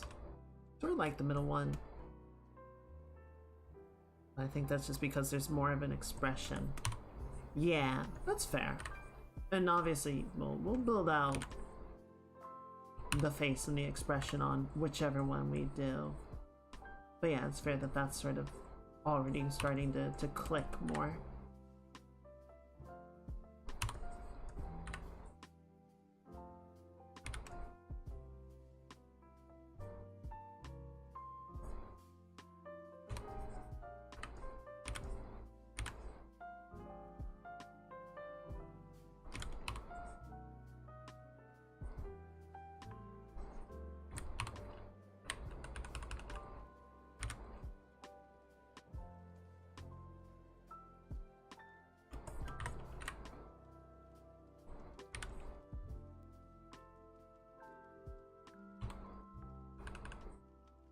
I guess sort of to that end, you know, and sort of start to double check the shape of the face and the eye and our various elements as we go.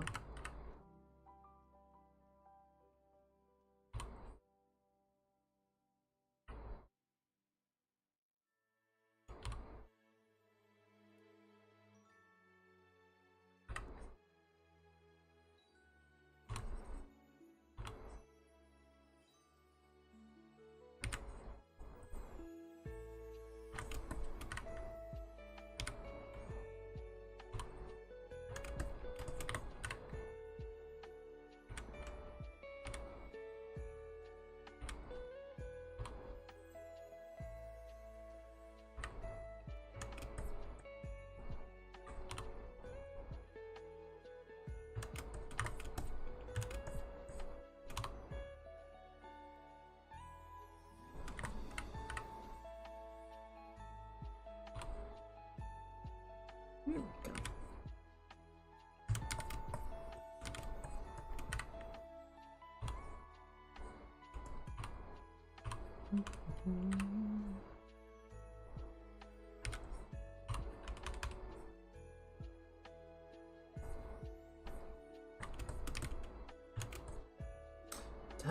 I think I made the rib cage too big, or like too long, right? So if we sort of bring this in more,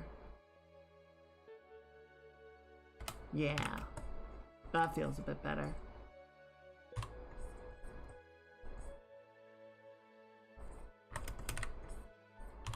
Send down the arm a little bit.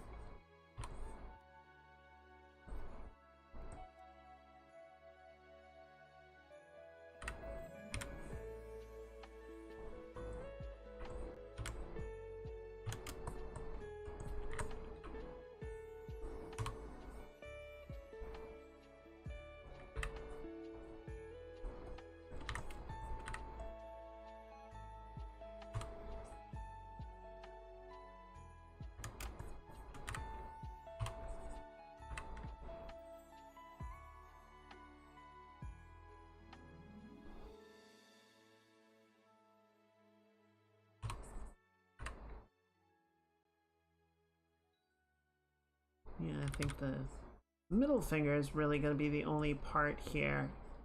Like the ring and pinky will sort of be on the far side of the hand, so we're not really going to get to see them. Might see a little hint or a little implication, but maybe less so than the index and middle fingers.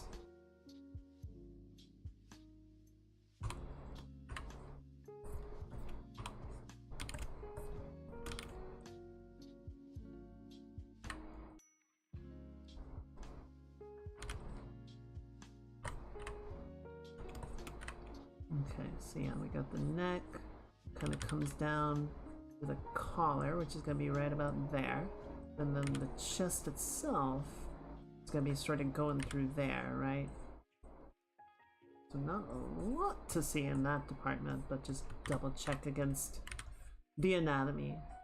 Double check that we're not overlooking any elements, and then that'll also give us our good foundation for the outfit.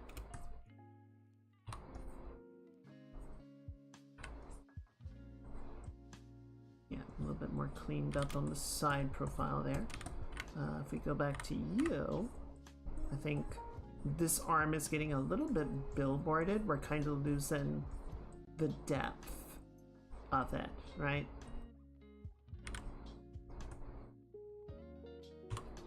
It feels like it's trying to go all the way across the torso rather than actually come down in space, come towards the viewer. So, and part of that I think is to get the hand positioning farther extruded. It's not really the right word, but you know, sort of break away from the silhouette of the torso, which is not correct. So, just gonna sort of reposition and restructure those.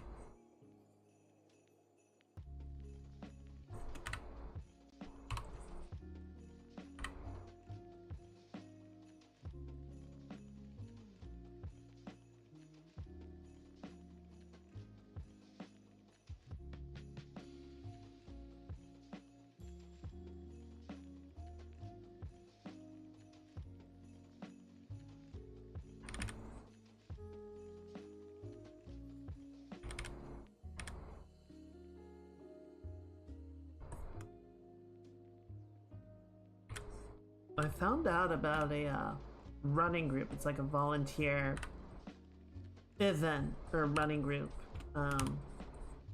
nearby, and they do 5Ks. I'm not sure if it's every week, but just like as a regular thing, the volunteers sort of organize a 5K run, and you meet up with the group and you do your 5K and you kind of get your score, and then they go by one of the local coffee places and everybody kind of has a nice little thing, a nice little coffee morning after their run, which seems very cool. I was looking it up. I'm like, this seems nice. This could be a fun little thing to do. And then it's like, oh, it starts at 9 a.m. Yeah, I don't know if I can swing that, Chief. 9 a.m. on a Saturday? You're asking a lot.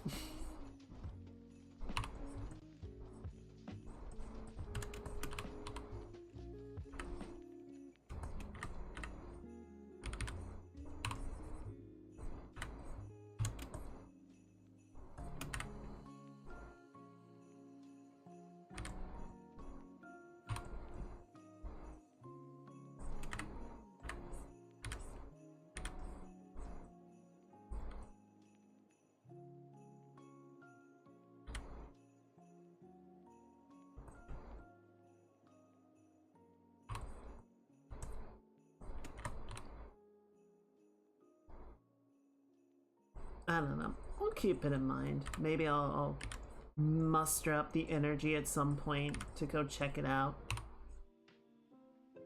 Maybe it'll just be an occasional thing. But I am not a morning person. I do not enjoy getting up early if I can help it. Frankly, the only reason that I get up for work as early as I do, which is not early by most people's standards, is, you know, the earlier I can clock in, the earlier I can clock out.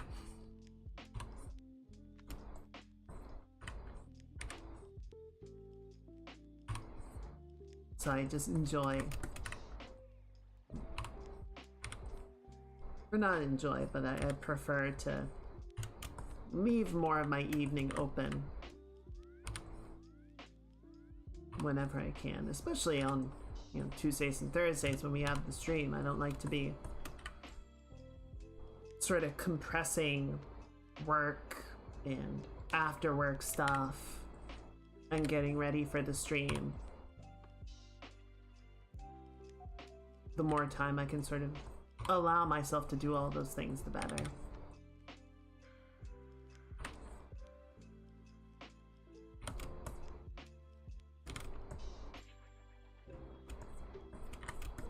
Okay, I think this is working pretty well. I'm gonna just adjust the shapes of the shoulders a little bit. And I think the neck is getting a little bit away from us. Right, so just narrow that down a little bit, and then I'm gonna build that up and shrink it down a hair.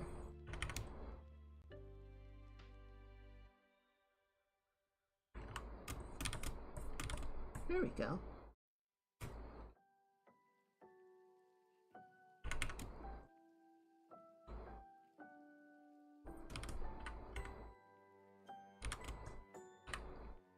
Yeah, the middle one is okay. I think it's mostly just the rib cage, the shape of the chest, that I'm not quite vibing with at the moment.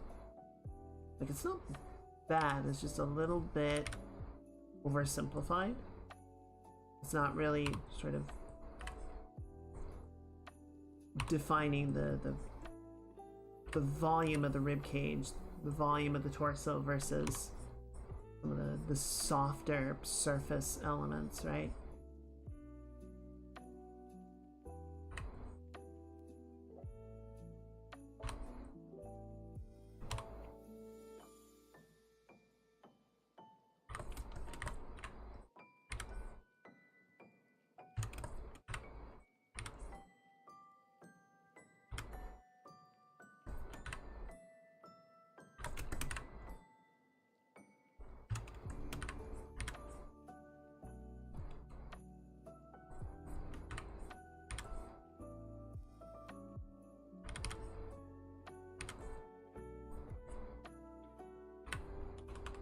I think the hips got a little bit wide.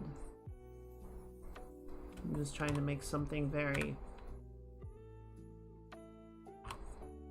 form aware or volume aware and just kind of overdid it. Yeah, we got the canters there, we've got the shape of the hip. Right, so the actual ball socket would be in like that. And then the trochanter comes out like that, and that forms the outer shape of the hip.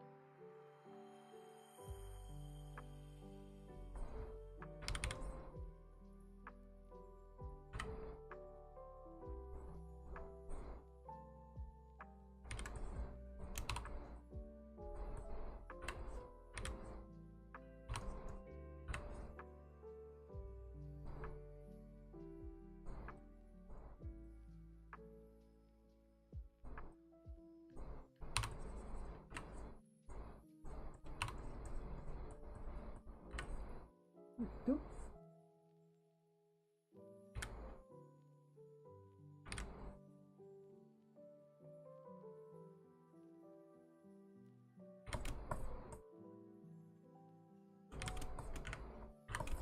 Hair's getting a little weird.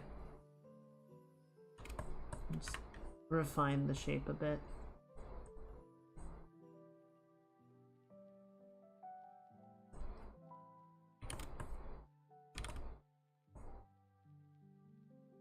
Maybe shrink the head down a teeny bit. I feel like even with the volume of the hair, you know, reduced. Just sort of looking at our underlying sketch of the cranium, it feels a little bit too big.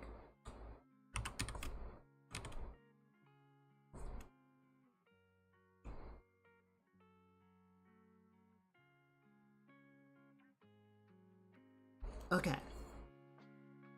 So, quick check-in. Are any of these standing out any better to you?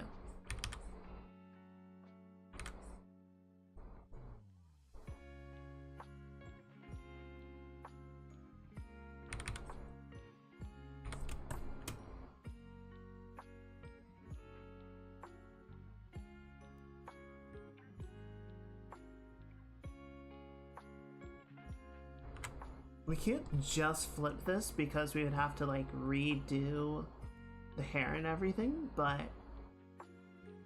I just kind of want to see how it feels from the other angle, if I like that more.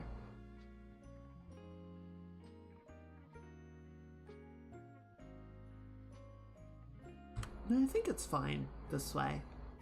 I feel like a lot of times I sort of draw left facing, so it's not a bad idea to mix it up now and again.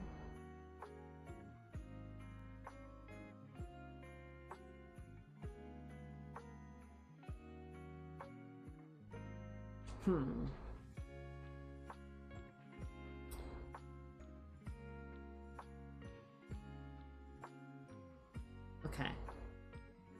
But each of these is interesting. Each of these has their own merit. I want to try one more. So, I think in a way I'm not liking the front drawing as much. Like, it's not bad, it's just I feel like the other ones are hitting a little bit better, but I'm wondering how much that is a consequence of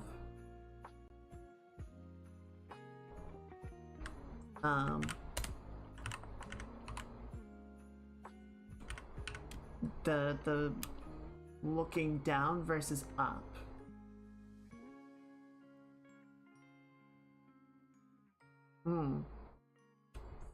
Yeah, I can kind of I kind of see what you're saying.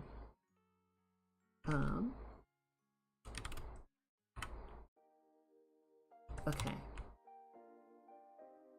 So, what I want to do, and this is going to be really rough shot, just to sort of, right. So I want to try doing an upward view and see if that changes my opinion on this one. Right, so that's gonna change the positioning of some stuff, right? The hair is gonna go more like this. I want to take their face off.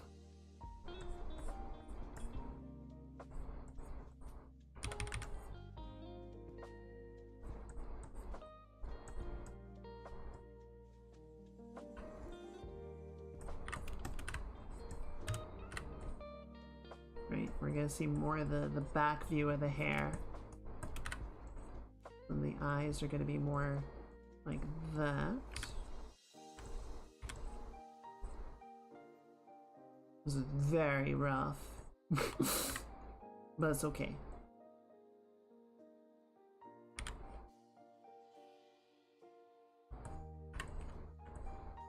Right, we're just sort of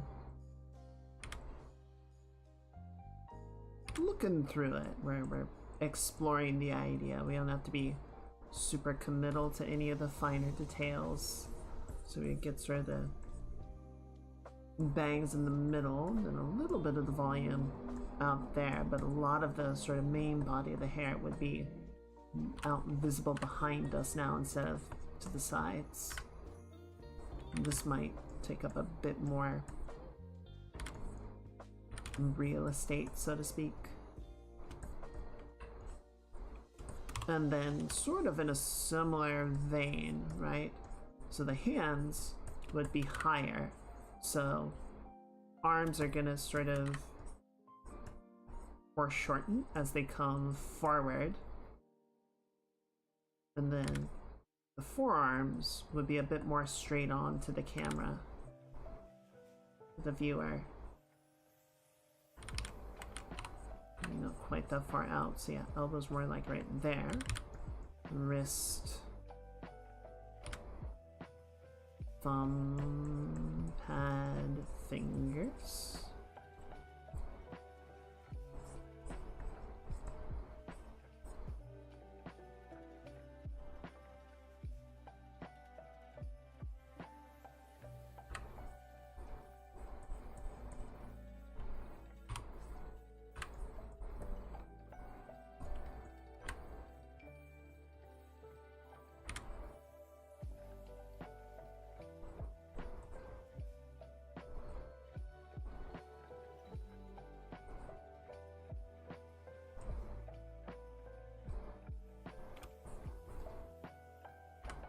Make the hands a bit bigger.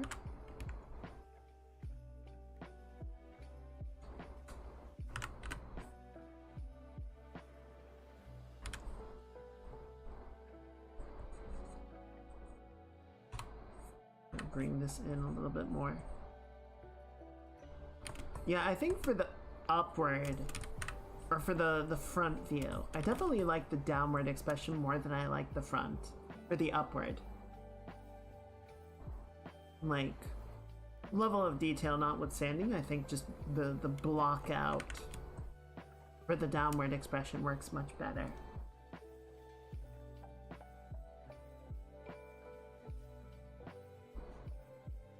You know, we can sort of extrapolate a lot of the same back and forth, I think, for the side view.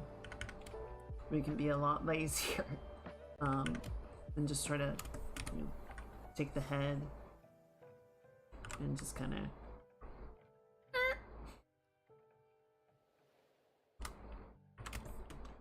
sort of take the arms and rotate them down a little bit.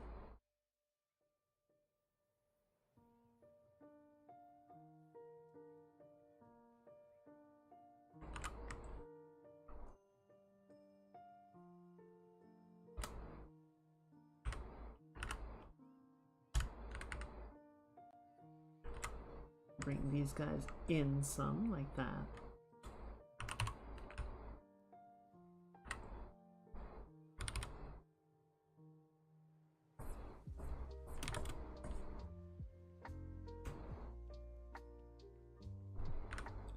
Maybe rotate these guys out, sort of like that.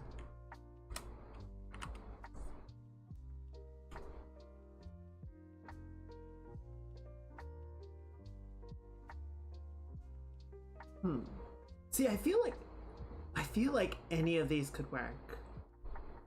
I feel like all of them have some merit, all of them have some interest.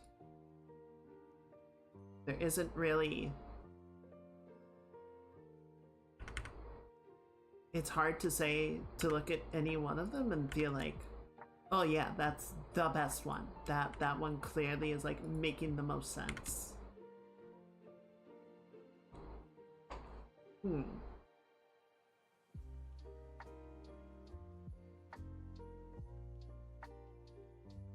Honestly, not the worst problem to have, right?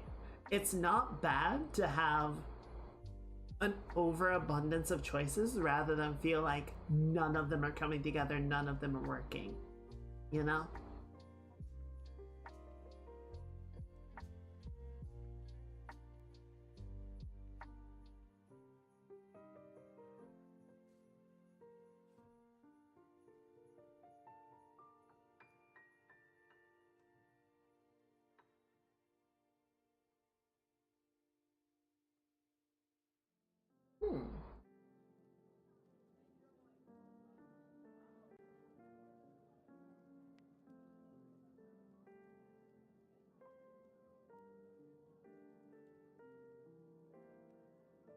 turning into something beautiful.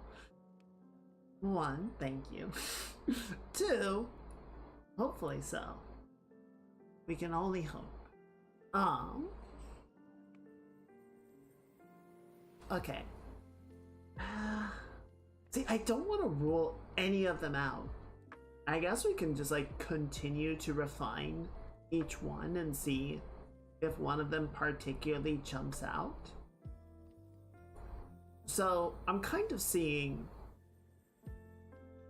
So I guess I'll just sort of run through my thought process right now. Essentially, I want to have some little like glowy spark, little light that's in their hands, right? Or like floating right above their hands. So you can certainly adjust the position so it's less of an issue, but right now, the front view, I think the positioning of the spark would be in a very similar position to where the gym is. So compositionally, they might argue with each other a little bit. Or they might step on each other. Not necessarily in a bad way. That might actually like play in a really neat way. But it's definitely something to keep in mind as we block it out and build it up.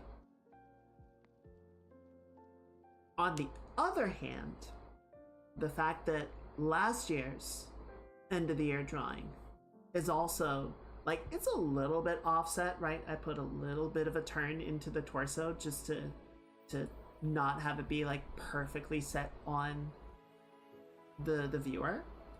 But I feel like that was kind of, it's very similar. And then the year before that was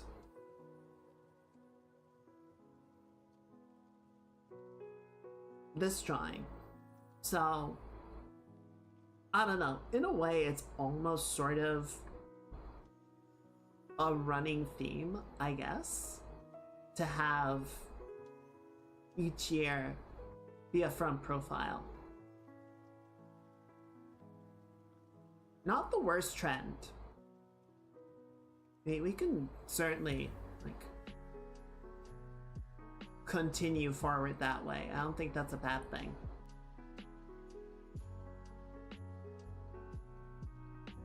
I think we would need to definitely take into consideration a couple of the things there, but I don't know. The more that I think about that, the more it's like, maybe we should. Maybe we should just lean into, like, we have this consistent profile and it almost sort of like becomes storytelling.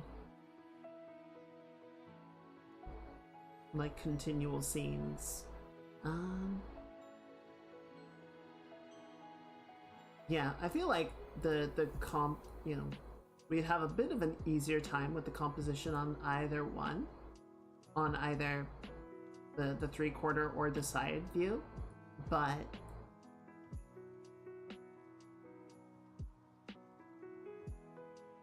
I don't know.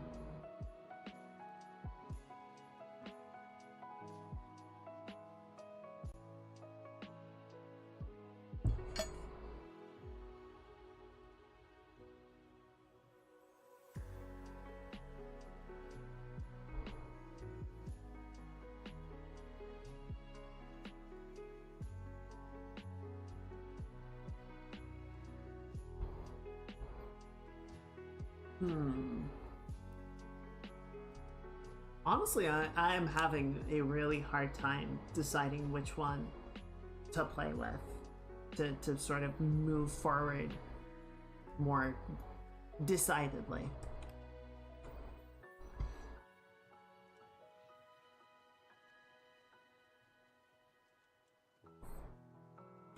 I guess for maybe just for today, we just don't try and commit to any of them. Maybe we just clean all 3 of them up and let it sit over the weekend and see where we get to. Maybe we'll come back on Tuesday and we'll have sort of a different mindset.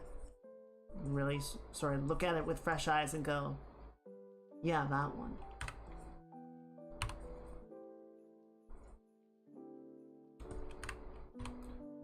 I do want to sort of look into and consider the positioning of the arms for the front view, because I think that is going to be a potential pressure point, one might say, for a good, clean composition, right? So I don't need to be super accurate with like the abdominal anatomy. Aside from that's one thing that I've been tinkering with a lot, and I really wanted to sort of continue to improve upon it as we go, right? So yeah, we got the ribs, we got the midsection right there, and then, you know, that sort of rolls over into the shape of the hips. I'm just gonna go like that.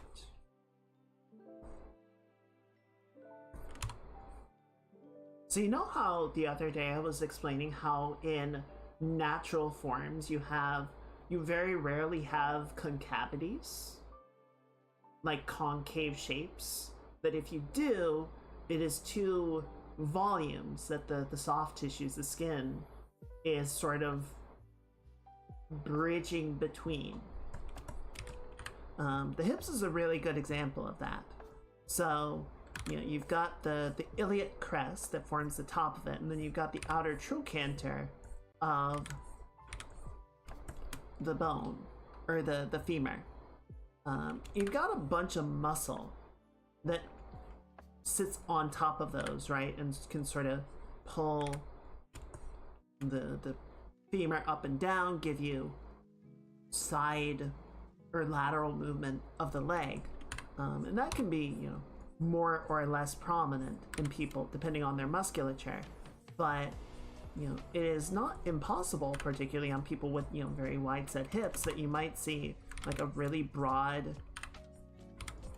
hip bone from the trochanter, and then you get, you know, this bulge of the iliac crest, but then you almost sort of get this concavity a little bit where they sort of seem to like roll down between the two, and so you get this sort of like almost straight shot of a hip, as opposed to some people, you know, might have more musculature, more fat, and so that really just like completely fills out, and you get this like big rolling shape, you know, this very sort of smooth curve that rolls all the way down.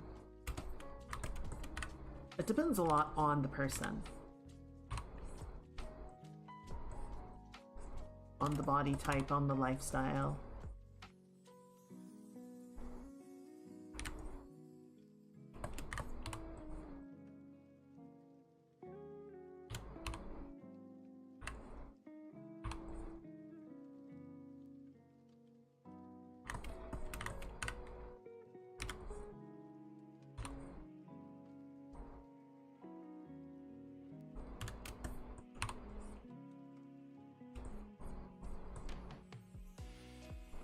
I do need to put some clothes on this soon, or Twitch is gonna come knocking and be like, "What you doing in here?" I'd be like, "Listen."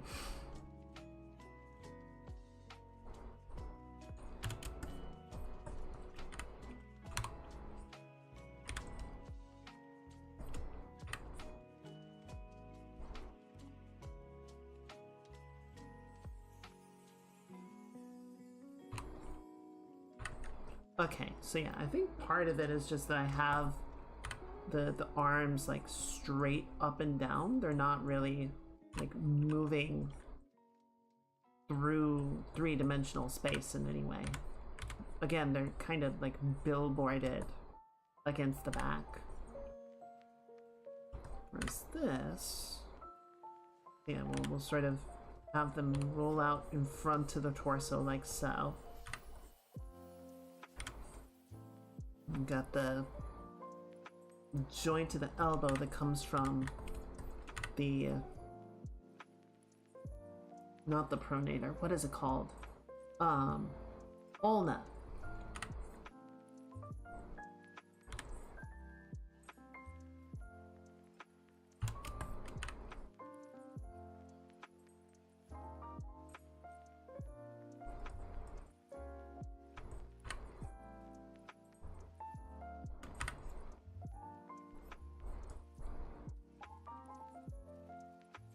So yeah, sort of a like gentle cup shape.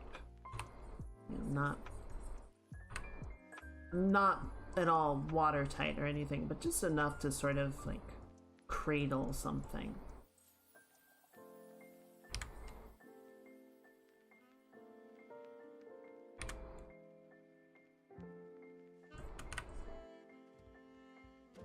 Sorry, the inside of the hand is more vertical.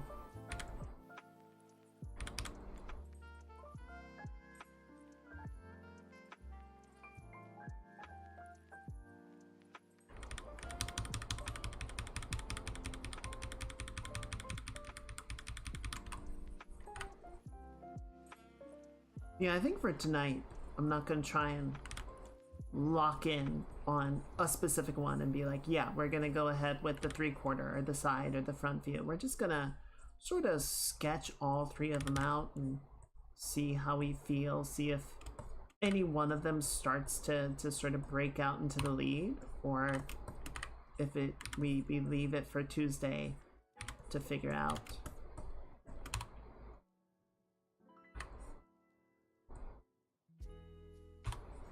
Again, not the worst problem to have. Just being like, yeah, we got all these different, we got options. Maybe we will. Maybe we'll make enough. Like we did with Halloween last year. You know, we had the 2 sketches that we really liked, and we said, fuck it, let's do them both.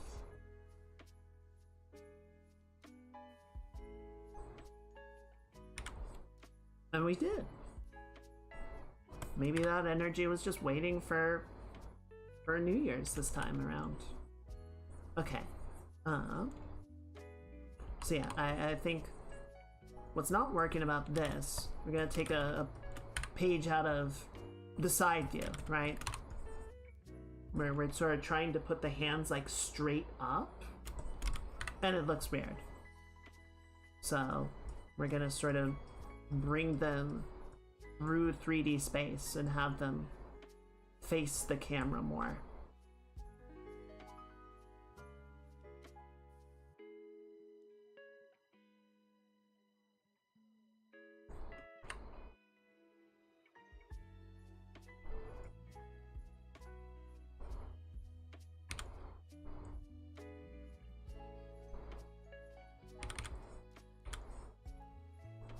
See, as much as it is a useful tool, I don't use the 3D mannequin in Clip very much. Like, I've definitely used it in the past.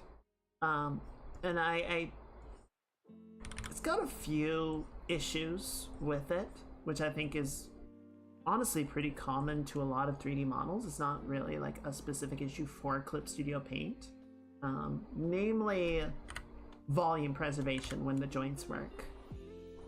That's a volume collapsing is a huge constant problem.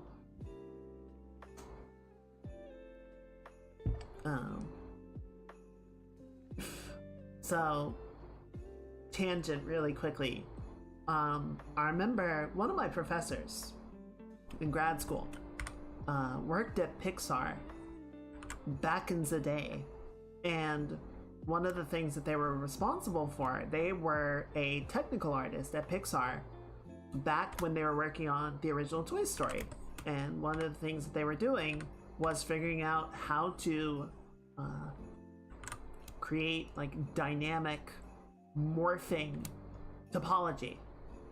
Like you rig it to a skeleton, and the skeleton moves, and the geometry has to respond to the skeleton, right? And deform in a natural way. So, you know, this was like cutting edge technology at the time. But, you know, if you think back on the original Toy Story, there were a couple of little things that they did to make it more believable, because I'm sure they were running into that volume collapse issue. So if you think about Buzz, you know, he was an action figure, he had ball joints. So you had a skeleton, but like all of his limbs, all of his bodily articulation were just objects rotating around the joints rather than deforming to them. And then you had Woody, who was a what's the term for it? He was, I guess you could say he's a ragdoll, right? He's fabric and maybe some leather filled with stuffing, but at each of his joints, he's like stitched down, so it's just the fabric stitched into each other. He doesn't have a lot of like stuffing in the joints themselves.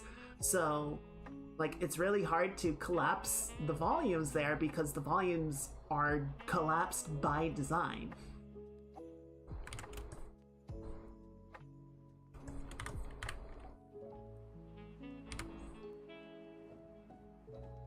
And then, you know, they were able to, I think that just let them focus on specific areas, right? It let them focus on like getting the facial animations and such to look really good. But obviously they had like Sid, they had Bo Peep, they had other characters that were definitely, they didn't sort of have those tricks to sneak around with, but I do feel like they kind of designed those characters to give them a little extra wiggle room. Especially since, you know, those were the two that were going to be on screen the most often, and you really need to like make sure that everything worked as intended for them in particular. But I bring it up, I bring up the Clip Studio model just because I feel like, you know, this is one of those instances where we could have brought it in, put the posing, you know, get the hands and the arms where we want it, and then just sort of look at it from different angles and be like, and just ruminate on it forever.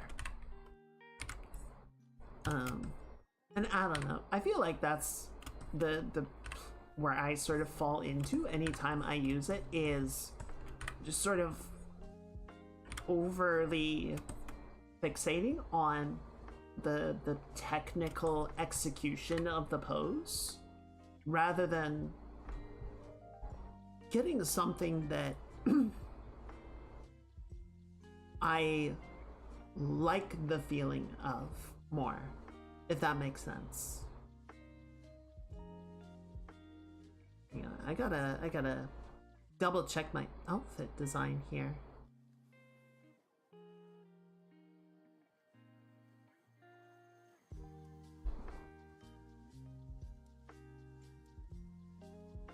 I think I'm mostly on the right track. I just want to double check everything. Okay, yeah, there is a section of blouse that is visible above the corset. I don't know. I really like the summer outfit this year. I thought it would be fun to continue with that.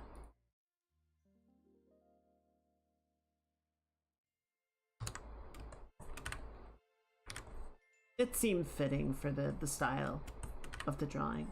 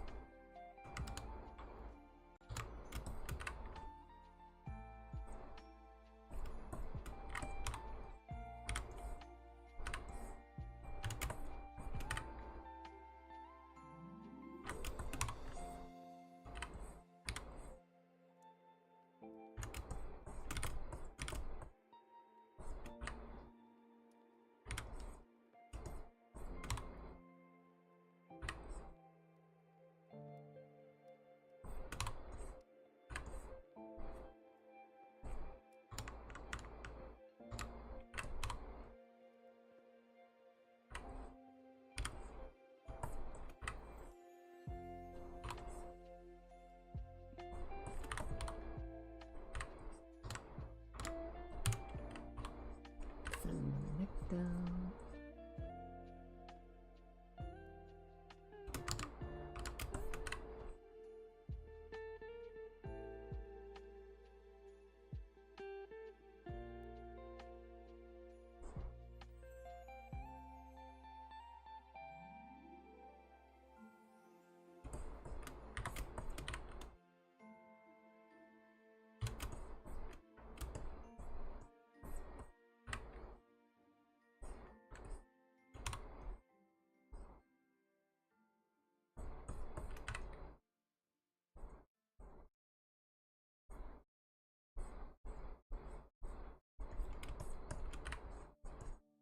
There we go.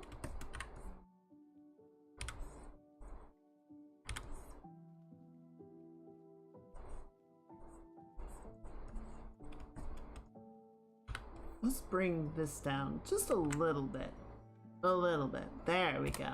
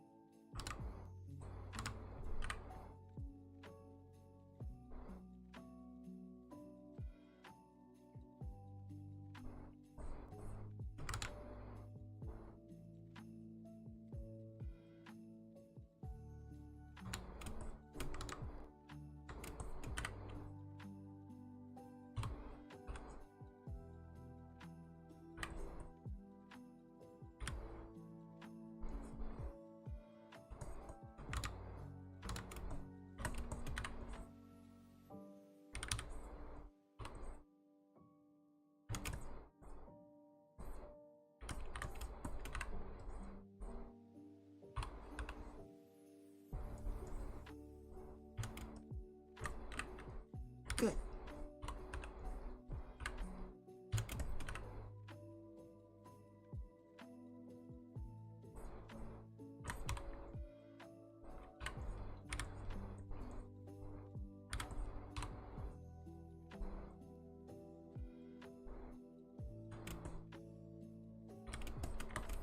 Okay. Yeah, let's... Sorry, I'm just kind of vibing with the drawing, I guess.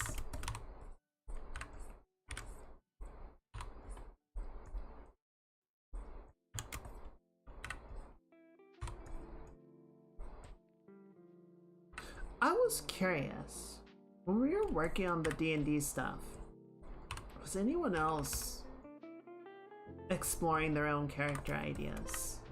Building up either a design or just sort of mechanically crafting something?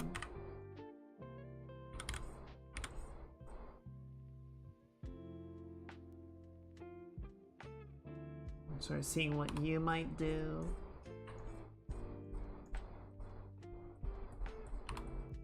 If you were, I'd love to see what you guys came up with.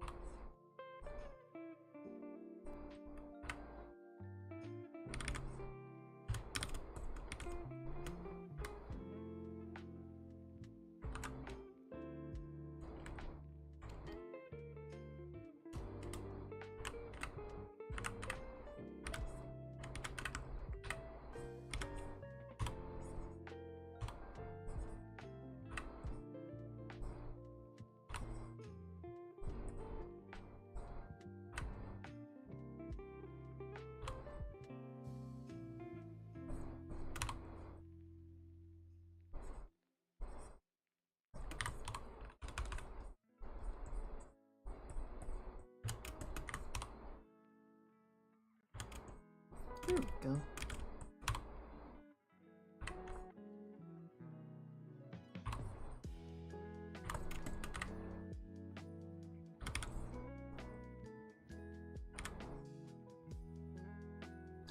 Yep. I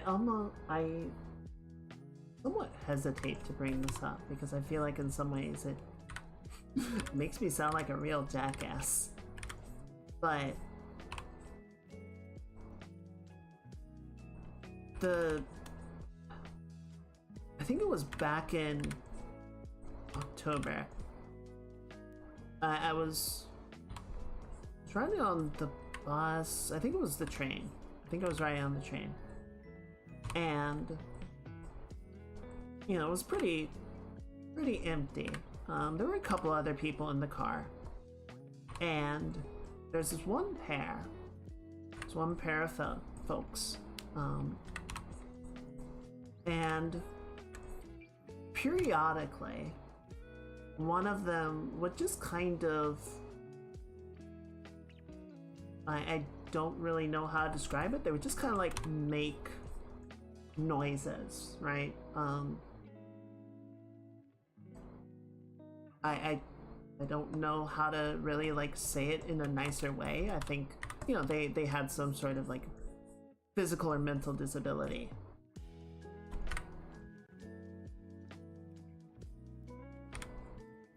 But I remember thinking at the time how incredibly frustrating that must be for them. And I felt kind of bad because it was weird that it took me so long to sort of realize like their perspective on it. Like, imagine having all of your thought process, right? Having all the things that you think about and feel, but just for some reason, you can't communicate it in a way that anybody understands, right? You try, but they don't get the words that you say.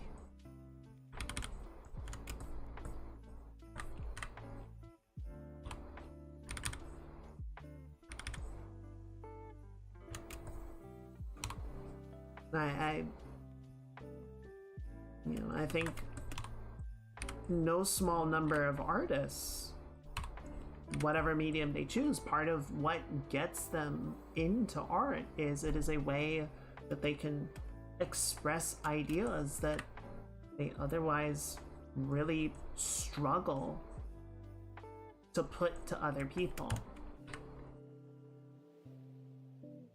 You know, they're not just trying to like make pretty things. They have ideas that are hard to articulate, but they can put it on paper or put it into music or sculpt it, and doing that lets them put it into a form that they understand, that other people can understand and interpret.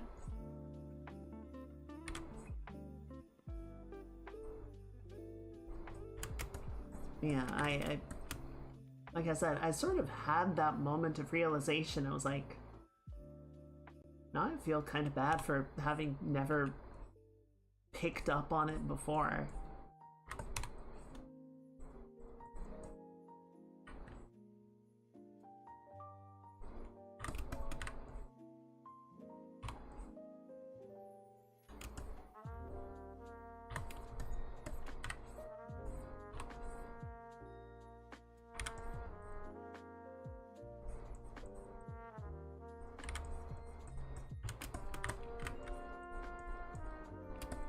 When you think about how many conversations you have with people that are, you know, you're both completely fluent in whatever language you speak.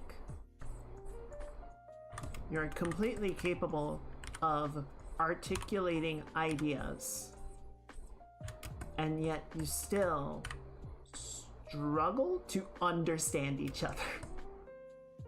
Like there is still a miscommunication that is happening. There is still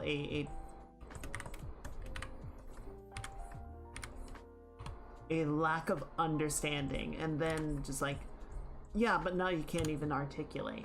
You can't even explain what it is that you're thinking or what you're trying to get across.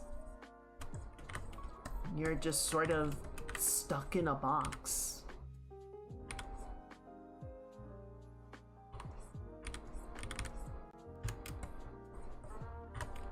I don't know. It was a striking moment to me.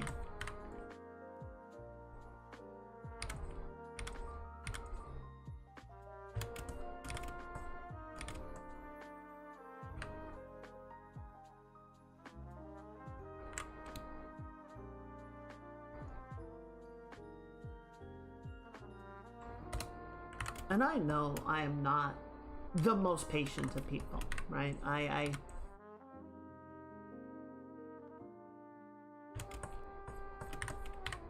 Yeah, there's not really anything to add to that.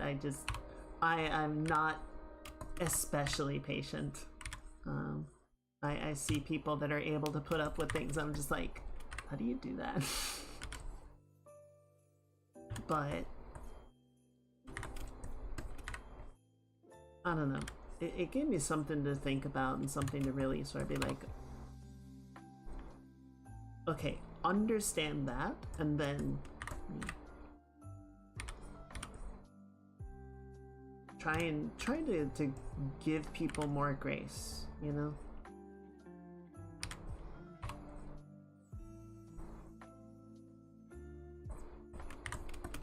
Yeah, I think a lot of times, even when people are able to fully articulate what they're thinking, people don't necessarily know what they're thinking, right? They have a feeling, they have a sensation, they have something that they are responding to, but they don't necessarily have a concrete grasp on what that is. They just know that there is something that is interacting with their brain, that is driving them towards certain feelings or certain reactions.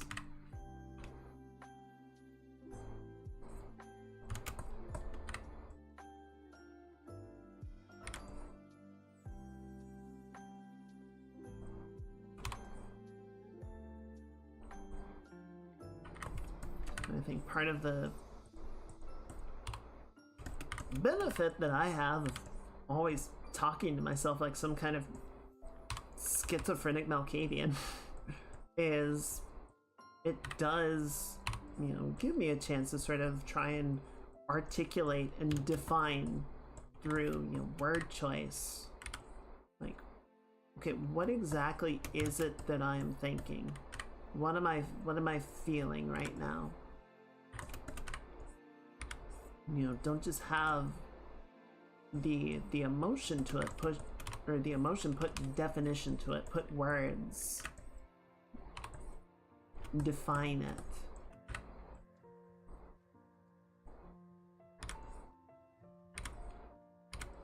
I need to find a therapist. I have found a lot of doctors this year. I have, you know, gotten more responsible about that, but there are still a couple that I need to sort of do to complete the collection, if you will.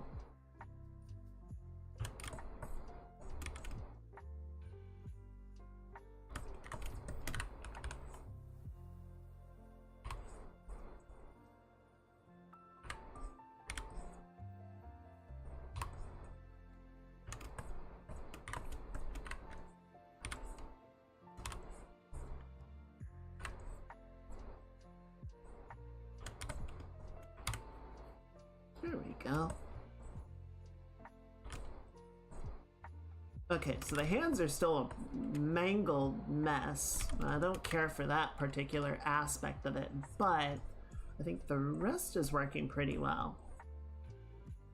I think we definitely have something that we can go forward with. Now, I do want to sort of cheat a little bit and make the skirt a bit wider. Just for my own funsies, if you will.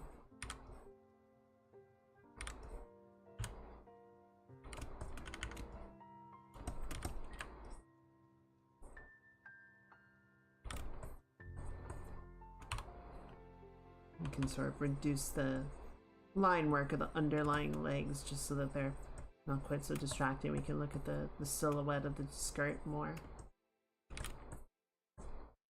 Yeah, if we focus just in on that. That's pretty fun. I like that. I'm gonna make an adjustment. We're gonna bring the head down just because the cant of the head is going to appear to shorten the neck, right? So yeah, I think the sort of backside of the collar, we're not gonna see that.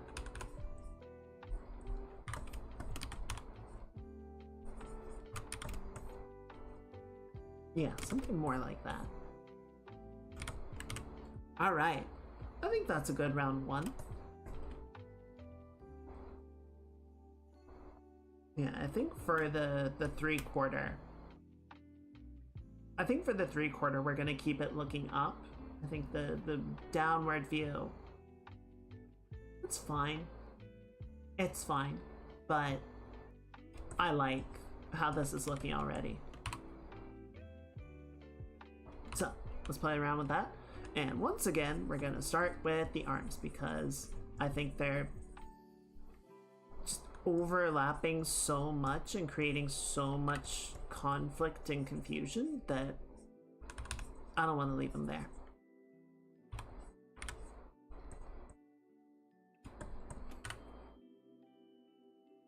Okay, so we got the shoulders.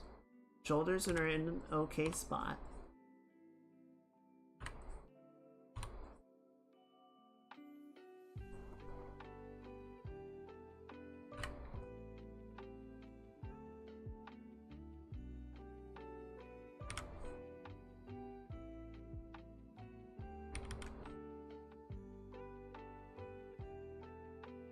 Right, so we sort of got, again, this like foreshortening coming into space, right? We don't want, if we try and make the arms like too straight up and down, then it feels like the rib cage is sort of collapsing to allow those volumes to sit where they sit. Whereas what we really want to do is sort of have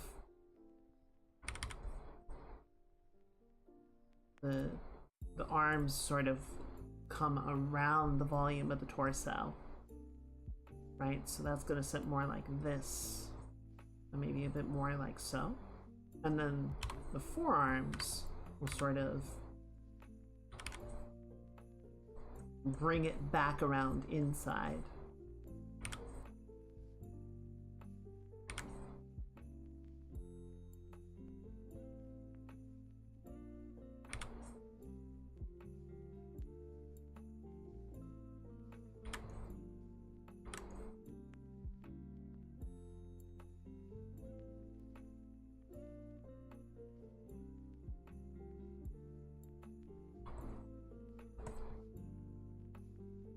Okay, I like it. I like it. I like it. I like it. I'm just gonna take particularly this arm. I just want to make it a little bit bigger and a little bit longer, just so that that elbow like sort of hits on the waistline like we would expect, right? Something more like that. We got little T-Rex arms right now. I find anytime I'm trying to like work on something really delicately or particularly, I tend to sort of draw smaller.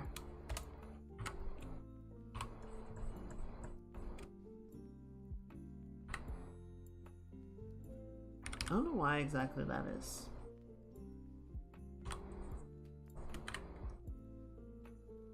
Okay, yeah, thumbs on the outside.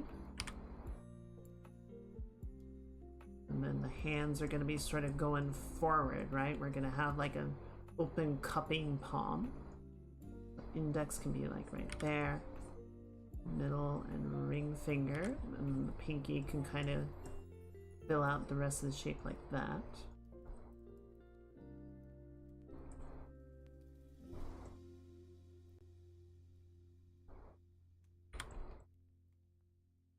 You know, maybe something like that. Yeah. Alright, let's go ahead and start getting some clothing on here.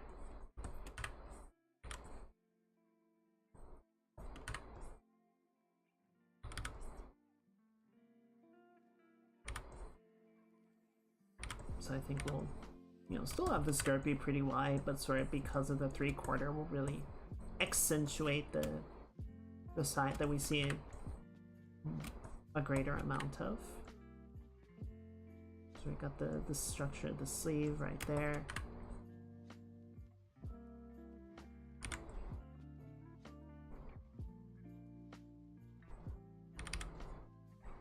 You know, there was Cinema Therapy did an episode on Ralph Breaks the Internet, Wreck-It Ralph 2. And I thought it was a very good episode. I really have been sort of considering a lot of the ideas that they were talking about in that one. But one of the things that really sort of stuck out to me and I've been thinking about a lot is the idea of accepting the parts of you that you don't like.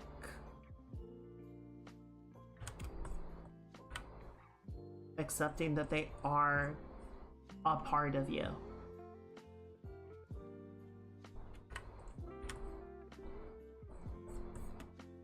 Because what sort of they were talking about and what occurred to me as I was thinking on it was, you know, if there's a part of you that you don't like and you just try and cut it out, you just try and remove it, you try and stamp it down and repress it and don't talk to it or think about it, you're not really dealing with it, right? You're not building a healthier relationship where you can sort of deal with those aspects of yourself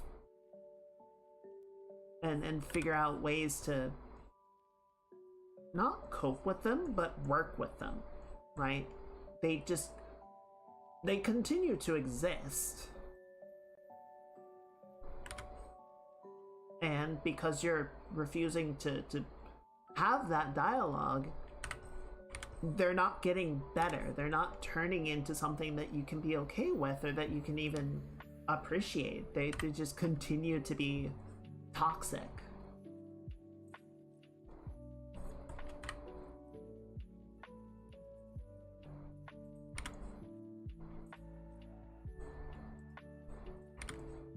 So, I mean, that's definitely something that I have to work on, but it was a very interesting thought of like, you're not sort of in a similar thing of articulating and having conversations with other people. You're not going to improve the understanding and build a better rapport with those parts of yourself if you don't talk to them, if you don't try to understand them better.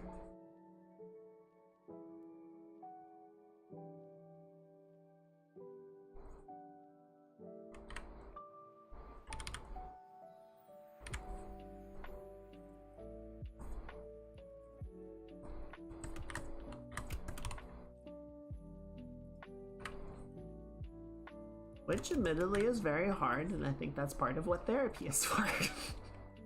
I should really do that.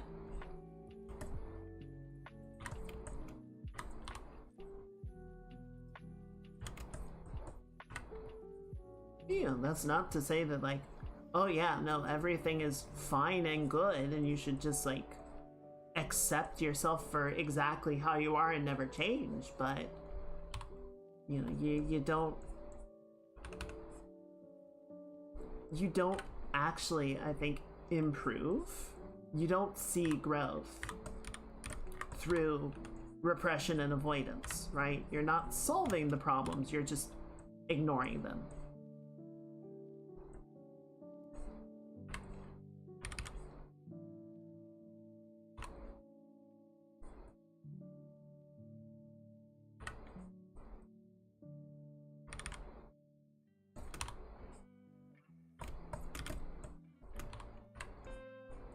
And I should really try and practice all that preaching, but we'll get there.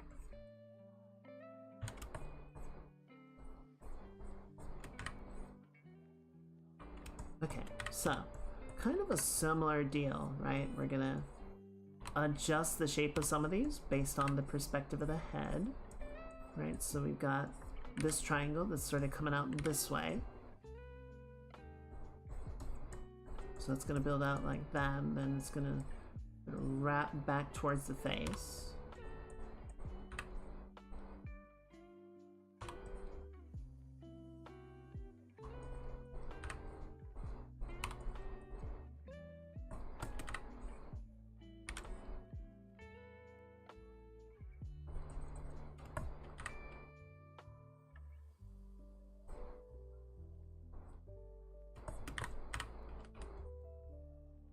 I don't know.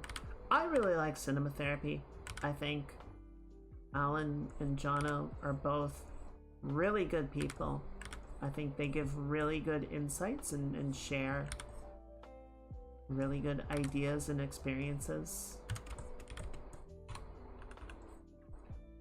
And it's certainly not a replacement for actual therapy, but it's given me a lot of things to think about, you know?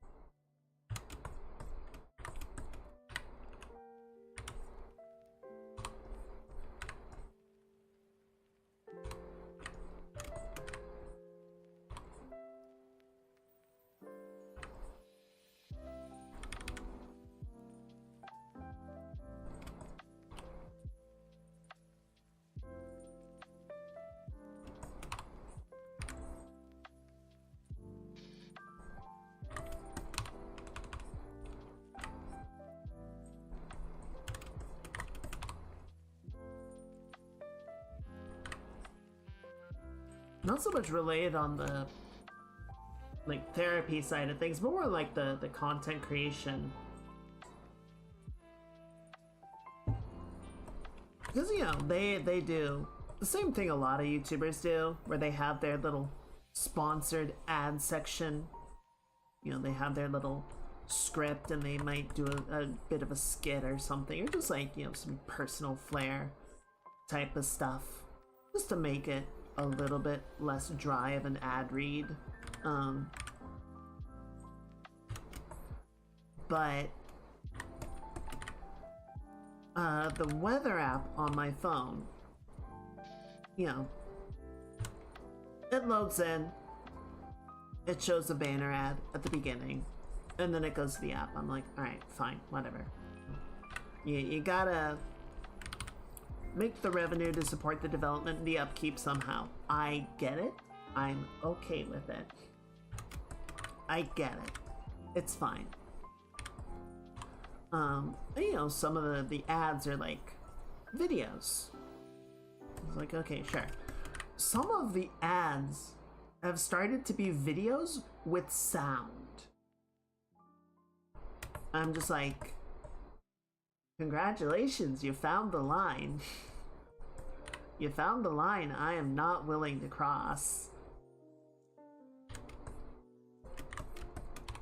And the one this morning, when I opened the ad up, like, I saw it, I'm just like, brother, this is porn.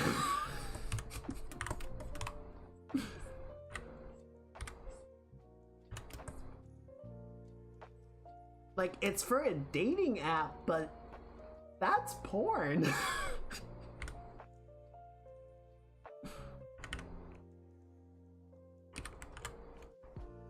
What are you doing out here? I imagine that they're not like... I imagine they're subscribed to some ad pool service, right? They're probably not like personally curating what ads show up in the app. I get that. That's, you know, fine. And I'm not so much bothered by that, although I certainly wouldn't want that showing up if I just check the weather app while I'm out in public, for obvious reasons. But the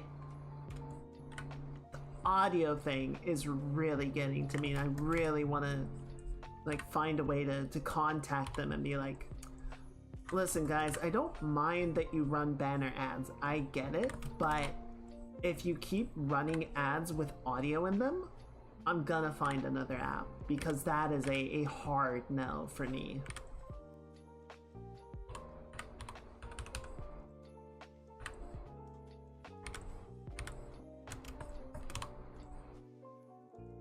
And of course, you know what it sounds like, right? They all use that really shitty TTS voice. It's like better than TTS has been, but it still has that like mechanical intonation that you can tell it's a bot, not a person.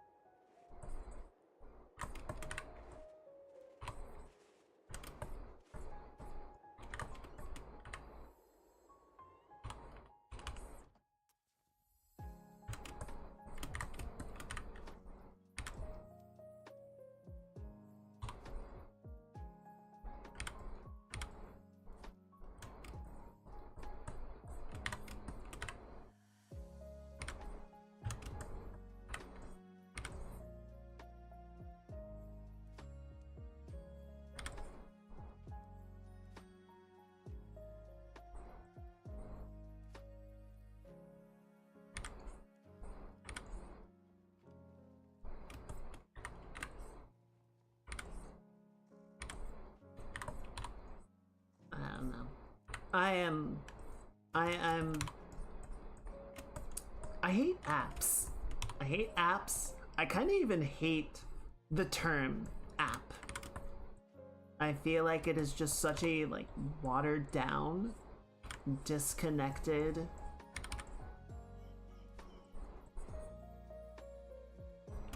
like, we had application, we had software, right? We had terms, and then they were like, no, this isn't like punchy enough, it doesn't have enough sex appeal, it doesn't have enough pizzazz for normal people, we gotta call it something cooler. And it's like, apps. I'm like, shut the fuck up.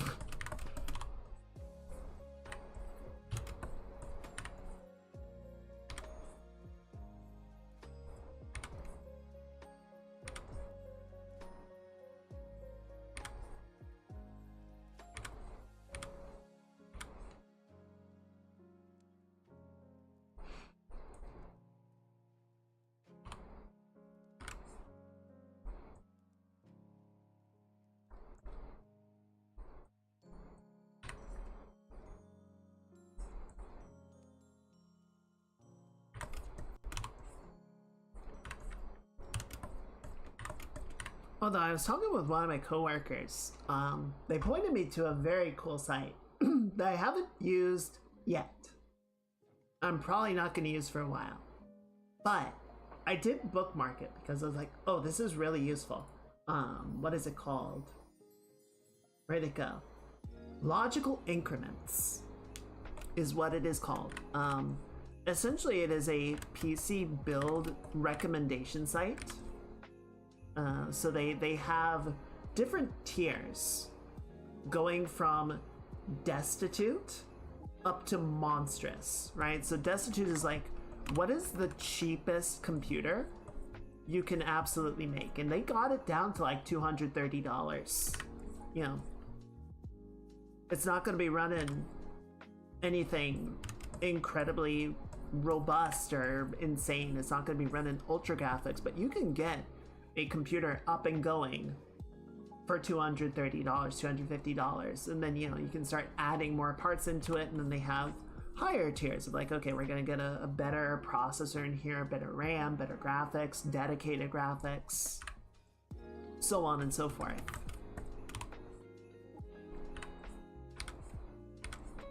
So I like I said, I bookmarked it because I'm not planning to make any upgrades to my computer particularly soon, especially, you know, with how expensive everything is right now. But it was definitely a very cool site. I'm like, this is a good thing, in my opinion, to hold on to. And like one of the things that it showed, let me pull up the site because I was just kind of browsing through it. Like if I browse over one of the processors, it shows like what is the rating and performance versus sort of the upper benchmark, right? So it uses the R9900X as like, you know, really good, but sort of like, this is what we are going to rate everything against. So, you know, it'll sort of say like, compared to that, this processor gets X percentage single thread performance and X percentage multi-thread performance. So you can sort of get a sense of like how well that particular unit would stack up against, you know, your golden ideal, so to speak.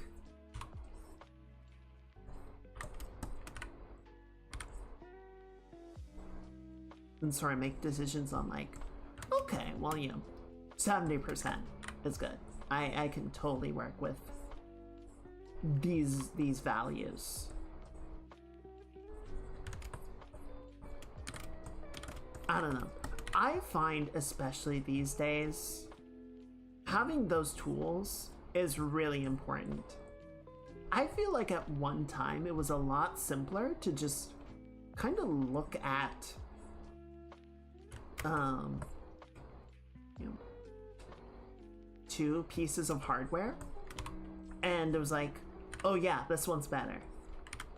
I think it's because at one time hardware improvements were at such a rate of acceleration that was like, yeah, it's really obvious. Whereas nowadays, like, you look at two CPUs and their clock speeds are identical and their thread count is identical, and you're like, why is one better than the other? And it's like, oh, because of what this one does. And you're like, okay, but I can't look at the stats page and understand that.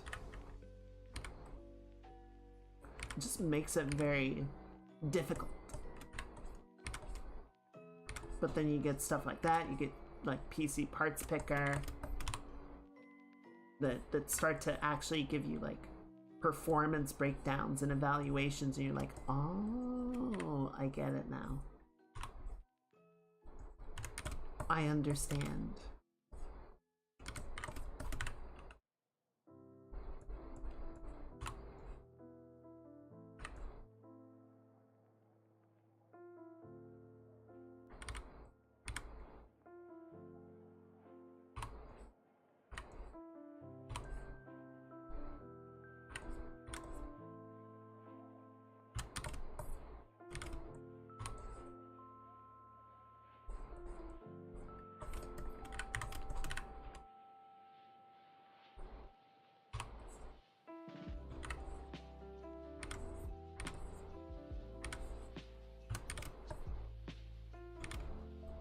Okay, this one's still a little rough in some places, but I think we're understanding it pretty well, right?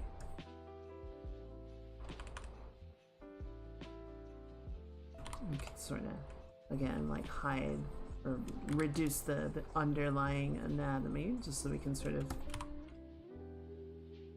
grab the silhouette a little bit more exactly.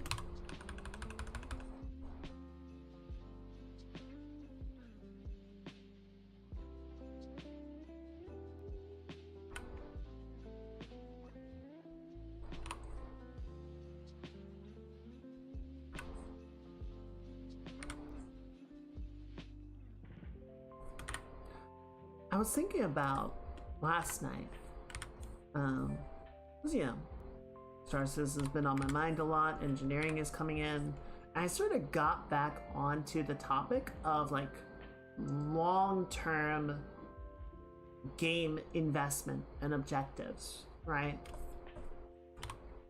Like if we go way, way back to the olden days of the arcade,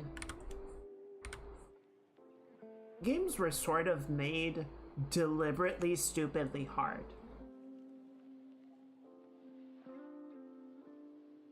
And a lot of that was so that the user, the player, would die a lot and have to insert more quarters or yen so that they could continue trying.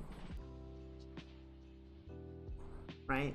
So that gave, I feel like a lot of arcade games, if you actually just played it end to end without dying, without having to do a continue, a lot of them are pretty short, right? But the challenge of getting to the end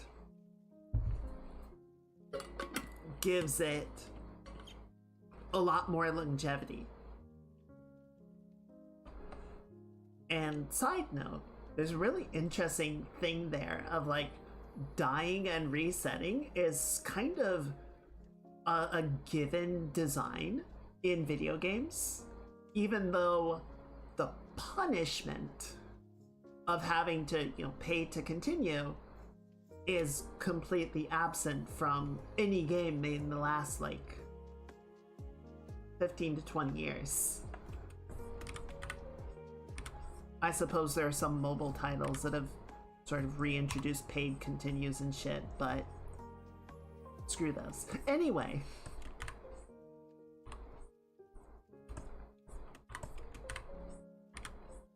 So, you start getting more into like dedicated home console games and PC games, moving away from the arcade. And you start to see more like, Super Mario 64 and Zelda and Crash Bandicoot and Final Fantasy, where it's like the totality of the experience is playing through the game, right? You play through the game, you get to the end, roll credits, maybe they'll include a little thank you for playing, and then you move on to the next one, and that is the total experience of the game. And then we got into, we've had MMOs for like almost 35 years. When was the first MMO? Now I'm curious, because I go way back.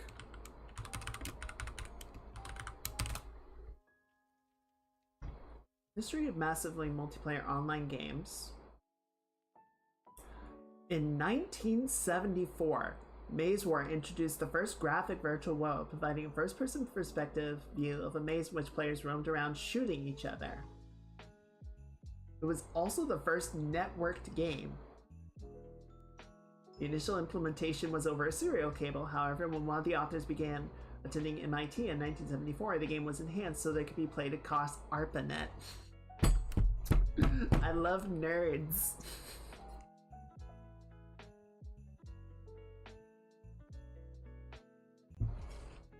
The first widely played adventure game was in 1975, appropriately titled Adventure.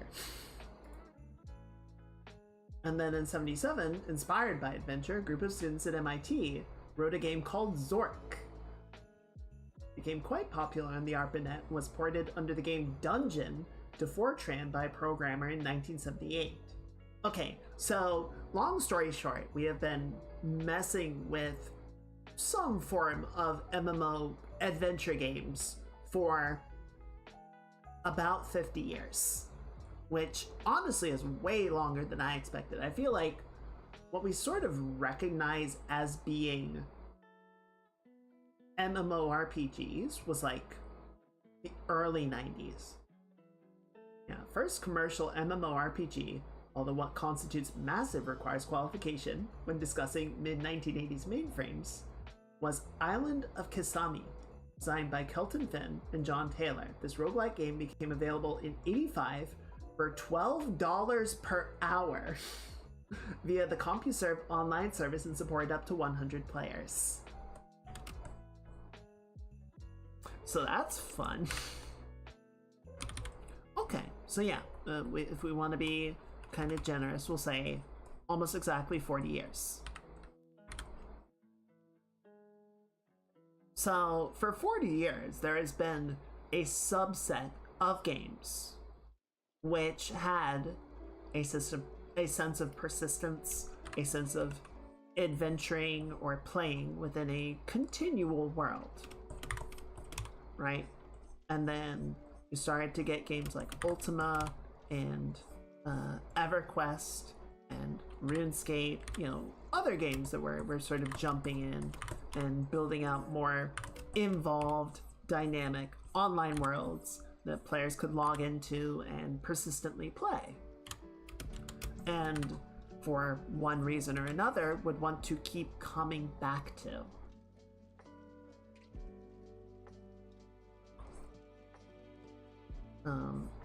I feel like I'm gonna point the finger at WoW for this one.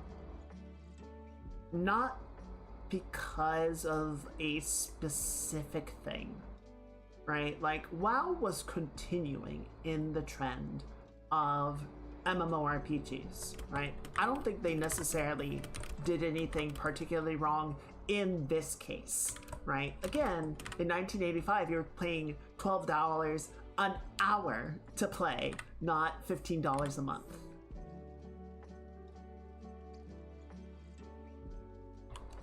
So the money itself is not, in my opinion, the problem. And it isn't even that WoW did anything in particular.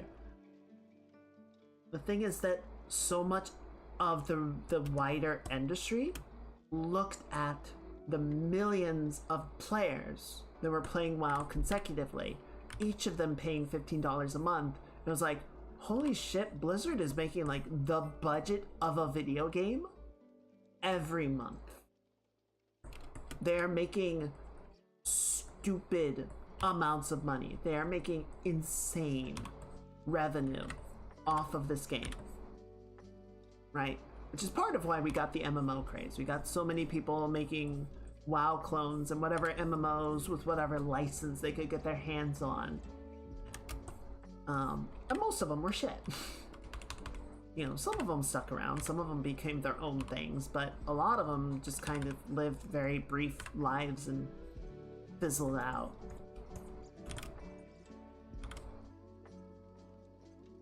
I don't like this mouth.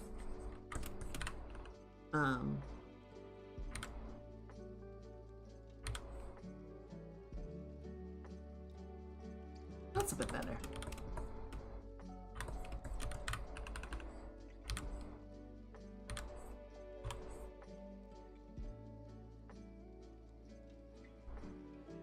But I think even outside of the developers creating direct MMORPGs to try and break into that space, I think we started to see more games look at how do we maintain player retention post-launch, right? We saw it in Halo 2 with the development of map packs. You know, pay us $10, we'll add these other maps into the game for the multiplayer, right? We'll mix up the formula. We'll introduce new styles to play, new variables to solve.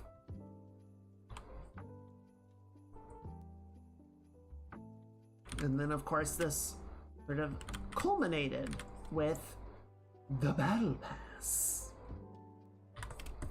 You know, every month or every season, here's more content to play. You know, new items to collect, new maps to play, new, right? Just more stuff.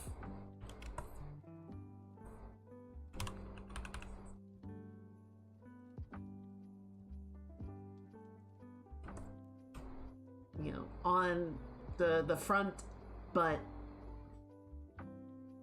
don't know, like there's similarities and differences between MMOs and other types of games that are also looking for persistence, right? Because in real life, right, there is a I am sorry to all of the engineers and physicists who are gonna get mad, but there is a sort of entropy that you have to fight against in real life, right? You need more food, you need more water, you need to, you need more electricity, so you gotta pay the bills, you gotta deal with wear and tear on your belongings, you gotta repair stuff, you gotta replace stuff that costs money, so you have things that you need to do in real life to maintain your standard of living. And games, kind of deliberately so, I would argue, don't have to worry about that, right? You don't need to eat food in a video game. You don't need to sleep in a video game. Like, whatever requirements that are there are dictated by the design of the world, and if they decide, like, well, we don't want to make the player do that, then you don't have to do it. I remember when I was just a wee little pebble. My grandma was visiting, and we were showing her Zelda Ocarina of Time, and we were just running through Hyrule Field at some point, and I remember my grandma exclaiming, like, "Oh, that little boy keep running so long." Just like the idea of him just going non-stop throughout the day into the night, can just keep running without a water break, without cramping, without falling over dead from exhaustion. It's just like, it doesn't make sense from a real world perspective, but it's fine. It's just not built into the game. It's not a limitation.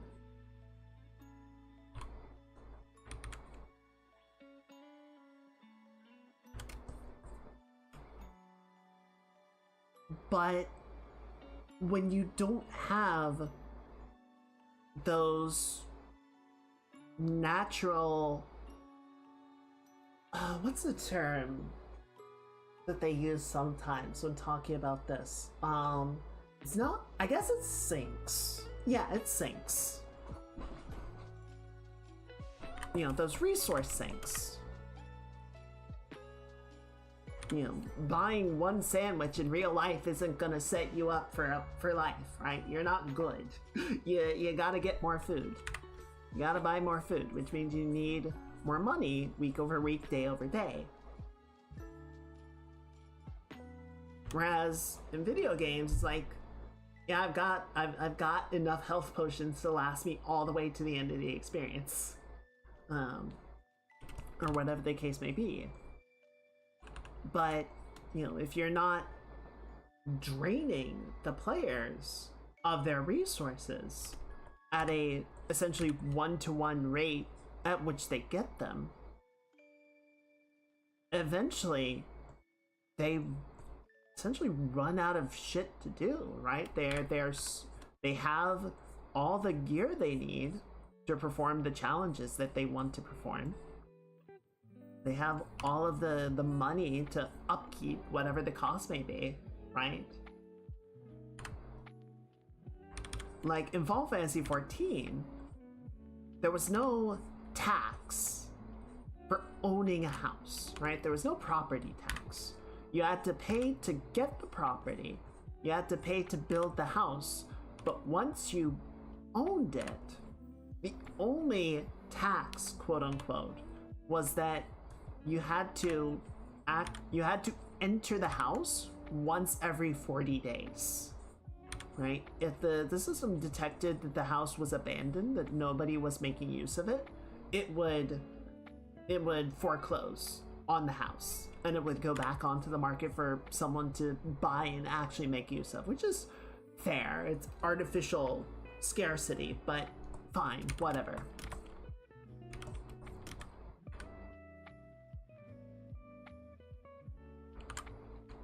But Dune Awakening, by contrast, had property tax. You have a base, you have to pay the guild bank upkeep. You have to pay to maintain it, and if you don't, I mean, frankly, I know my base is long gone. I don't know what ultimately claimed it. I don't know if the power going out claimed it. I don't know if the taxes, the tax debt destroyed it. But, there were multiple factors of entropy, of upkeep that I needed to pour resources into to avoid the game essentially reclaiming my progress.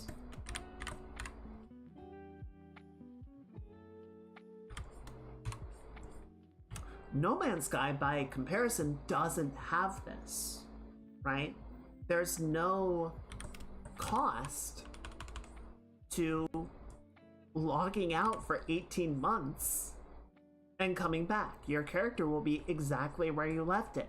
Everything that you've built and accumulated will be exactly where you left it.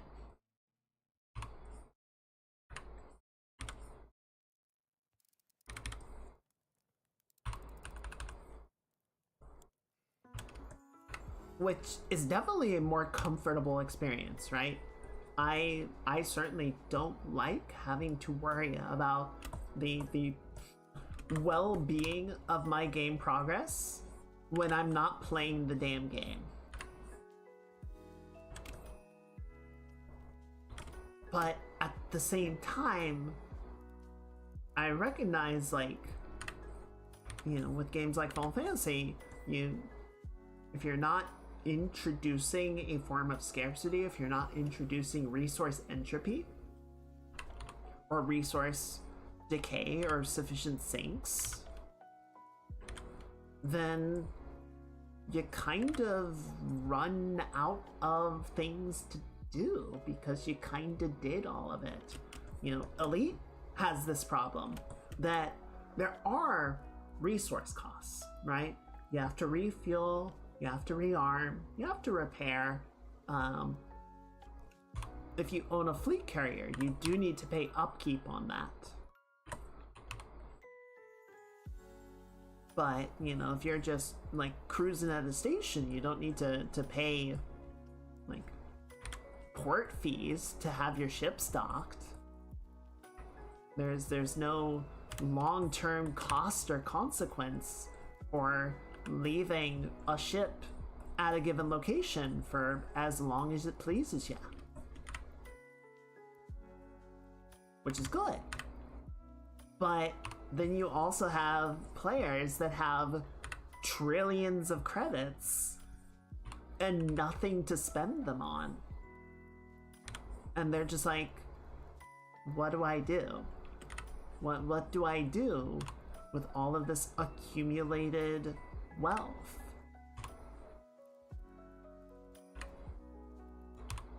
EVE Online runs into that problem as well, that the players, especially the really big corporations, will sort of settle into complacency. They'll have so much accumulated wealth and well-being within the group that the players are just kind of like, we're bored. We don't, there are no islands to buy, there are no islands to buy. And, the players will start to drop off of EVE. The corporations will watch their active player base diminish, and it's not even, the devs going like, okay, well, we'll introduce new content for you to participate in. The owners, the people running the corporations will go, our player counts are dropping, people are migrating to other games because they want stuff to do. We gotta start some shit. We will make beef with other corporations just because there needs to be something happening.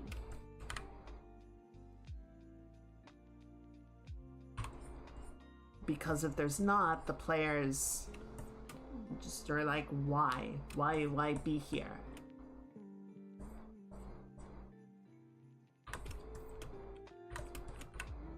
So, I don't know, like,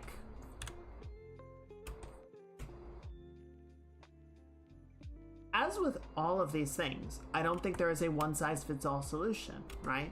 I think if you are trying to develop a persistent online game, a persistent world that people are going to engage with long-term, yeah, to some degree, I think you're going to need to introduce entropy, resource sinks, and friction, right? You are going to need to introduce some systems that the player will mechanically fight against, right? That is part of the challenge of the persistent world.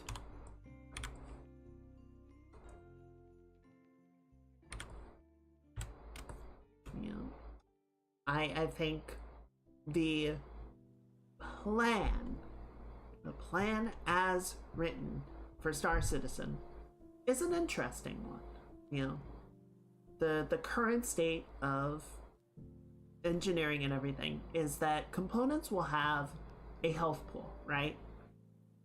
Getting shot, hit by missiles, running into stuff, etc.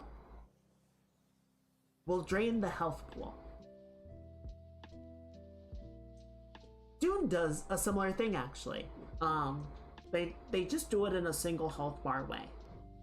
So in Dune, you know, say you have a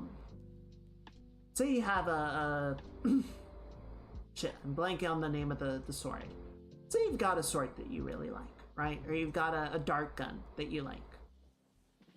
And you take it on all of your expeditions. You're shooting dudes, going through fights. Over time, the weapon takes damage, right?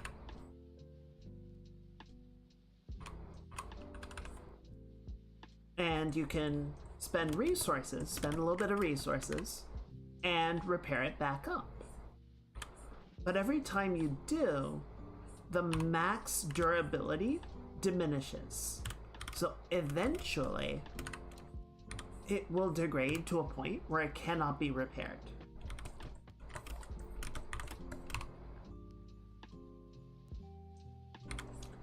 And you have to just completely replace it. Star Citizen is planning to do a very similar thing. You know, say you have a really nice hyperdrive, really nice jump drive, but you've been using it for 6 months or whatever, running hither and yon throughout the star systems, and it's kind of worn down. You know, you've kept it repaired, but just over time, the quality of its internals degrades, and you can't really do anything about that long term, and you're just gonna have to replace it, right? So that's gonna cost credits, or it's gonna cost resources to craft a new one. And so, you know, you'll need to play the game to get the resources to replace it. You know, never mind the resource consequences of my ship blew up. You know, just losing and replacing an entire ship. You know, in the elite community, there's the single, like, most repeated mantra: never fly without rebuy. Because that is essentially the biggest potential money sink in the entire game. Of, oh, you know, I spent 20 million credits on an Anaconda. I don't remember how much an Anaconda costs, but let's just say 20 million. I took it out on a bounty hunting mission, but I didn't accumulate enough credits to pay the insurance in the event that it got destroyed. And it got destroyed. So I can't pay out the insurance, so I can't buy my ship back, and it's just gone forever. I have to just buy a new Anaconda. Which, if that sounds painful, it's because it is. Which is where the mantra comes from.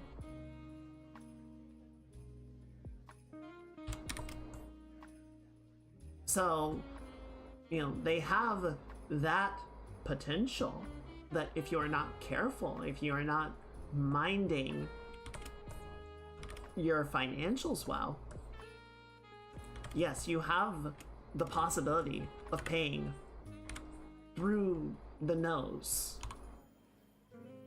But most people do not encounter that sink because they play more carefully, they accumulate their money back up so that if worse comes to worse, they can just rebuy using the insurance, and the insurance is there for free. It's just a default game mechanic. It's not something you need to buy an insurance policy or something.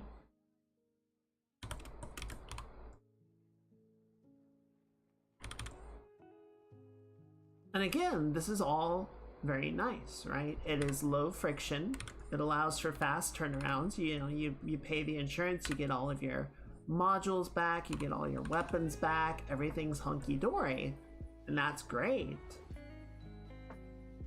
But then you wind up with a player base that has trillions of credits and nowhere to put them.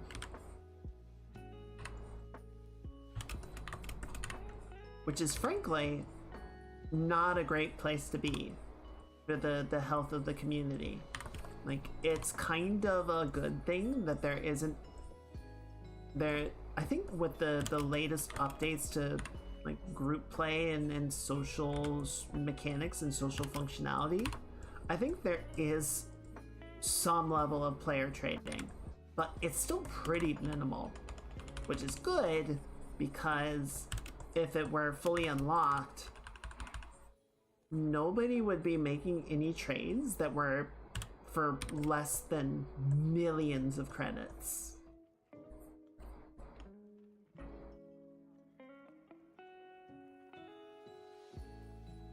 Because the expectation is, yeah, everyone's just kind of flying around with billions of credits in their account, looking for something to spend it on.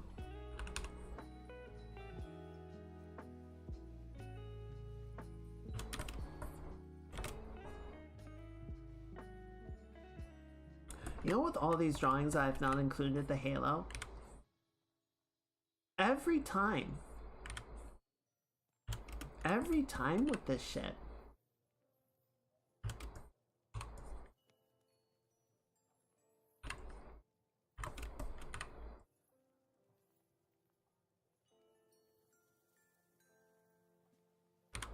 so I don't know,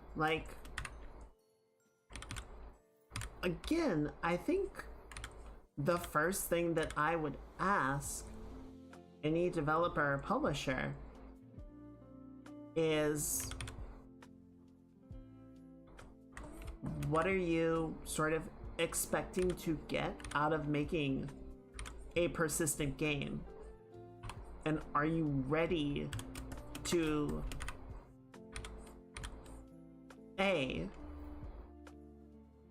create points of friction? The players are going to need to spend resources to navigate, knowing that might cause some frustration in your player base, but also maintain the health of your game long term. B, continue to spend resources to maintain the game going forward, server costs, dev costs for new content and balancing existing content, so on and so forth. And C, a combination of the two, depending on how much you want to sort of provide players with a sandbox and let them create their own fun, as opposed to generating new content like seasonal content and such. and let them, and continue to entertain them that way.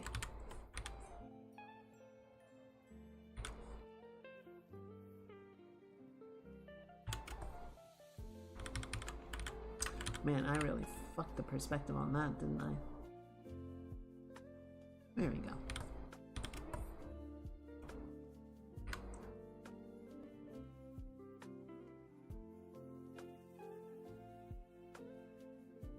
A little bit more to the side.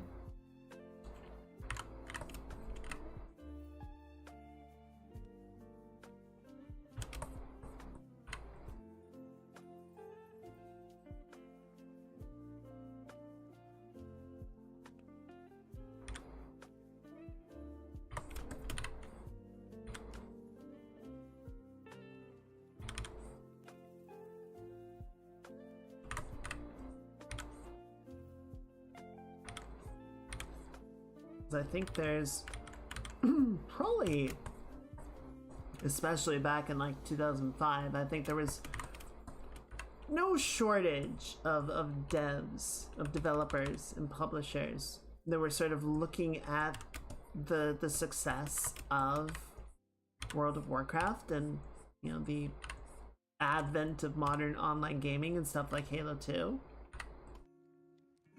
and just sort of saw dollar signs without realizing the ongoing costs that they were setting themselves up for. And I think a lot of them did fold once they realized, like, oh shit, yeah, we're making money month over month, but we're also spending a ton of resources every month to keep this ongoing. This isn't actually making us substantially more money than just making new game titles.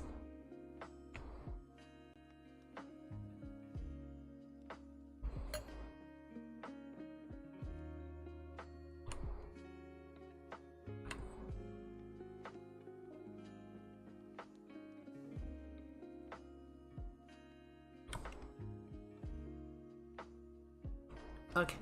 I'm gonna leave that one there. Obviously a lot still to sort of clean up, but for the sake of giving all of them their due consideration, I want to get over to the side view drawing.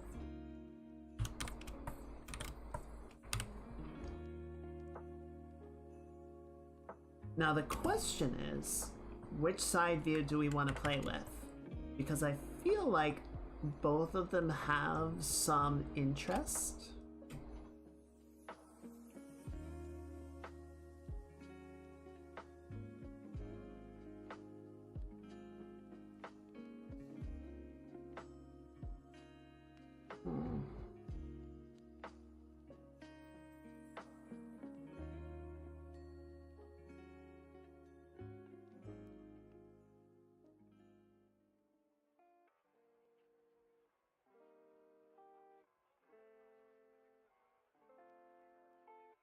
Why don't we go with this one for now? And then if we decide we want to do more of a look up situation, then we can do that.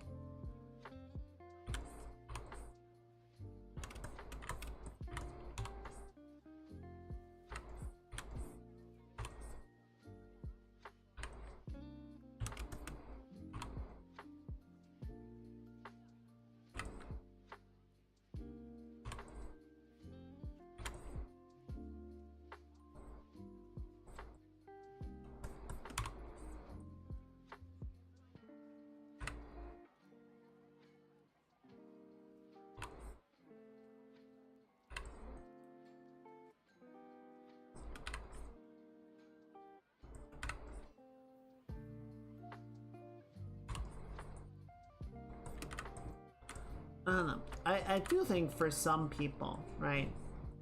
Like, everyone is gonna have their own sort of tolerances for stressors, so to speak. or for, you know, friction points. Like some people are gonna say, well, I don't want to spend time maintaining my ships and my equipment. I want to just go out and play the game whenever I want to. That's fine. I don't think there's anything wrong with that. I don't think that's a bad opinion, but I think, you know, some people are gonna be like, no, the upkeep and maintaining my hardware, maintaining my equipment makes it feel more personal, more owned, like it is something that I am responsible for. You know, there's a personal attachment.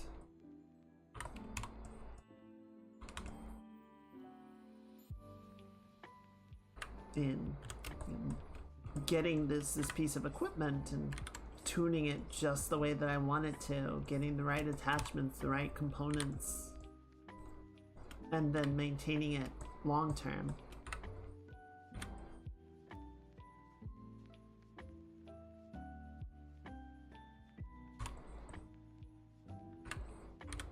For some people that's really cool, and for some people it's a hassle.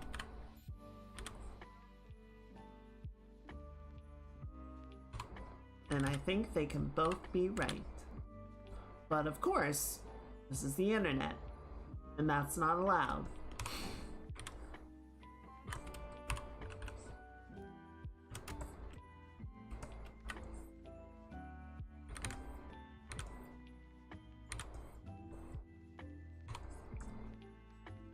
On the internet, your opinion is correct and everyone else is the slur of your choice.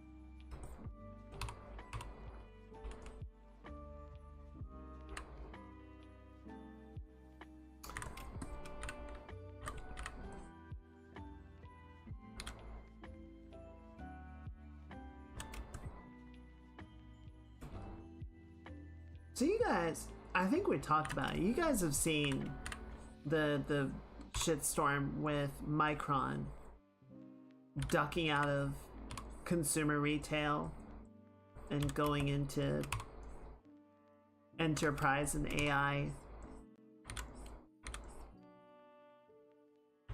instead. So the thought that initially led to this was sort of on that internet argument mentality, the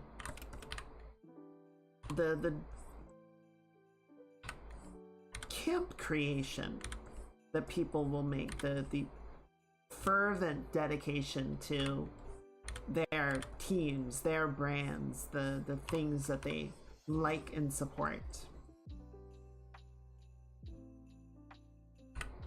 I'm like, man, if companies showed the same loyalty that their fans did to them, it'd be a very different world. But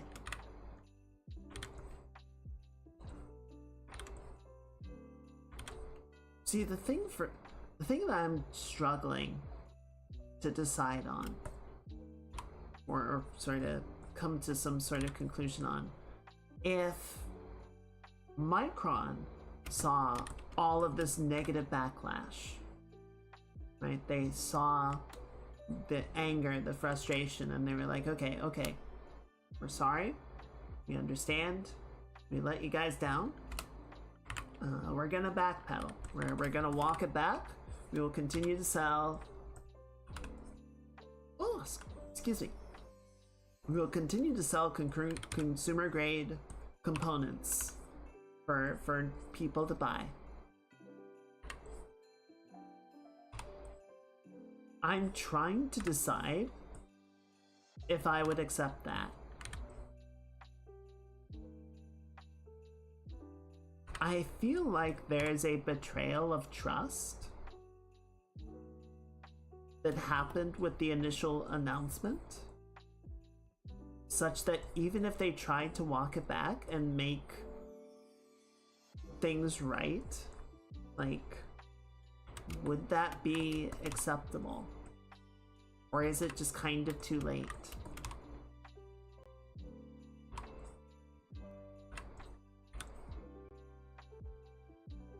Like, you guys already have shown how much you care about your customers. And I don't really have a reason to believe that you're not gonna just do the same thing again later.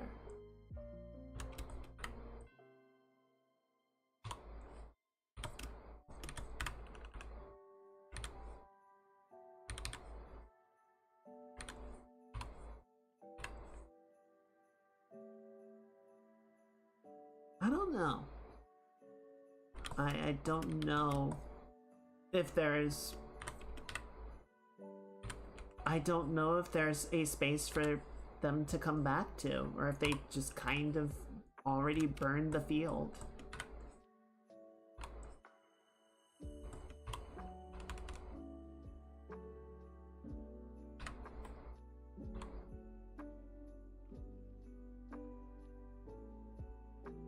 It might be too late.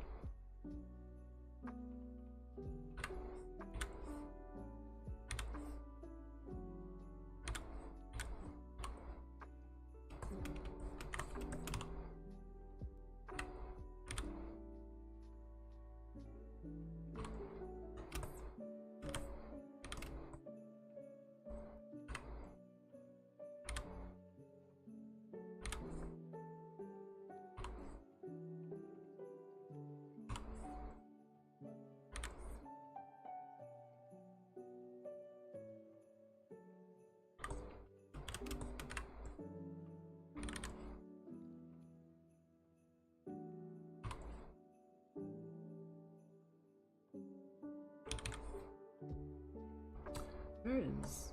I feel like there's too much hair here. Let's refine the shape some more.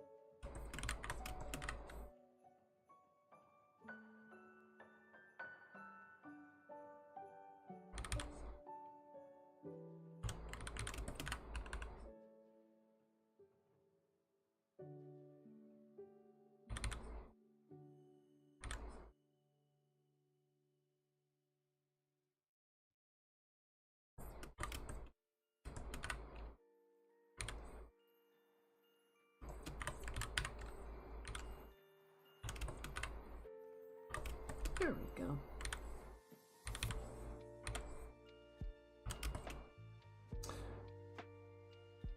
You know what? That angle is really low, but I kind of dig it. I'm kind of okay with letting it sit there.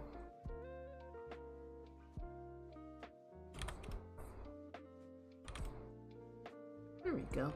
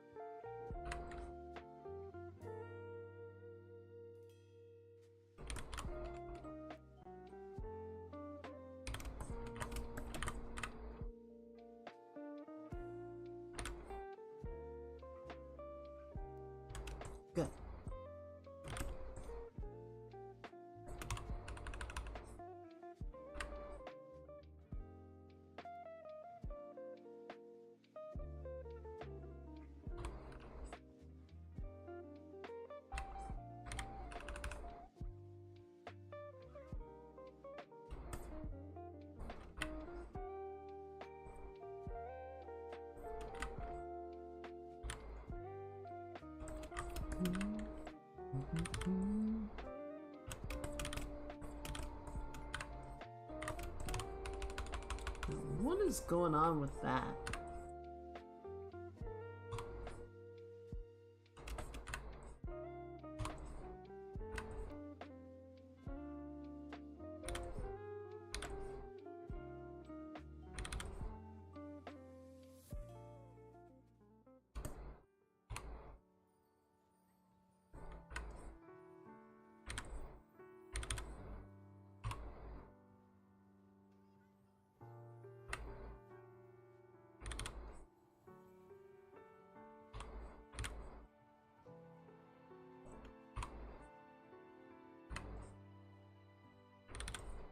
There you go.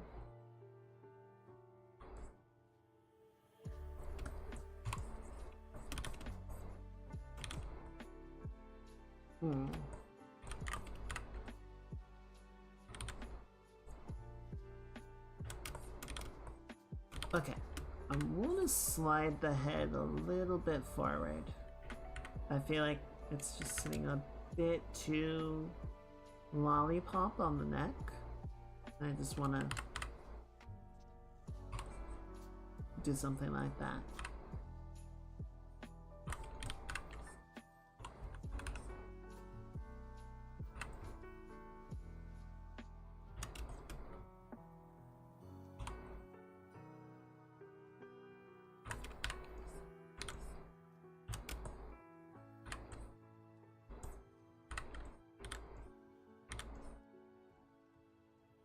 There we go.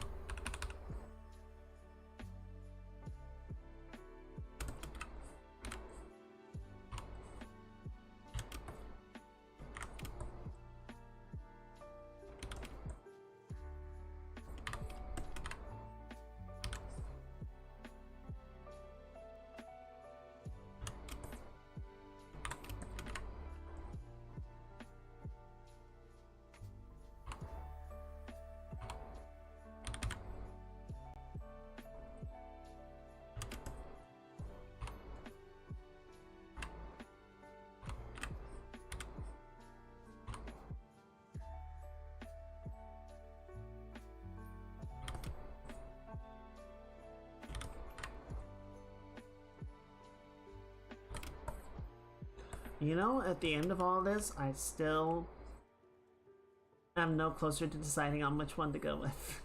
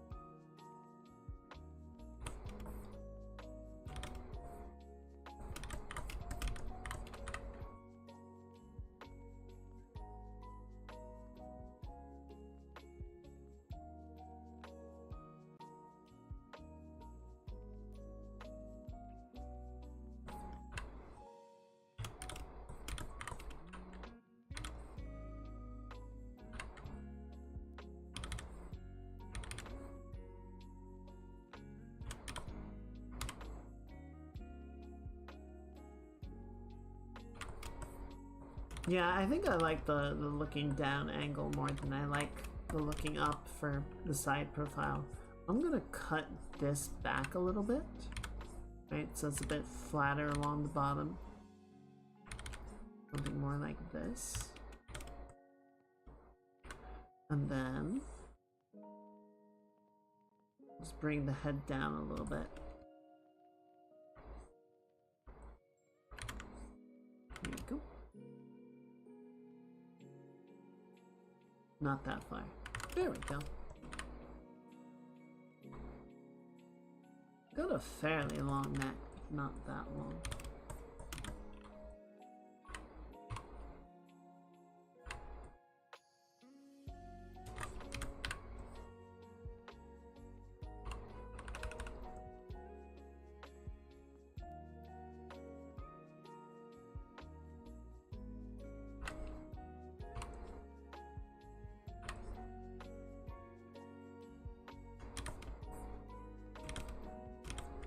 Okay. I see what's kind of weird about this. So if we do some draw through and the jawline should go more like that, right? More of an elegant slope upward. But we do want to leave some of this for the planes of the underside of the jaw, where it sort of feeds into the throat. So we can thin it out a little bit and level it out, but we don't want to get rid of those entirely. Something more like that.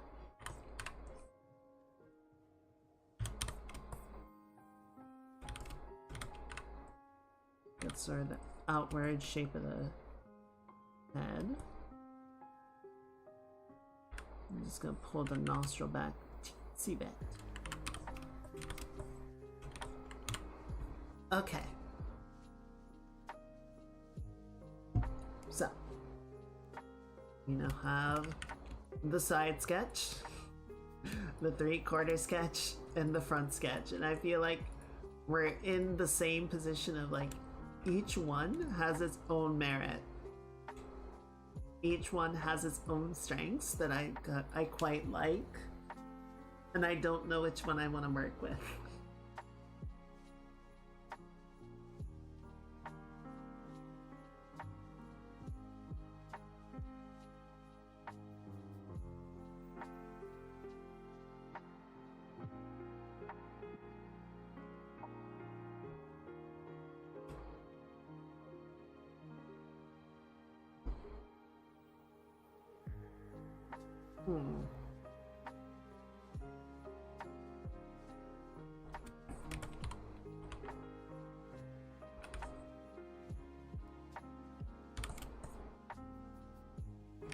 I think the head on the side view is also a little bit too big.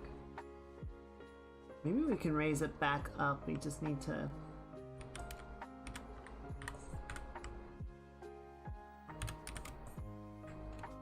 scale it down a hair.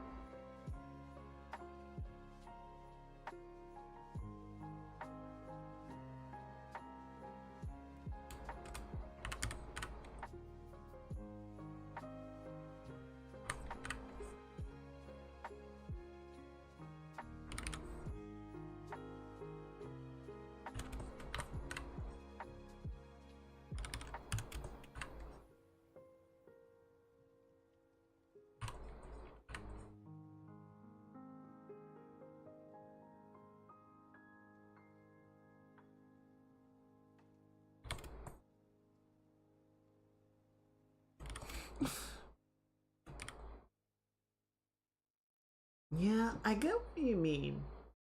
I do enjoy each of them for their own particular element.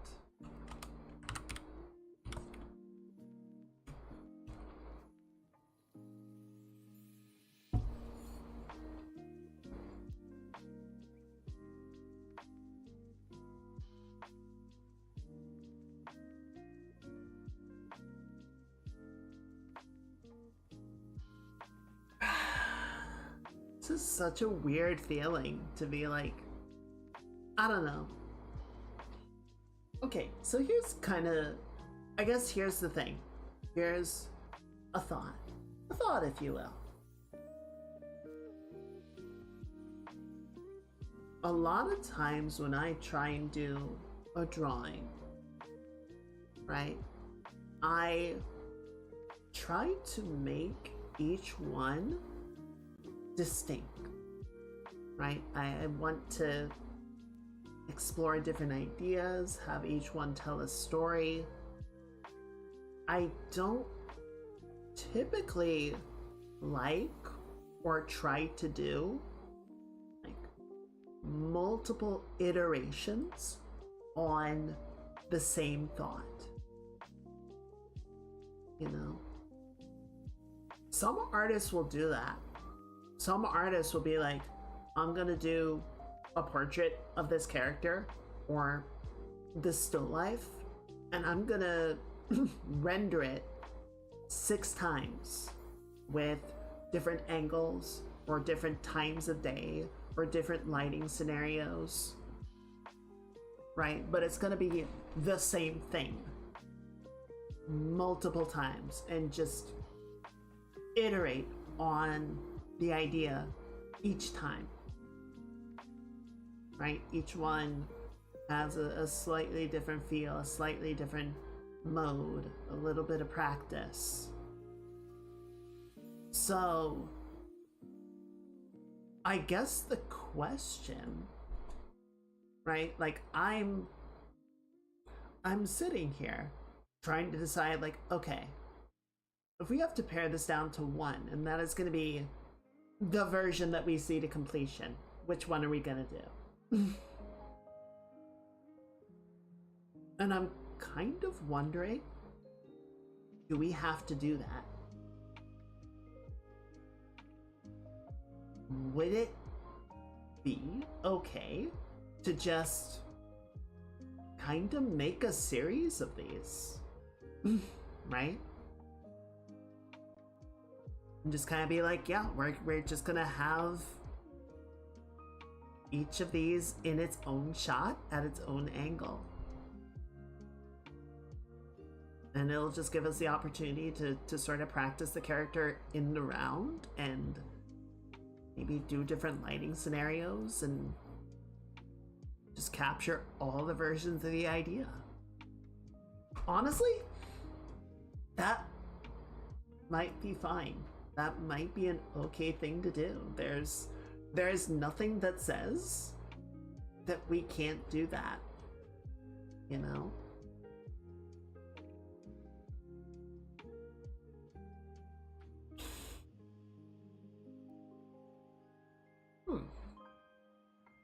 Here's a weird thought.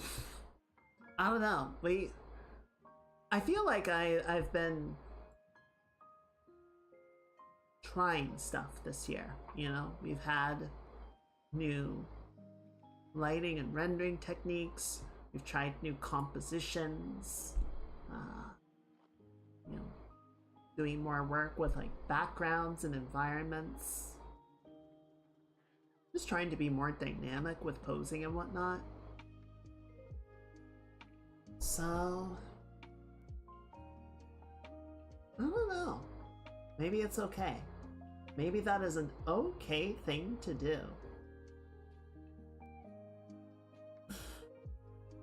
I'm gonna put it out there just because, you know, it is a thing to consider. I imagine I know what you guys are gonna say because you're all too nice, but I'm gonna ask anyway. Would that be interesting? Would that be okay? Of like, yeah, we're just gonna kind of go through each of these and paint them out one at a time. And kind of give each one its due and not necessarily try and say, we're only gonna do one.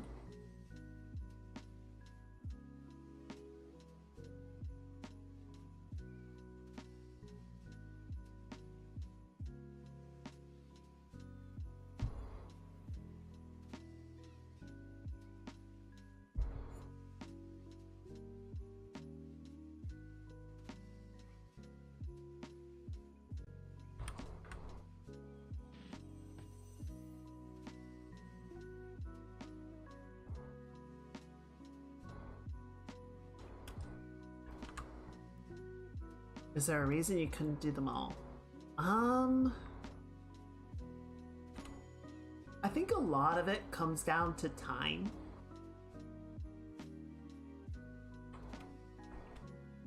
I think a lot of it comes down to what do we do? What can we achieve by the end of the year? That's one.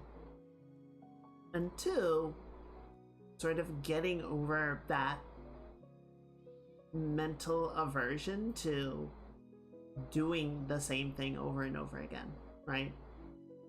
Just being like, oh, well, I've done this before, so I can't do it a second time.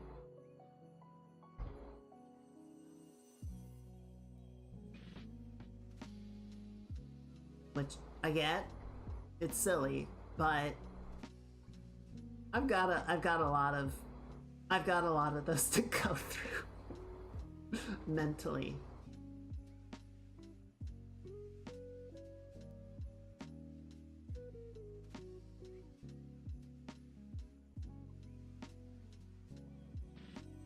Let me bring the front sketch up. This is gonna be the weirdest frickin' time lapse of just like, yeah, I just kind of started working on 3 drawings at once. Sorry about that.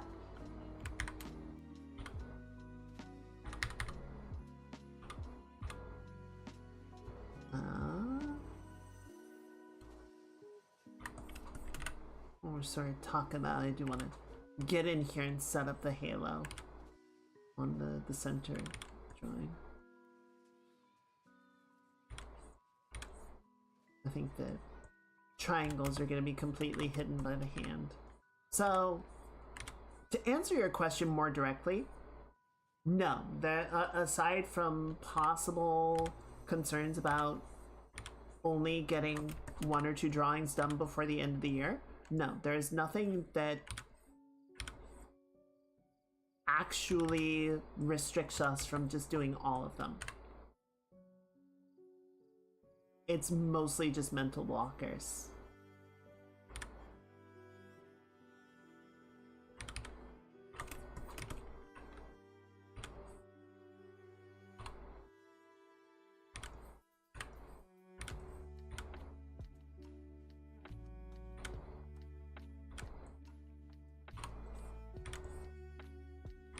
Which are always fun, right?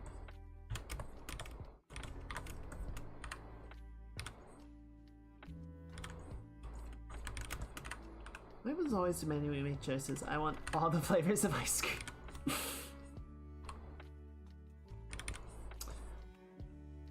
Damn, that's fucking true.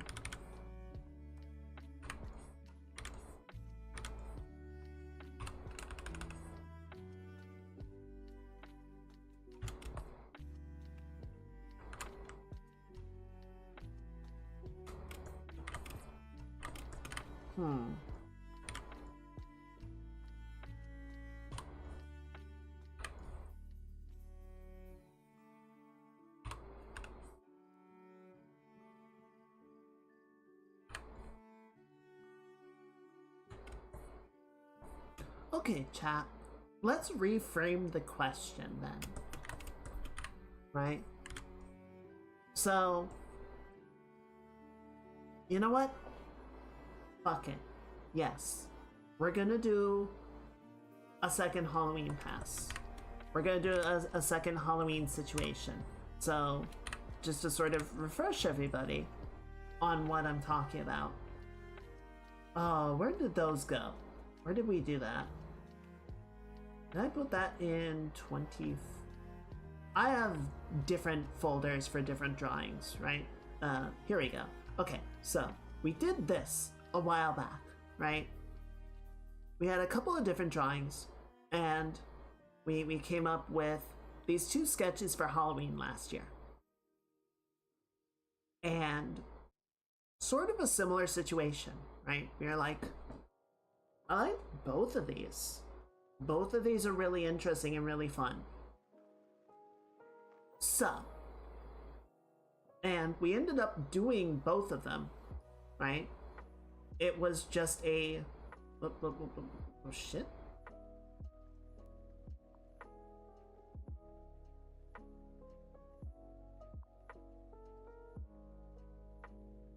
I tagged that in a way I'm not sure why I did. Anyway. Oh, I think I know what it was. Yeah, so we ended up doing both of them. And it really just became a question of which one do we work on first, with the caveat of we might only have the time to finish one. Right? If we only get to have a single Halloween drawing, which one takes greater priority? So, I think let's frame the question that way, right? If we only have the time to work on a single one of these, if we only get to make one drawing as our end of year piece.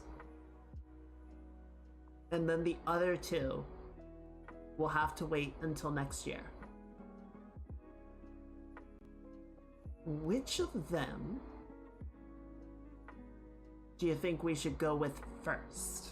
Not necessarily saying we won't do the others, but just if we only have time to knock out one before we go on holiday.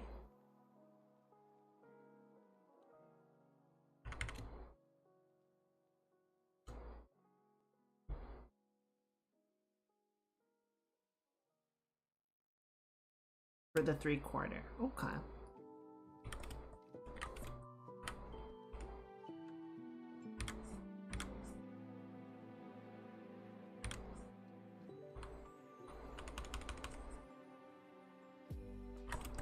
Just want to add a bit of triangular shape back to this.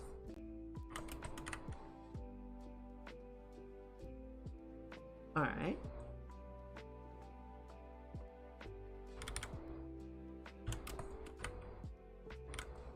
I think I can work with that. If we... Yeah. We start there and then we can kind of do versions, studies, practice rounds of the other two. Okay. So here's what I'm gonna say. I'm gonna give you a little bit of insight into ideas that I have in the future. And admittedly, I think the front view, the front profile, has come out really well. And I'm quite happy with it. So I'm not overly concerned. Like, if I'm not saying that we're not gonna work on it. I'm meandering, I'm sorry. But based on your feedback, I think what we will do, we'll work on 3/4 first. We'll do the side profile second, because I can always use more practice in side profile. The front profile will be number 3. Because I have another idea for a drawing that is also in front profile. So if for whatever reason we get to a point where we don't have the bandwidth to work on it, or I just kind of get tired of the idea and we move on, which is not impossible. Artists are fickle. You know, the next drawing would be of a somewhat similar headspace and rendering.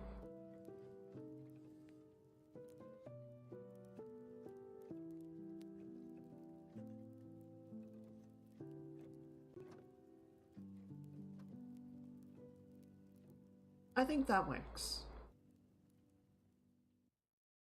I think that works. Okay, so with all of that said,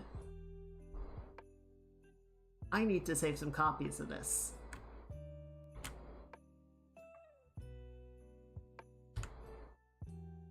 So we're going to save a duplicate clip.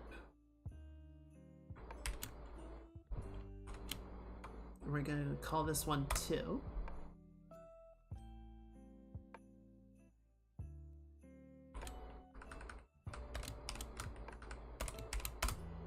What do you mean the name is not valid?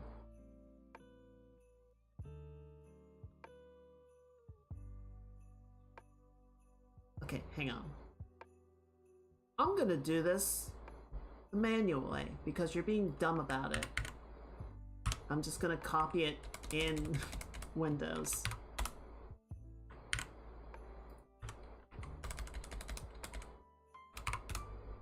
And then we'll rename the original one to _1. So you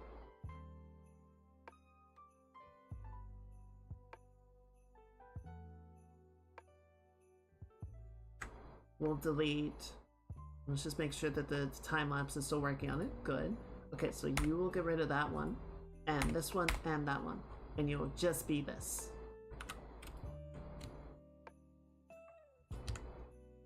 And you know what?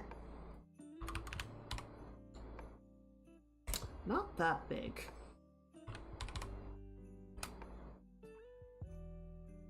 Let's do vertical. I think vertical makes sense.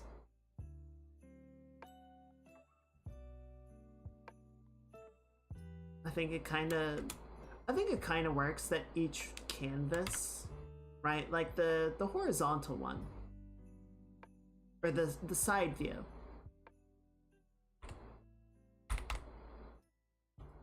I think a horizontal canvas kind of fits better, kind of makes a bit more sense, right?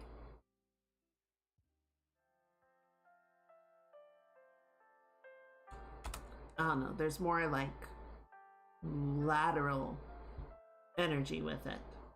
So it kind of works to do that. And then we take number 3 to get rid of you, and you. And then we're going to take these 2 layers and move them into the middle. I don't know, there's a lot of negative space, but I kind of like that. It feels kind of almost intimate in a way.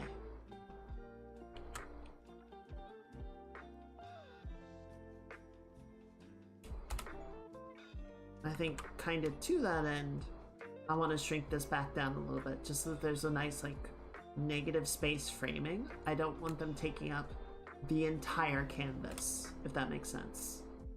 Here we can go over to our actions. We can do rule of thirds. So see, like the framing right now, they're not perfectly boxed in by the thirds, but they're still like a good amount of negative space. There's sort of a balance of like where they sit. Maybe we can sort of set it like so, right? Yeah, good.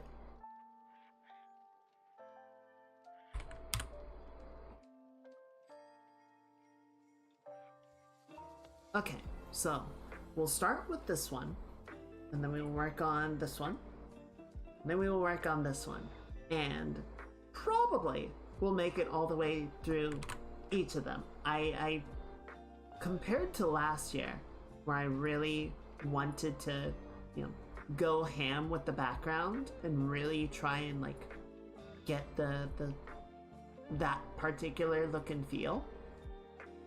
I think we did a pretty good job. I'm still kind of impressed with the grass work. It looks pretty good. I think the backgrounds on this are going to be much simpler. There'll be room for some fun, for some interest, but I think it's going to be much more just like simple abstract.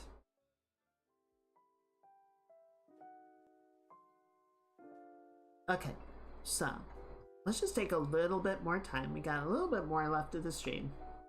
I'm just gonna make the point though that we also knocked out 3 sketches in 3 hours, which is, it's not bad.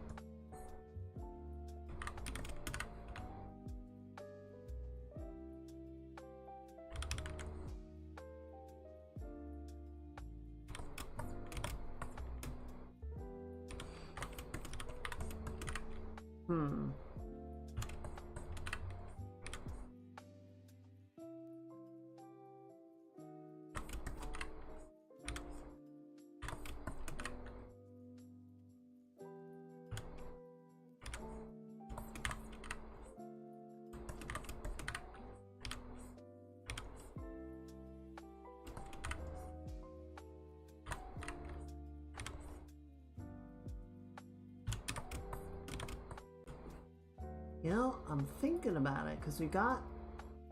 I mean, today is pretty much concluded, right?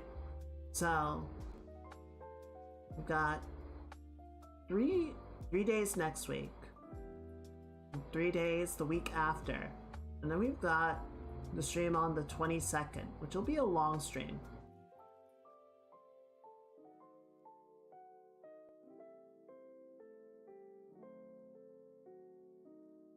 It's not impossible.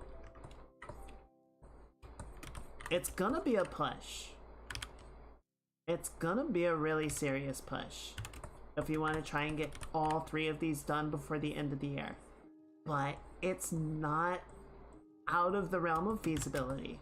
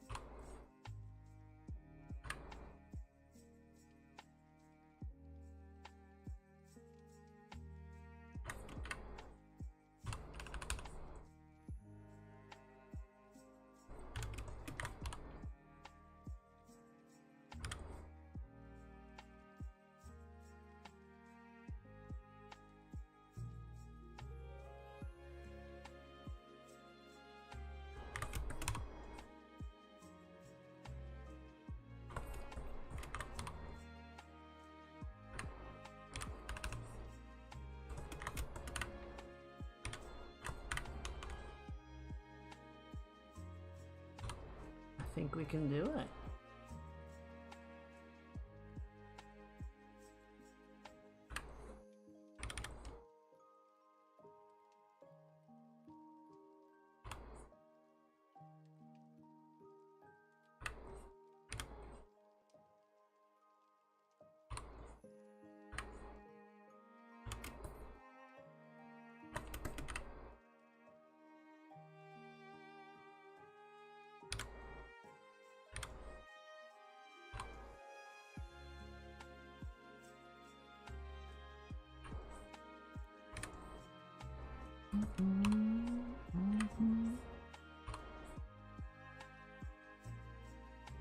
One last push for the end of the year. And strong and powerful. Like Zangief's dice.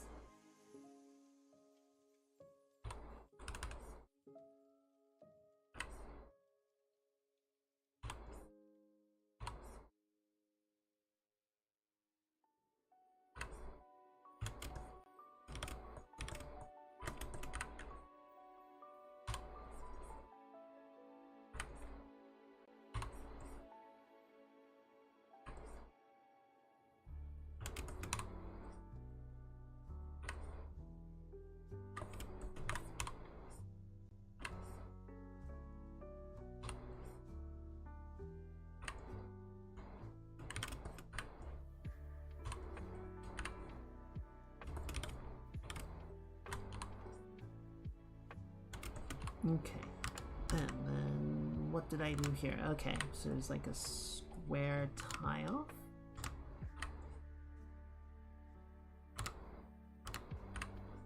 Okay, and then let's just skew this back a little bit so that it sits on the slope of the chest a bit better, and then the shirt actually opens up like that.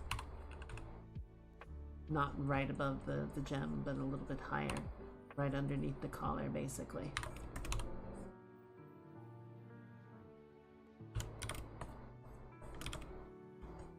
Okay, and then we've got the corset, which is gonna sit right about there.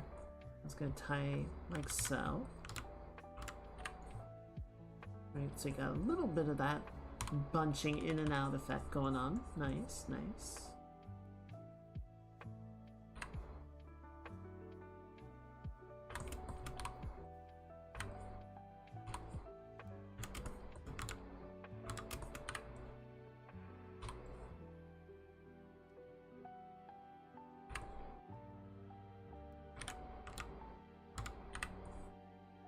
And that's gonna sort of smooth out the plane of the chest, right? You got sort of the rise of the chest a little bit. But then it's gonna be sort of offset by the loose drapery of the fabric. It's gonna be a bit more straight, like so.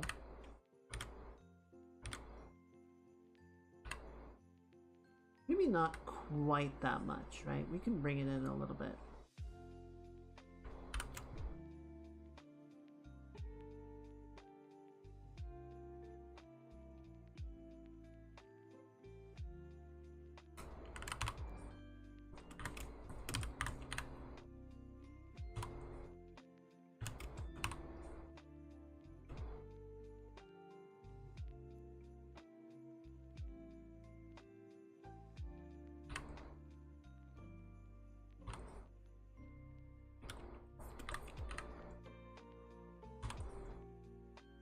Yeah, I watched episode 5 of Mighty Nine, which I gotta look up what their release cadence is, because I watched that and I was like, holy shit, go next, and there was no next. I'm like, god damn it.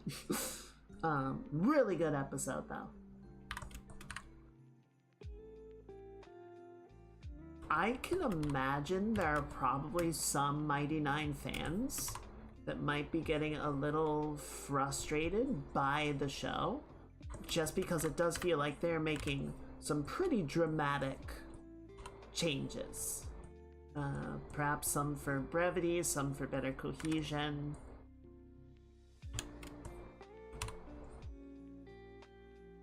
It might be one of those cases where you kind of just have to accept the adaptation as being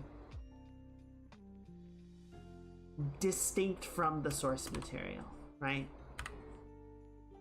Like it is a lot of it is very similar, but it is also different enough that you kind of have to accept that it is not the same thing, right? Like, I don't know, I would kind of argue Dune gets into that territory a little bit. Like I've said before, and I will say again, I kind of like the movies more than I like the book, but I also recognize like they made enough changes that it's still largely the same story, but there are pretty pivotal differences as well.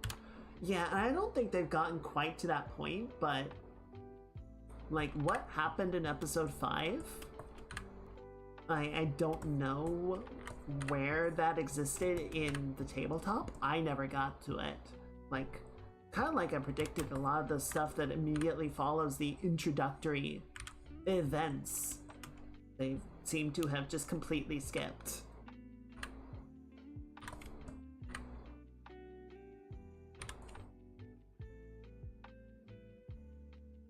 Which I don't hate. I'm not holding it against them or anything. It's just kind of like, okay, yeah.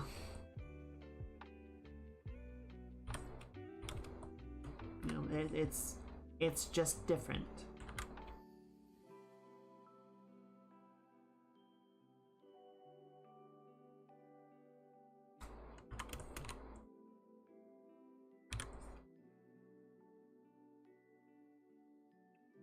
I do feel like Vox Machina and Mighty Nine are really good reminders of just like, living in a fantasy world kinda sucks.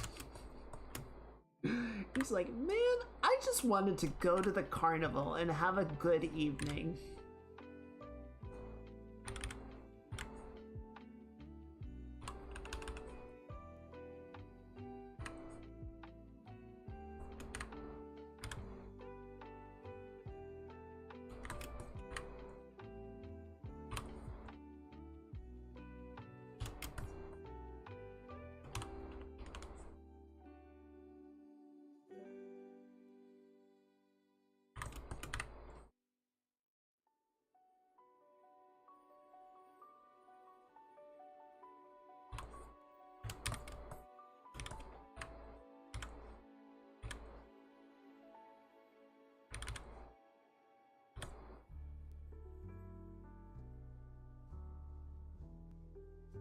So yeah, I quite liked it. I think it's, again, it's just kind of one of those mental things of like, aside from pure sort of academic intrigue, I need to not compare it to, you know, what little I know of the tabletop experience. I just need to sort of be like, all right, what story are they telling?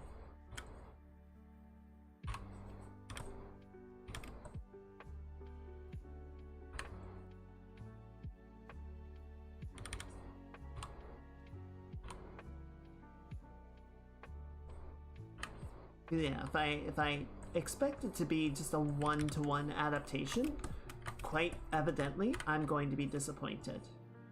I don't expect it to be, but I imagine there are going to be some people that'll be going on Reddit and be like, they changed this and that. And I'm like, yeah, they said they were going to. I don't think they met the character I'm sure you're referring to, but the part story played out over a much longer time in the game, so I wasn't shocked. Yeah, I'm sure there's no small amount of abridging, you know, both for time and resource sake and just for better storytelling. As you say, some stuff can play out in the tabletop over a very long period of time because that's just kind of how the game got played and how Matt thought to write it at the time, and then sort of going back with notes in hindsight being like, actually, let's do this instead. I think that would work better.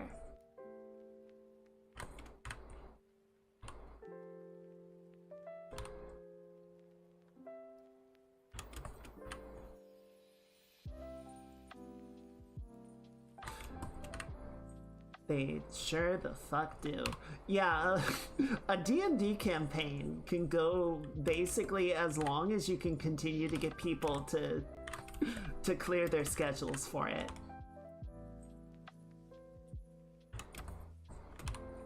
Whereas the show's like, shit, we've got like 10 episodes.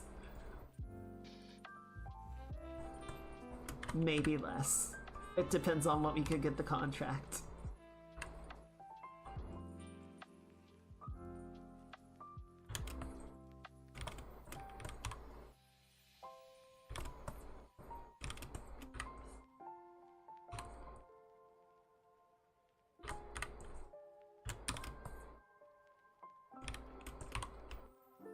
Yeah. Like I said, it's fine. I am not complaining.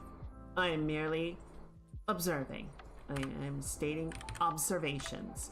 But I did really enjoy episode 5. I thought that one was very well told. I thought it was very well animated, very well written, very well performed. I am curious what German speakers think of the German that is being used in the show. Like, how are they doing in terms of pronunciation and everything?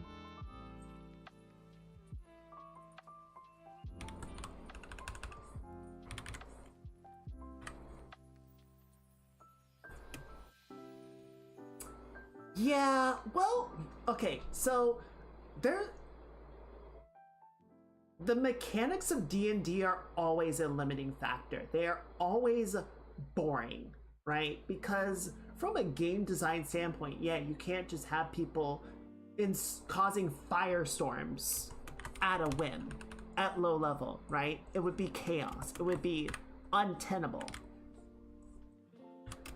I do like how much Caleb is like narratively dependent on spell components, right? Like that becomes sort of a mechanical crutch in the place of something like spell slots, because spell slots from a mechanical standpoint just don't work. They don't make sense. They're not interesting.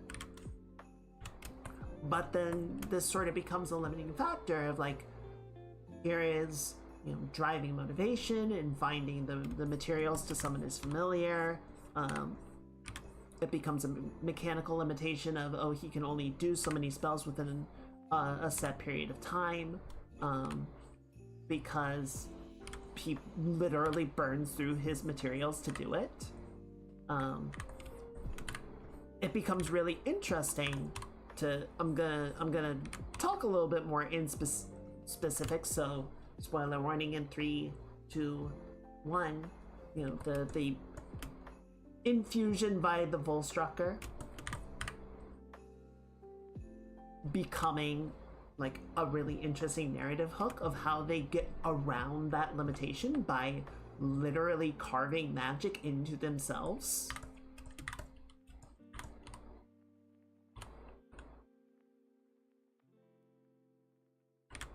Yeah, but see, I don't care.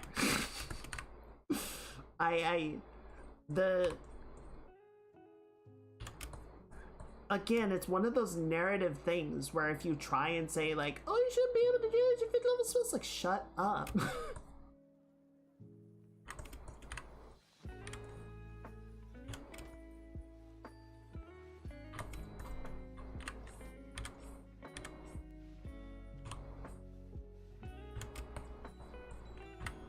If anything, it's more interesting that his emotional state can draw out that capability of magic that he was able to do at one time and has lost the ability. Like, it's still in there, he just, it's repressed through trauma.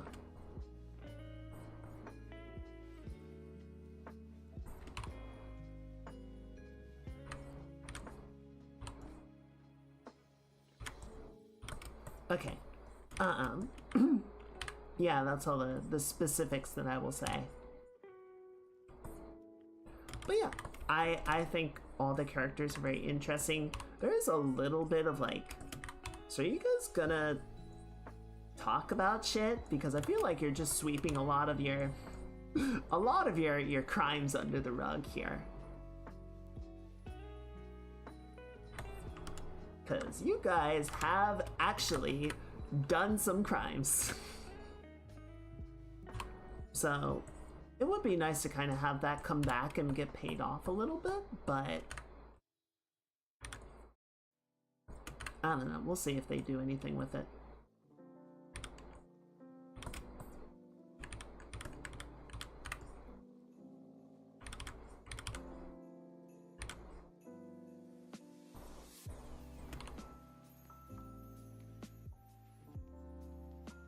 There we go.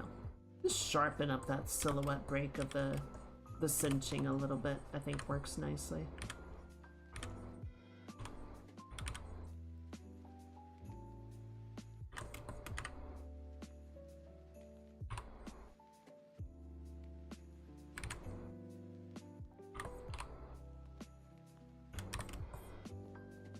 Okay. Went a little bit over time, but that's all right. I'm digging it. I think this is really cool. I'm excited to work on these sort of as a group.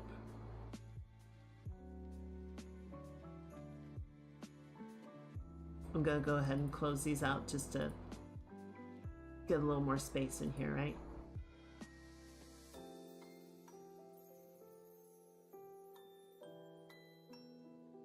This will be fun. I think it'll be a cool opportunity to sort of go through and be like, same idea, different iterations, a little bit of like different detail in each one, right? And just sort of let them each contribute to the collection. You know what? Now I feel kind of silly being really, so like, about this because what are they called?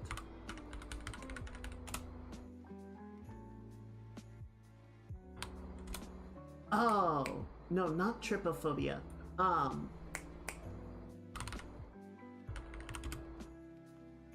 Is it a trifle? No. Triptychs, that's the word.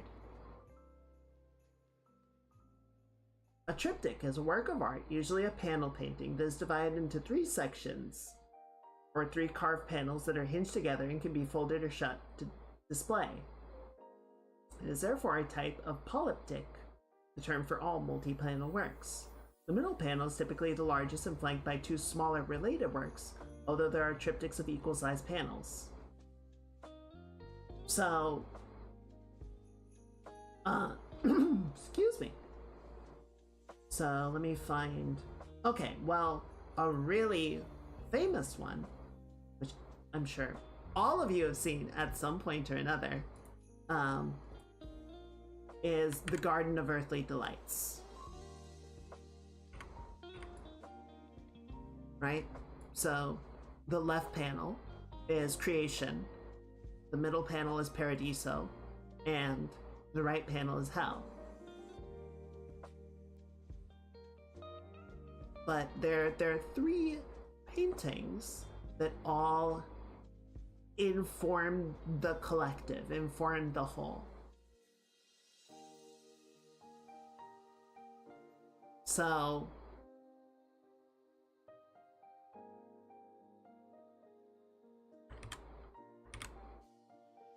by that logic, we might switch this back to being horizontal just so that they all kind of sit within the same space, right? Because I don't want to make this one vertical. And if two of them, I feel like this one makes the most sense being in the middle. So then we would have it being kind of weirdly L-shaped, so let's set this to be 4,000, 2250. I think we'll just scale it back a little bit.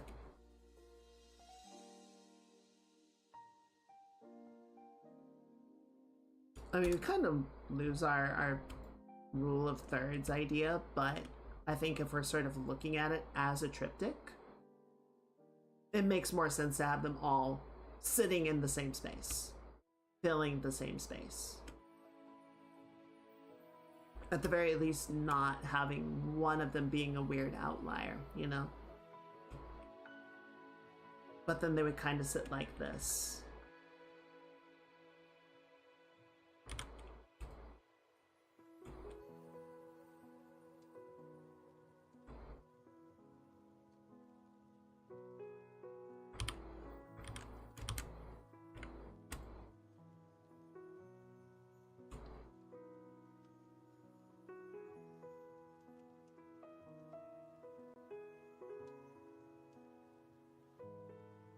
Okay. You know what? I think that's interesting. I think that'll work. I think that'll be I think this will be a fun little multi-panel, multi-view study.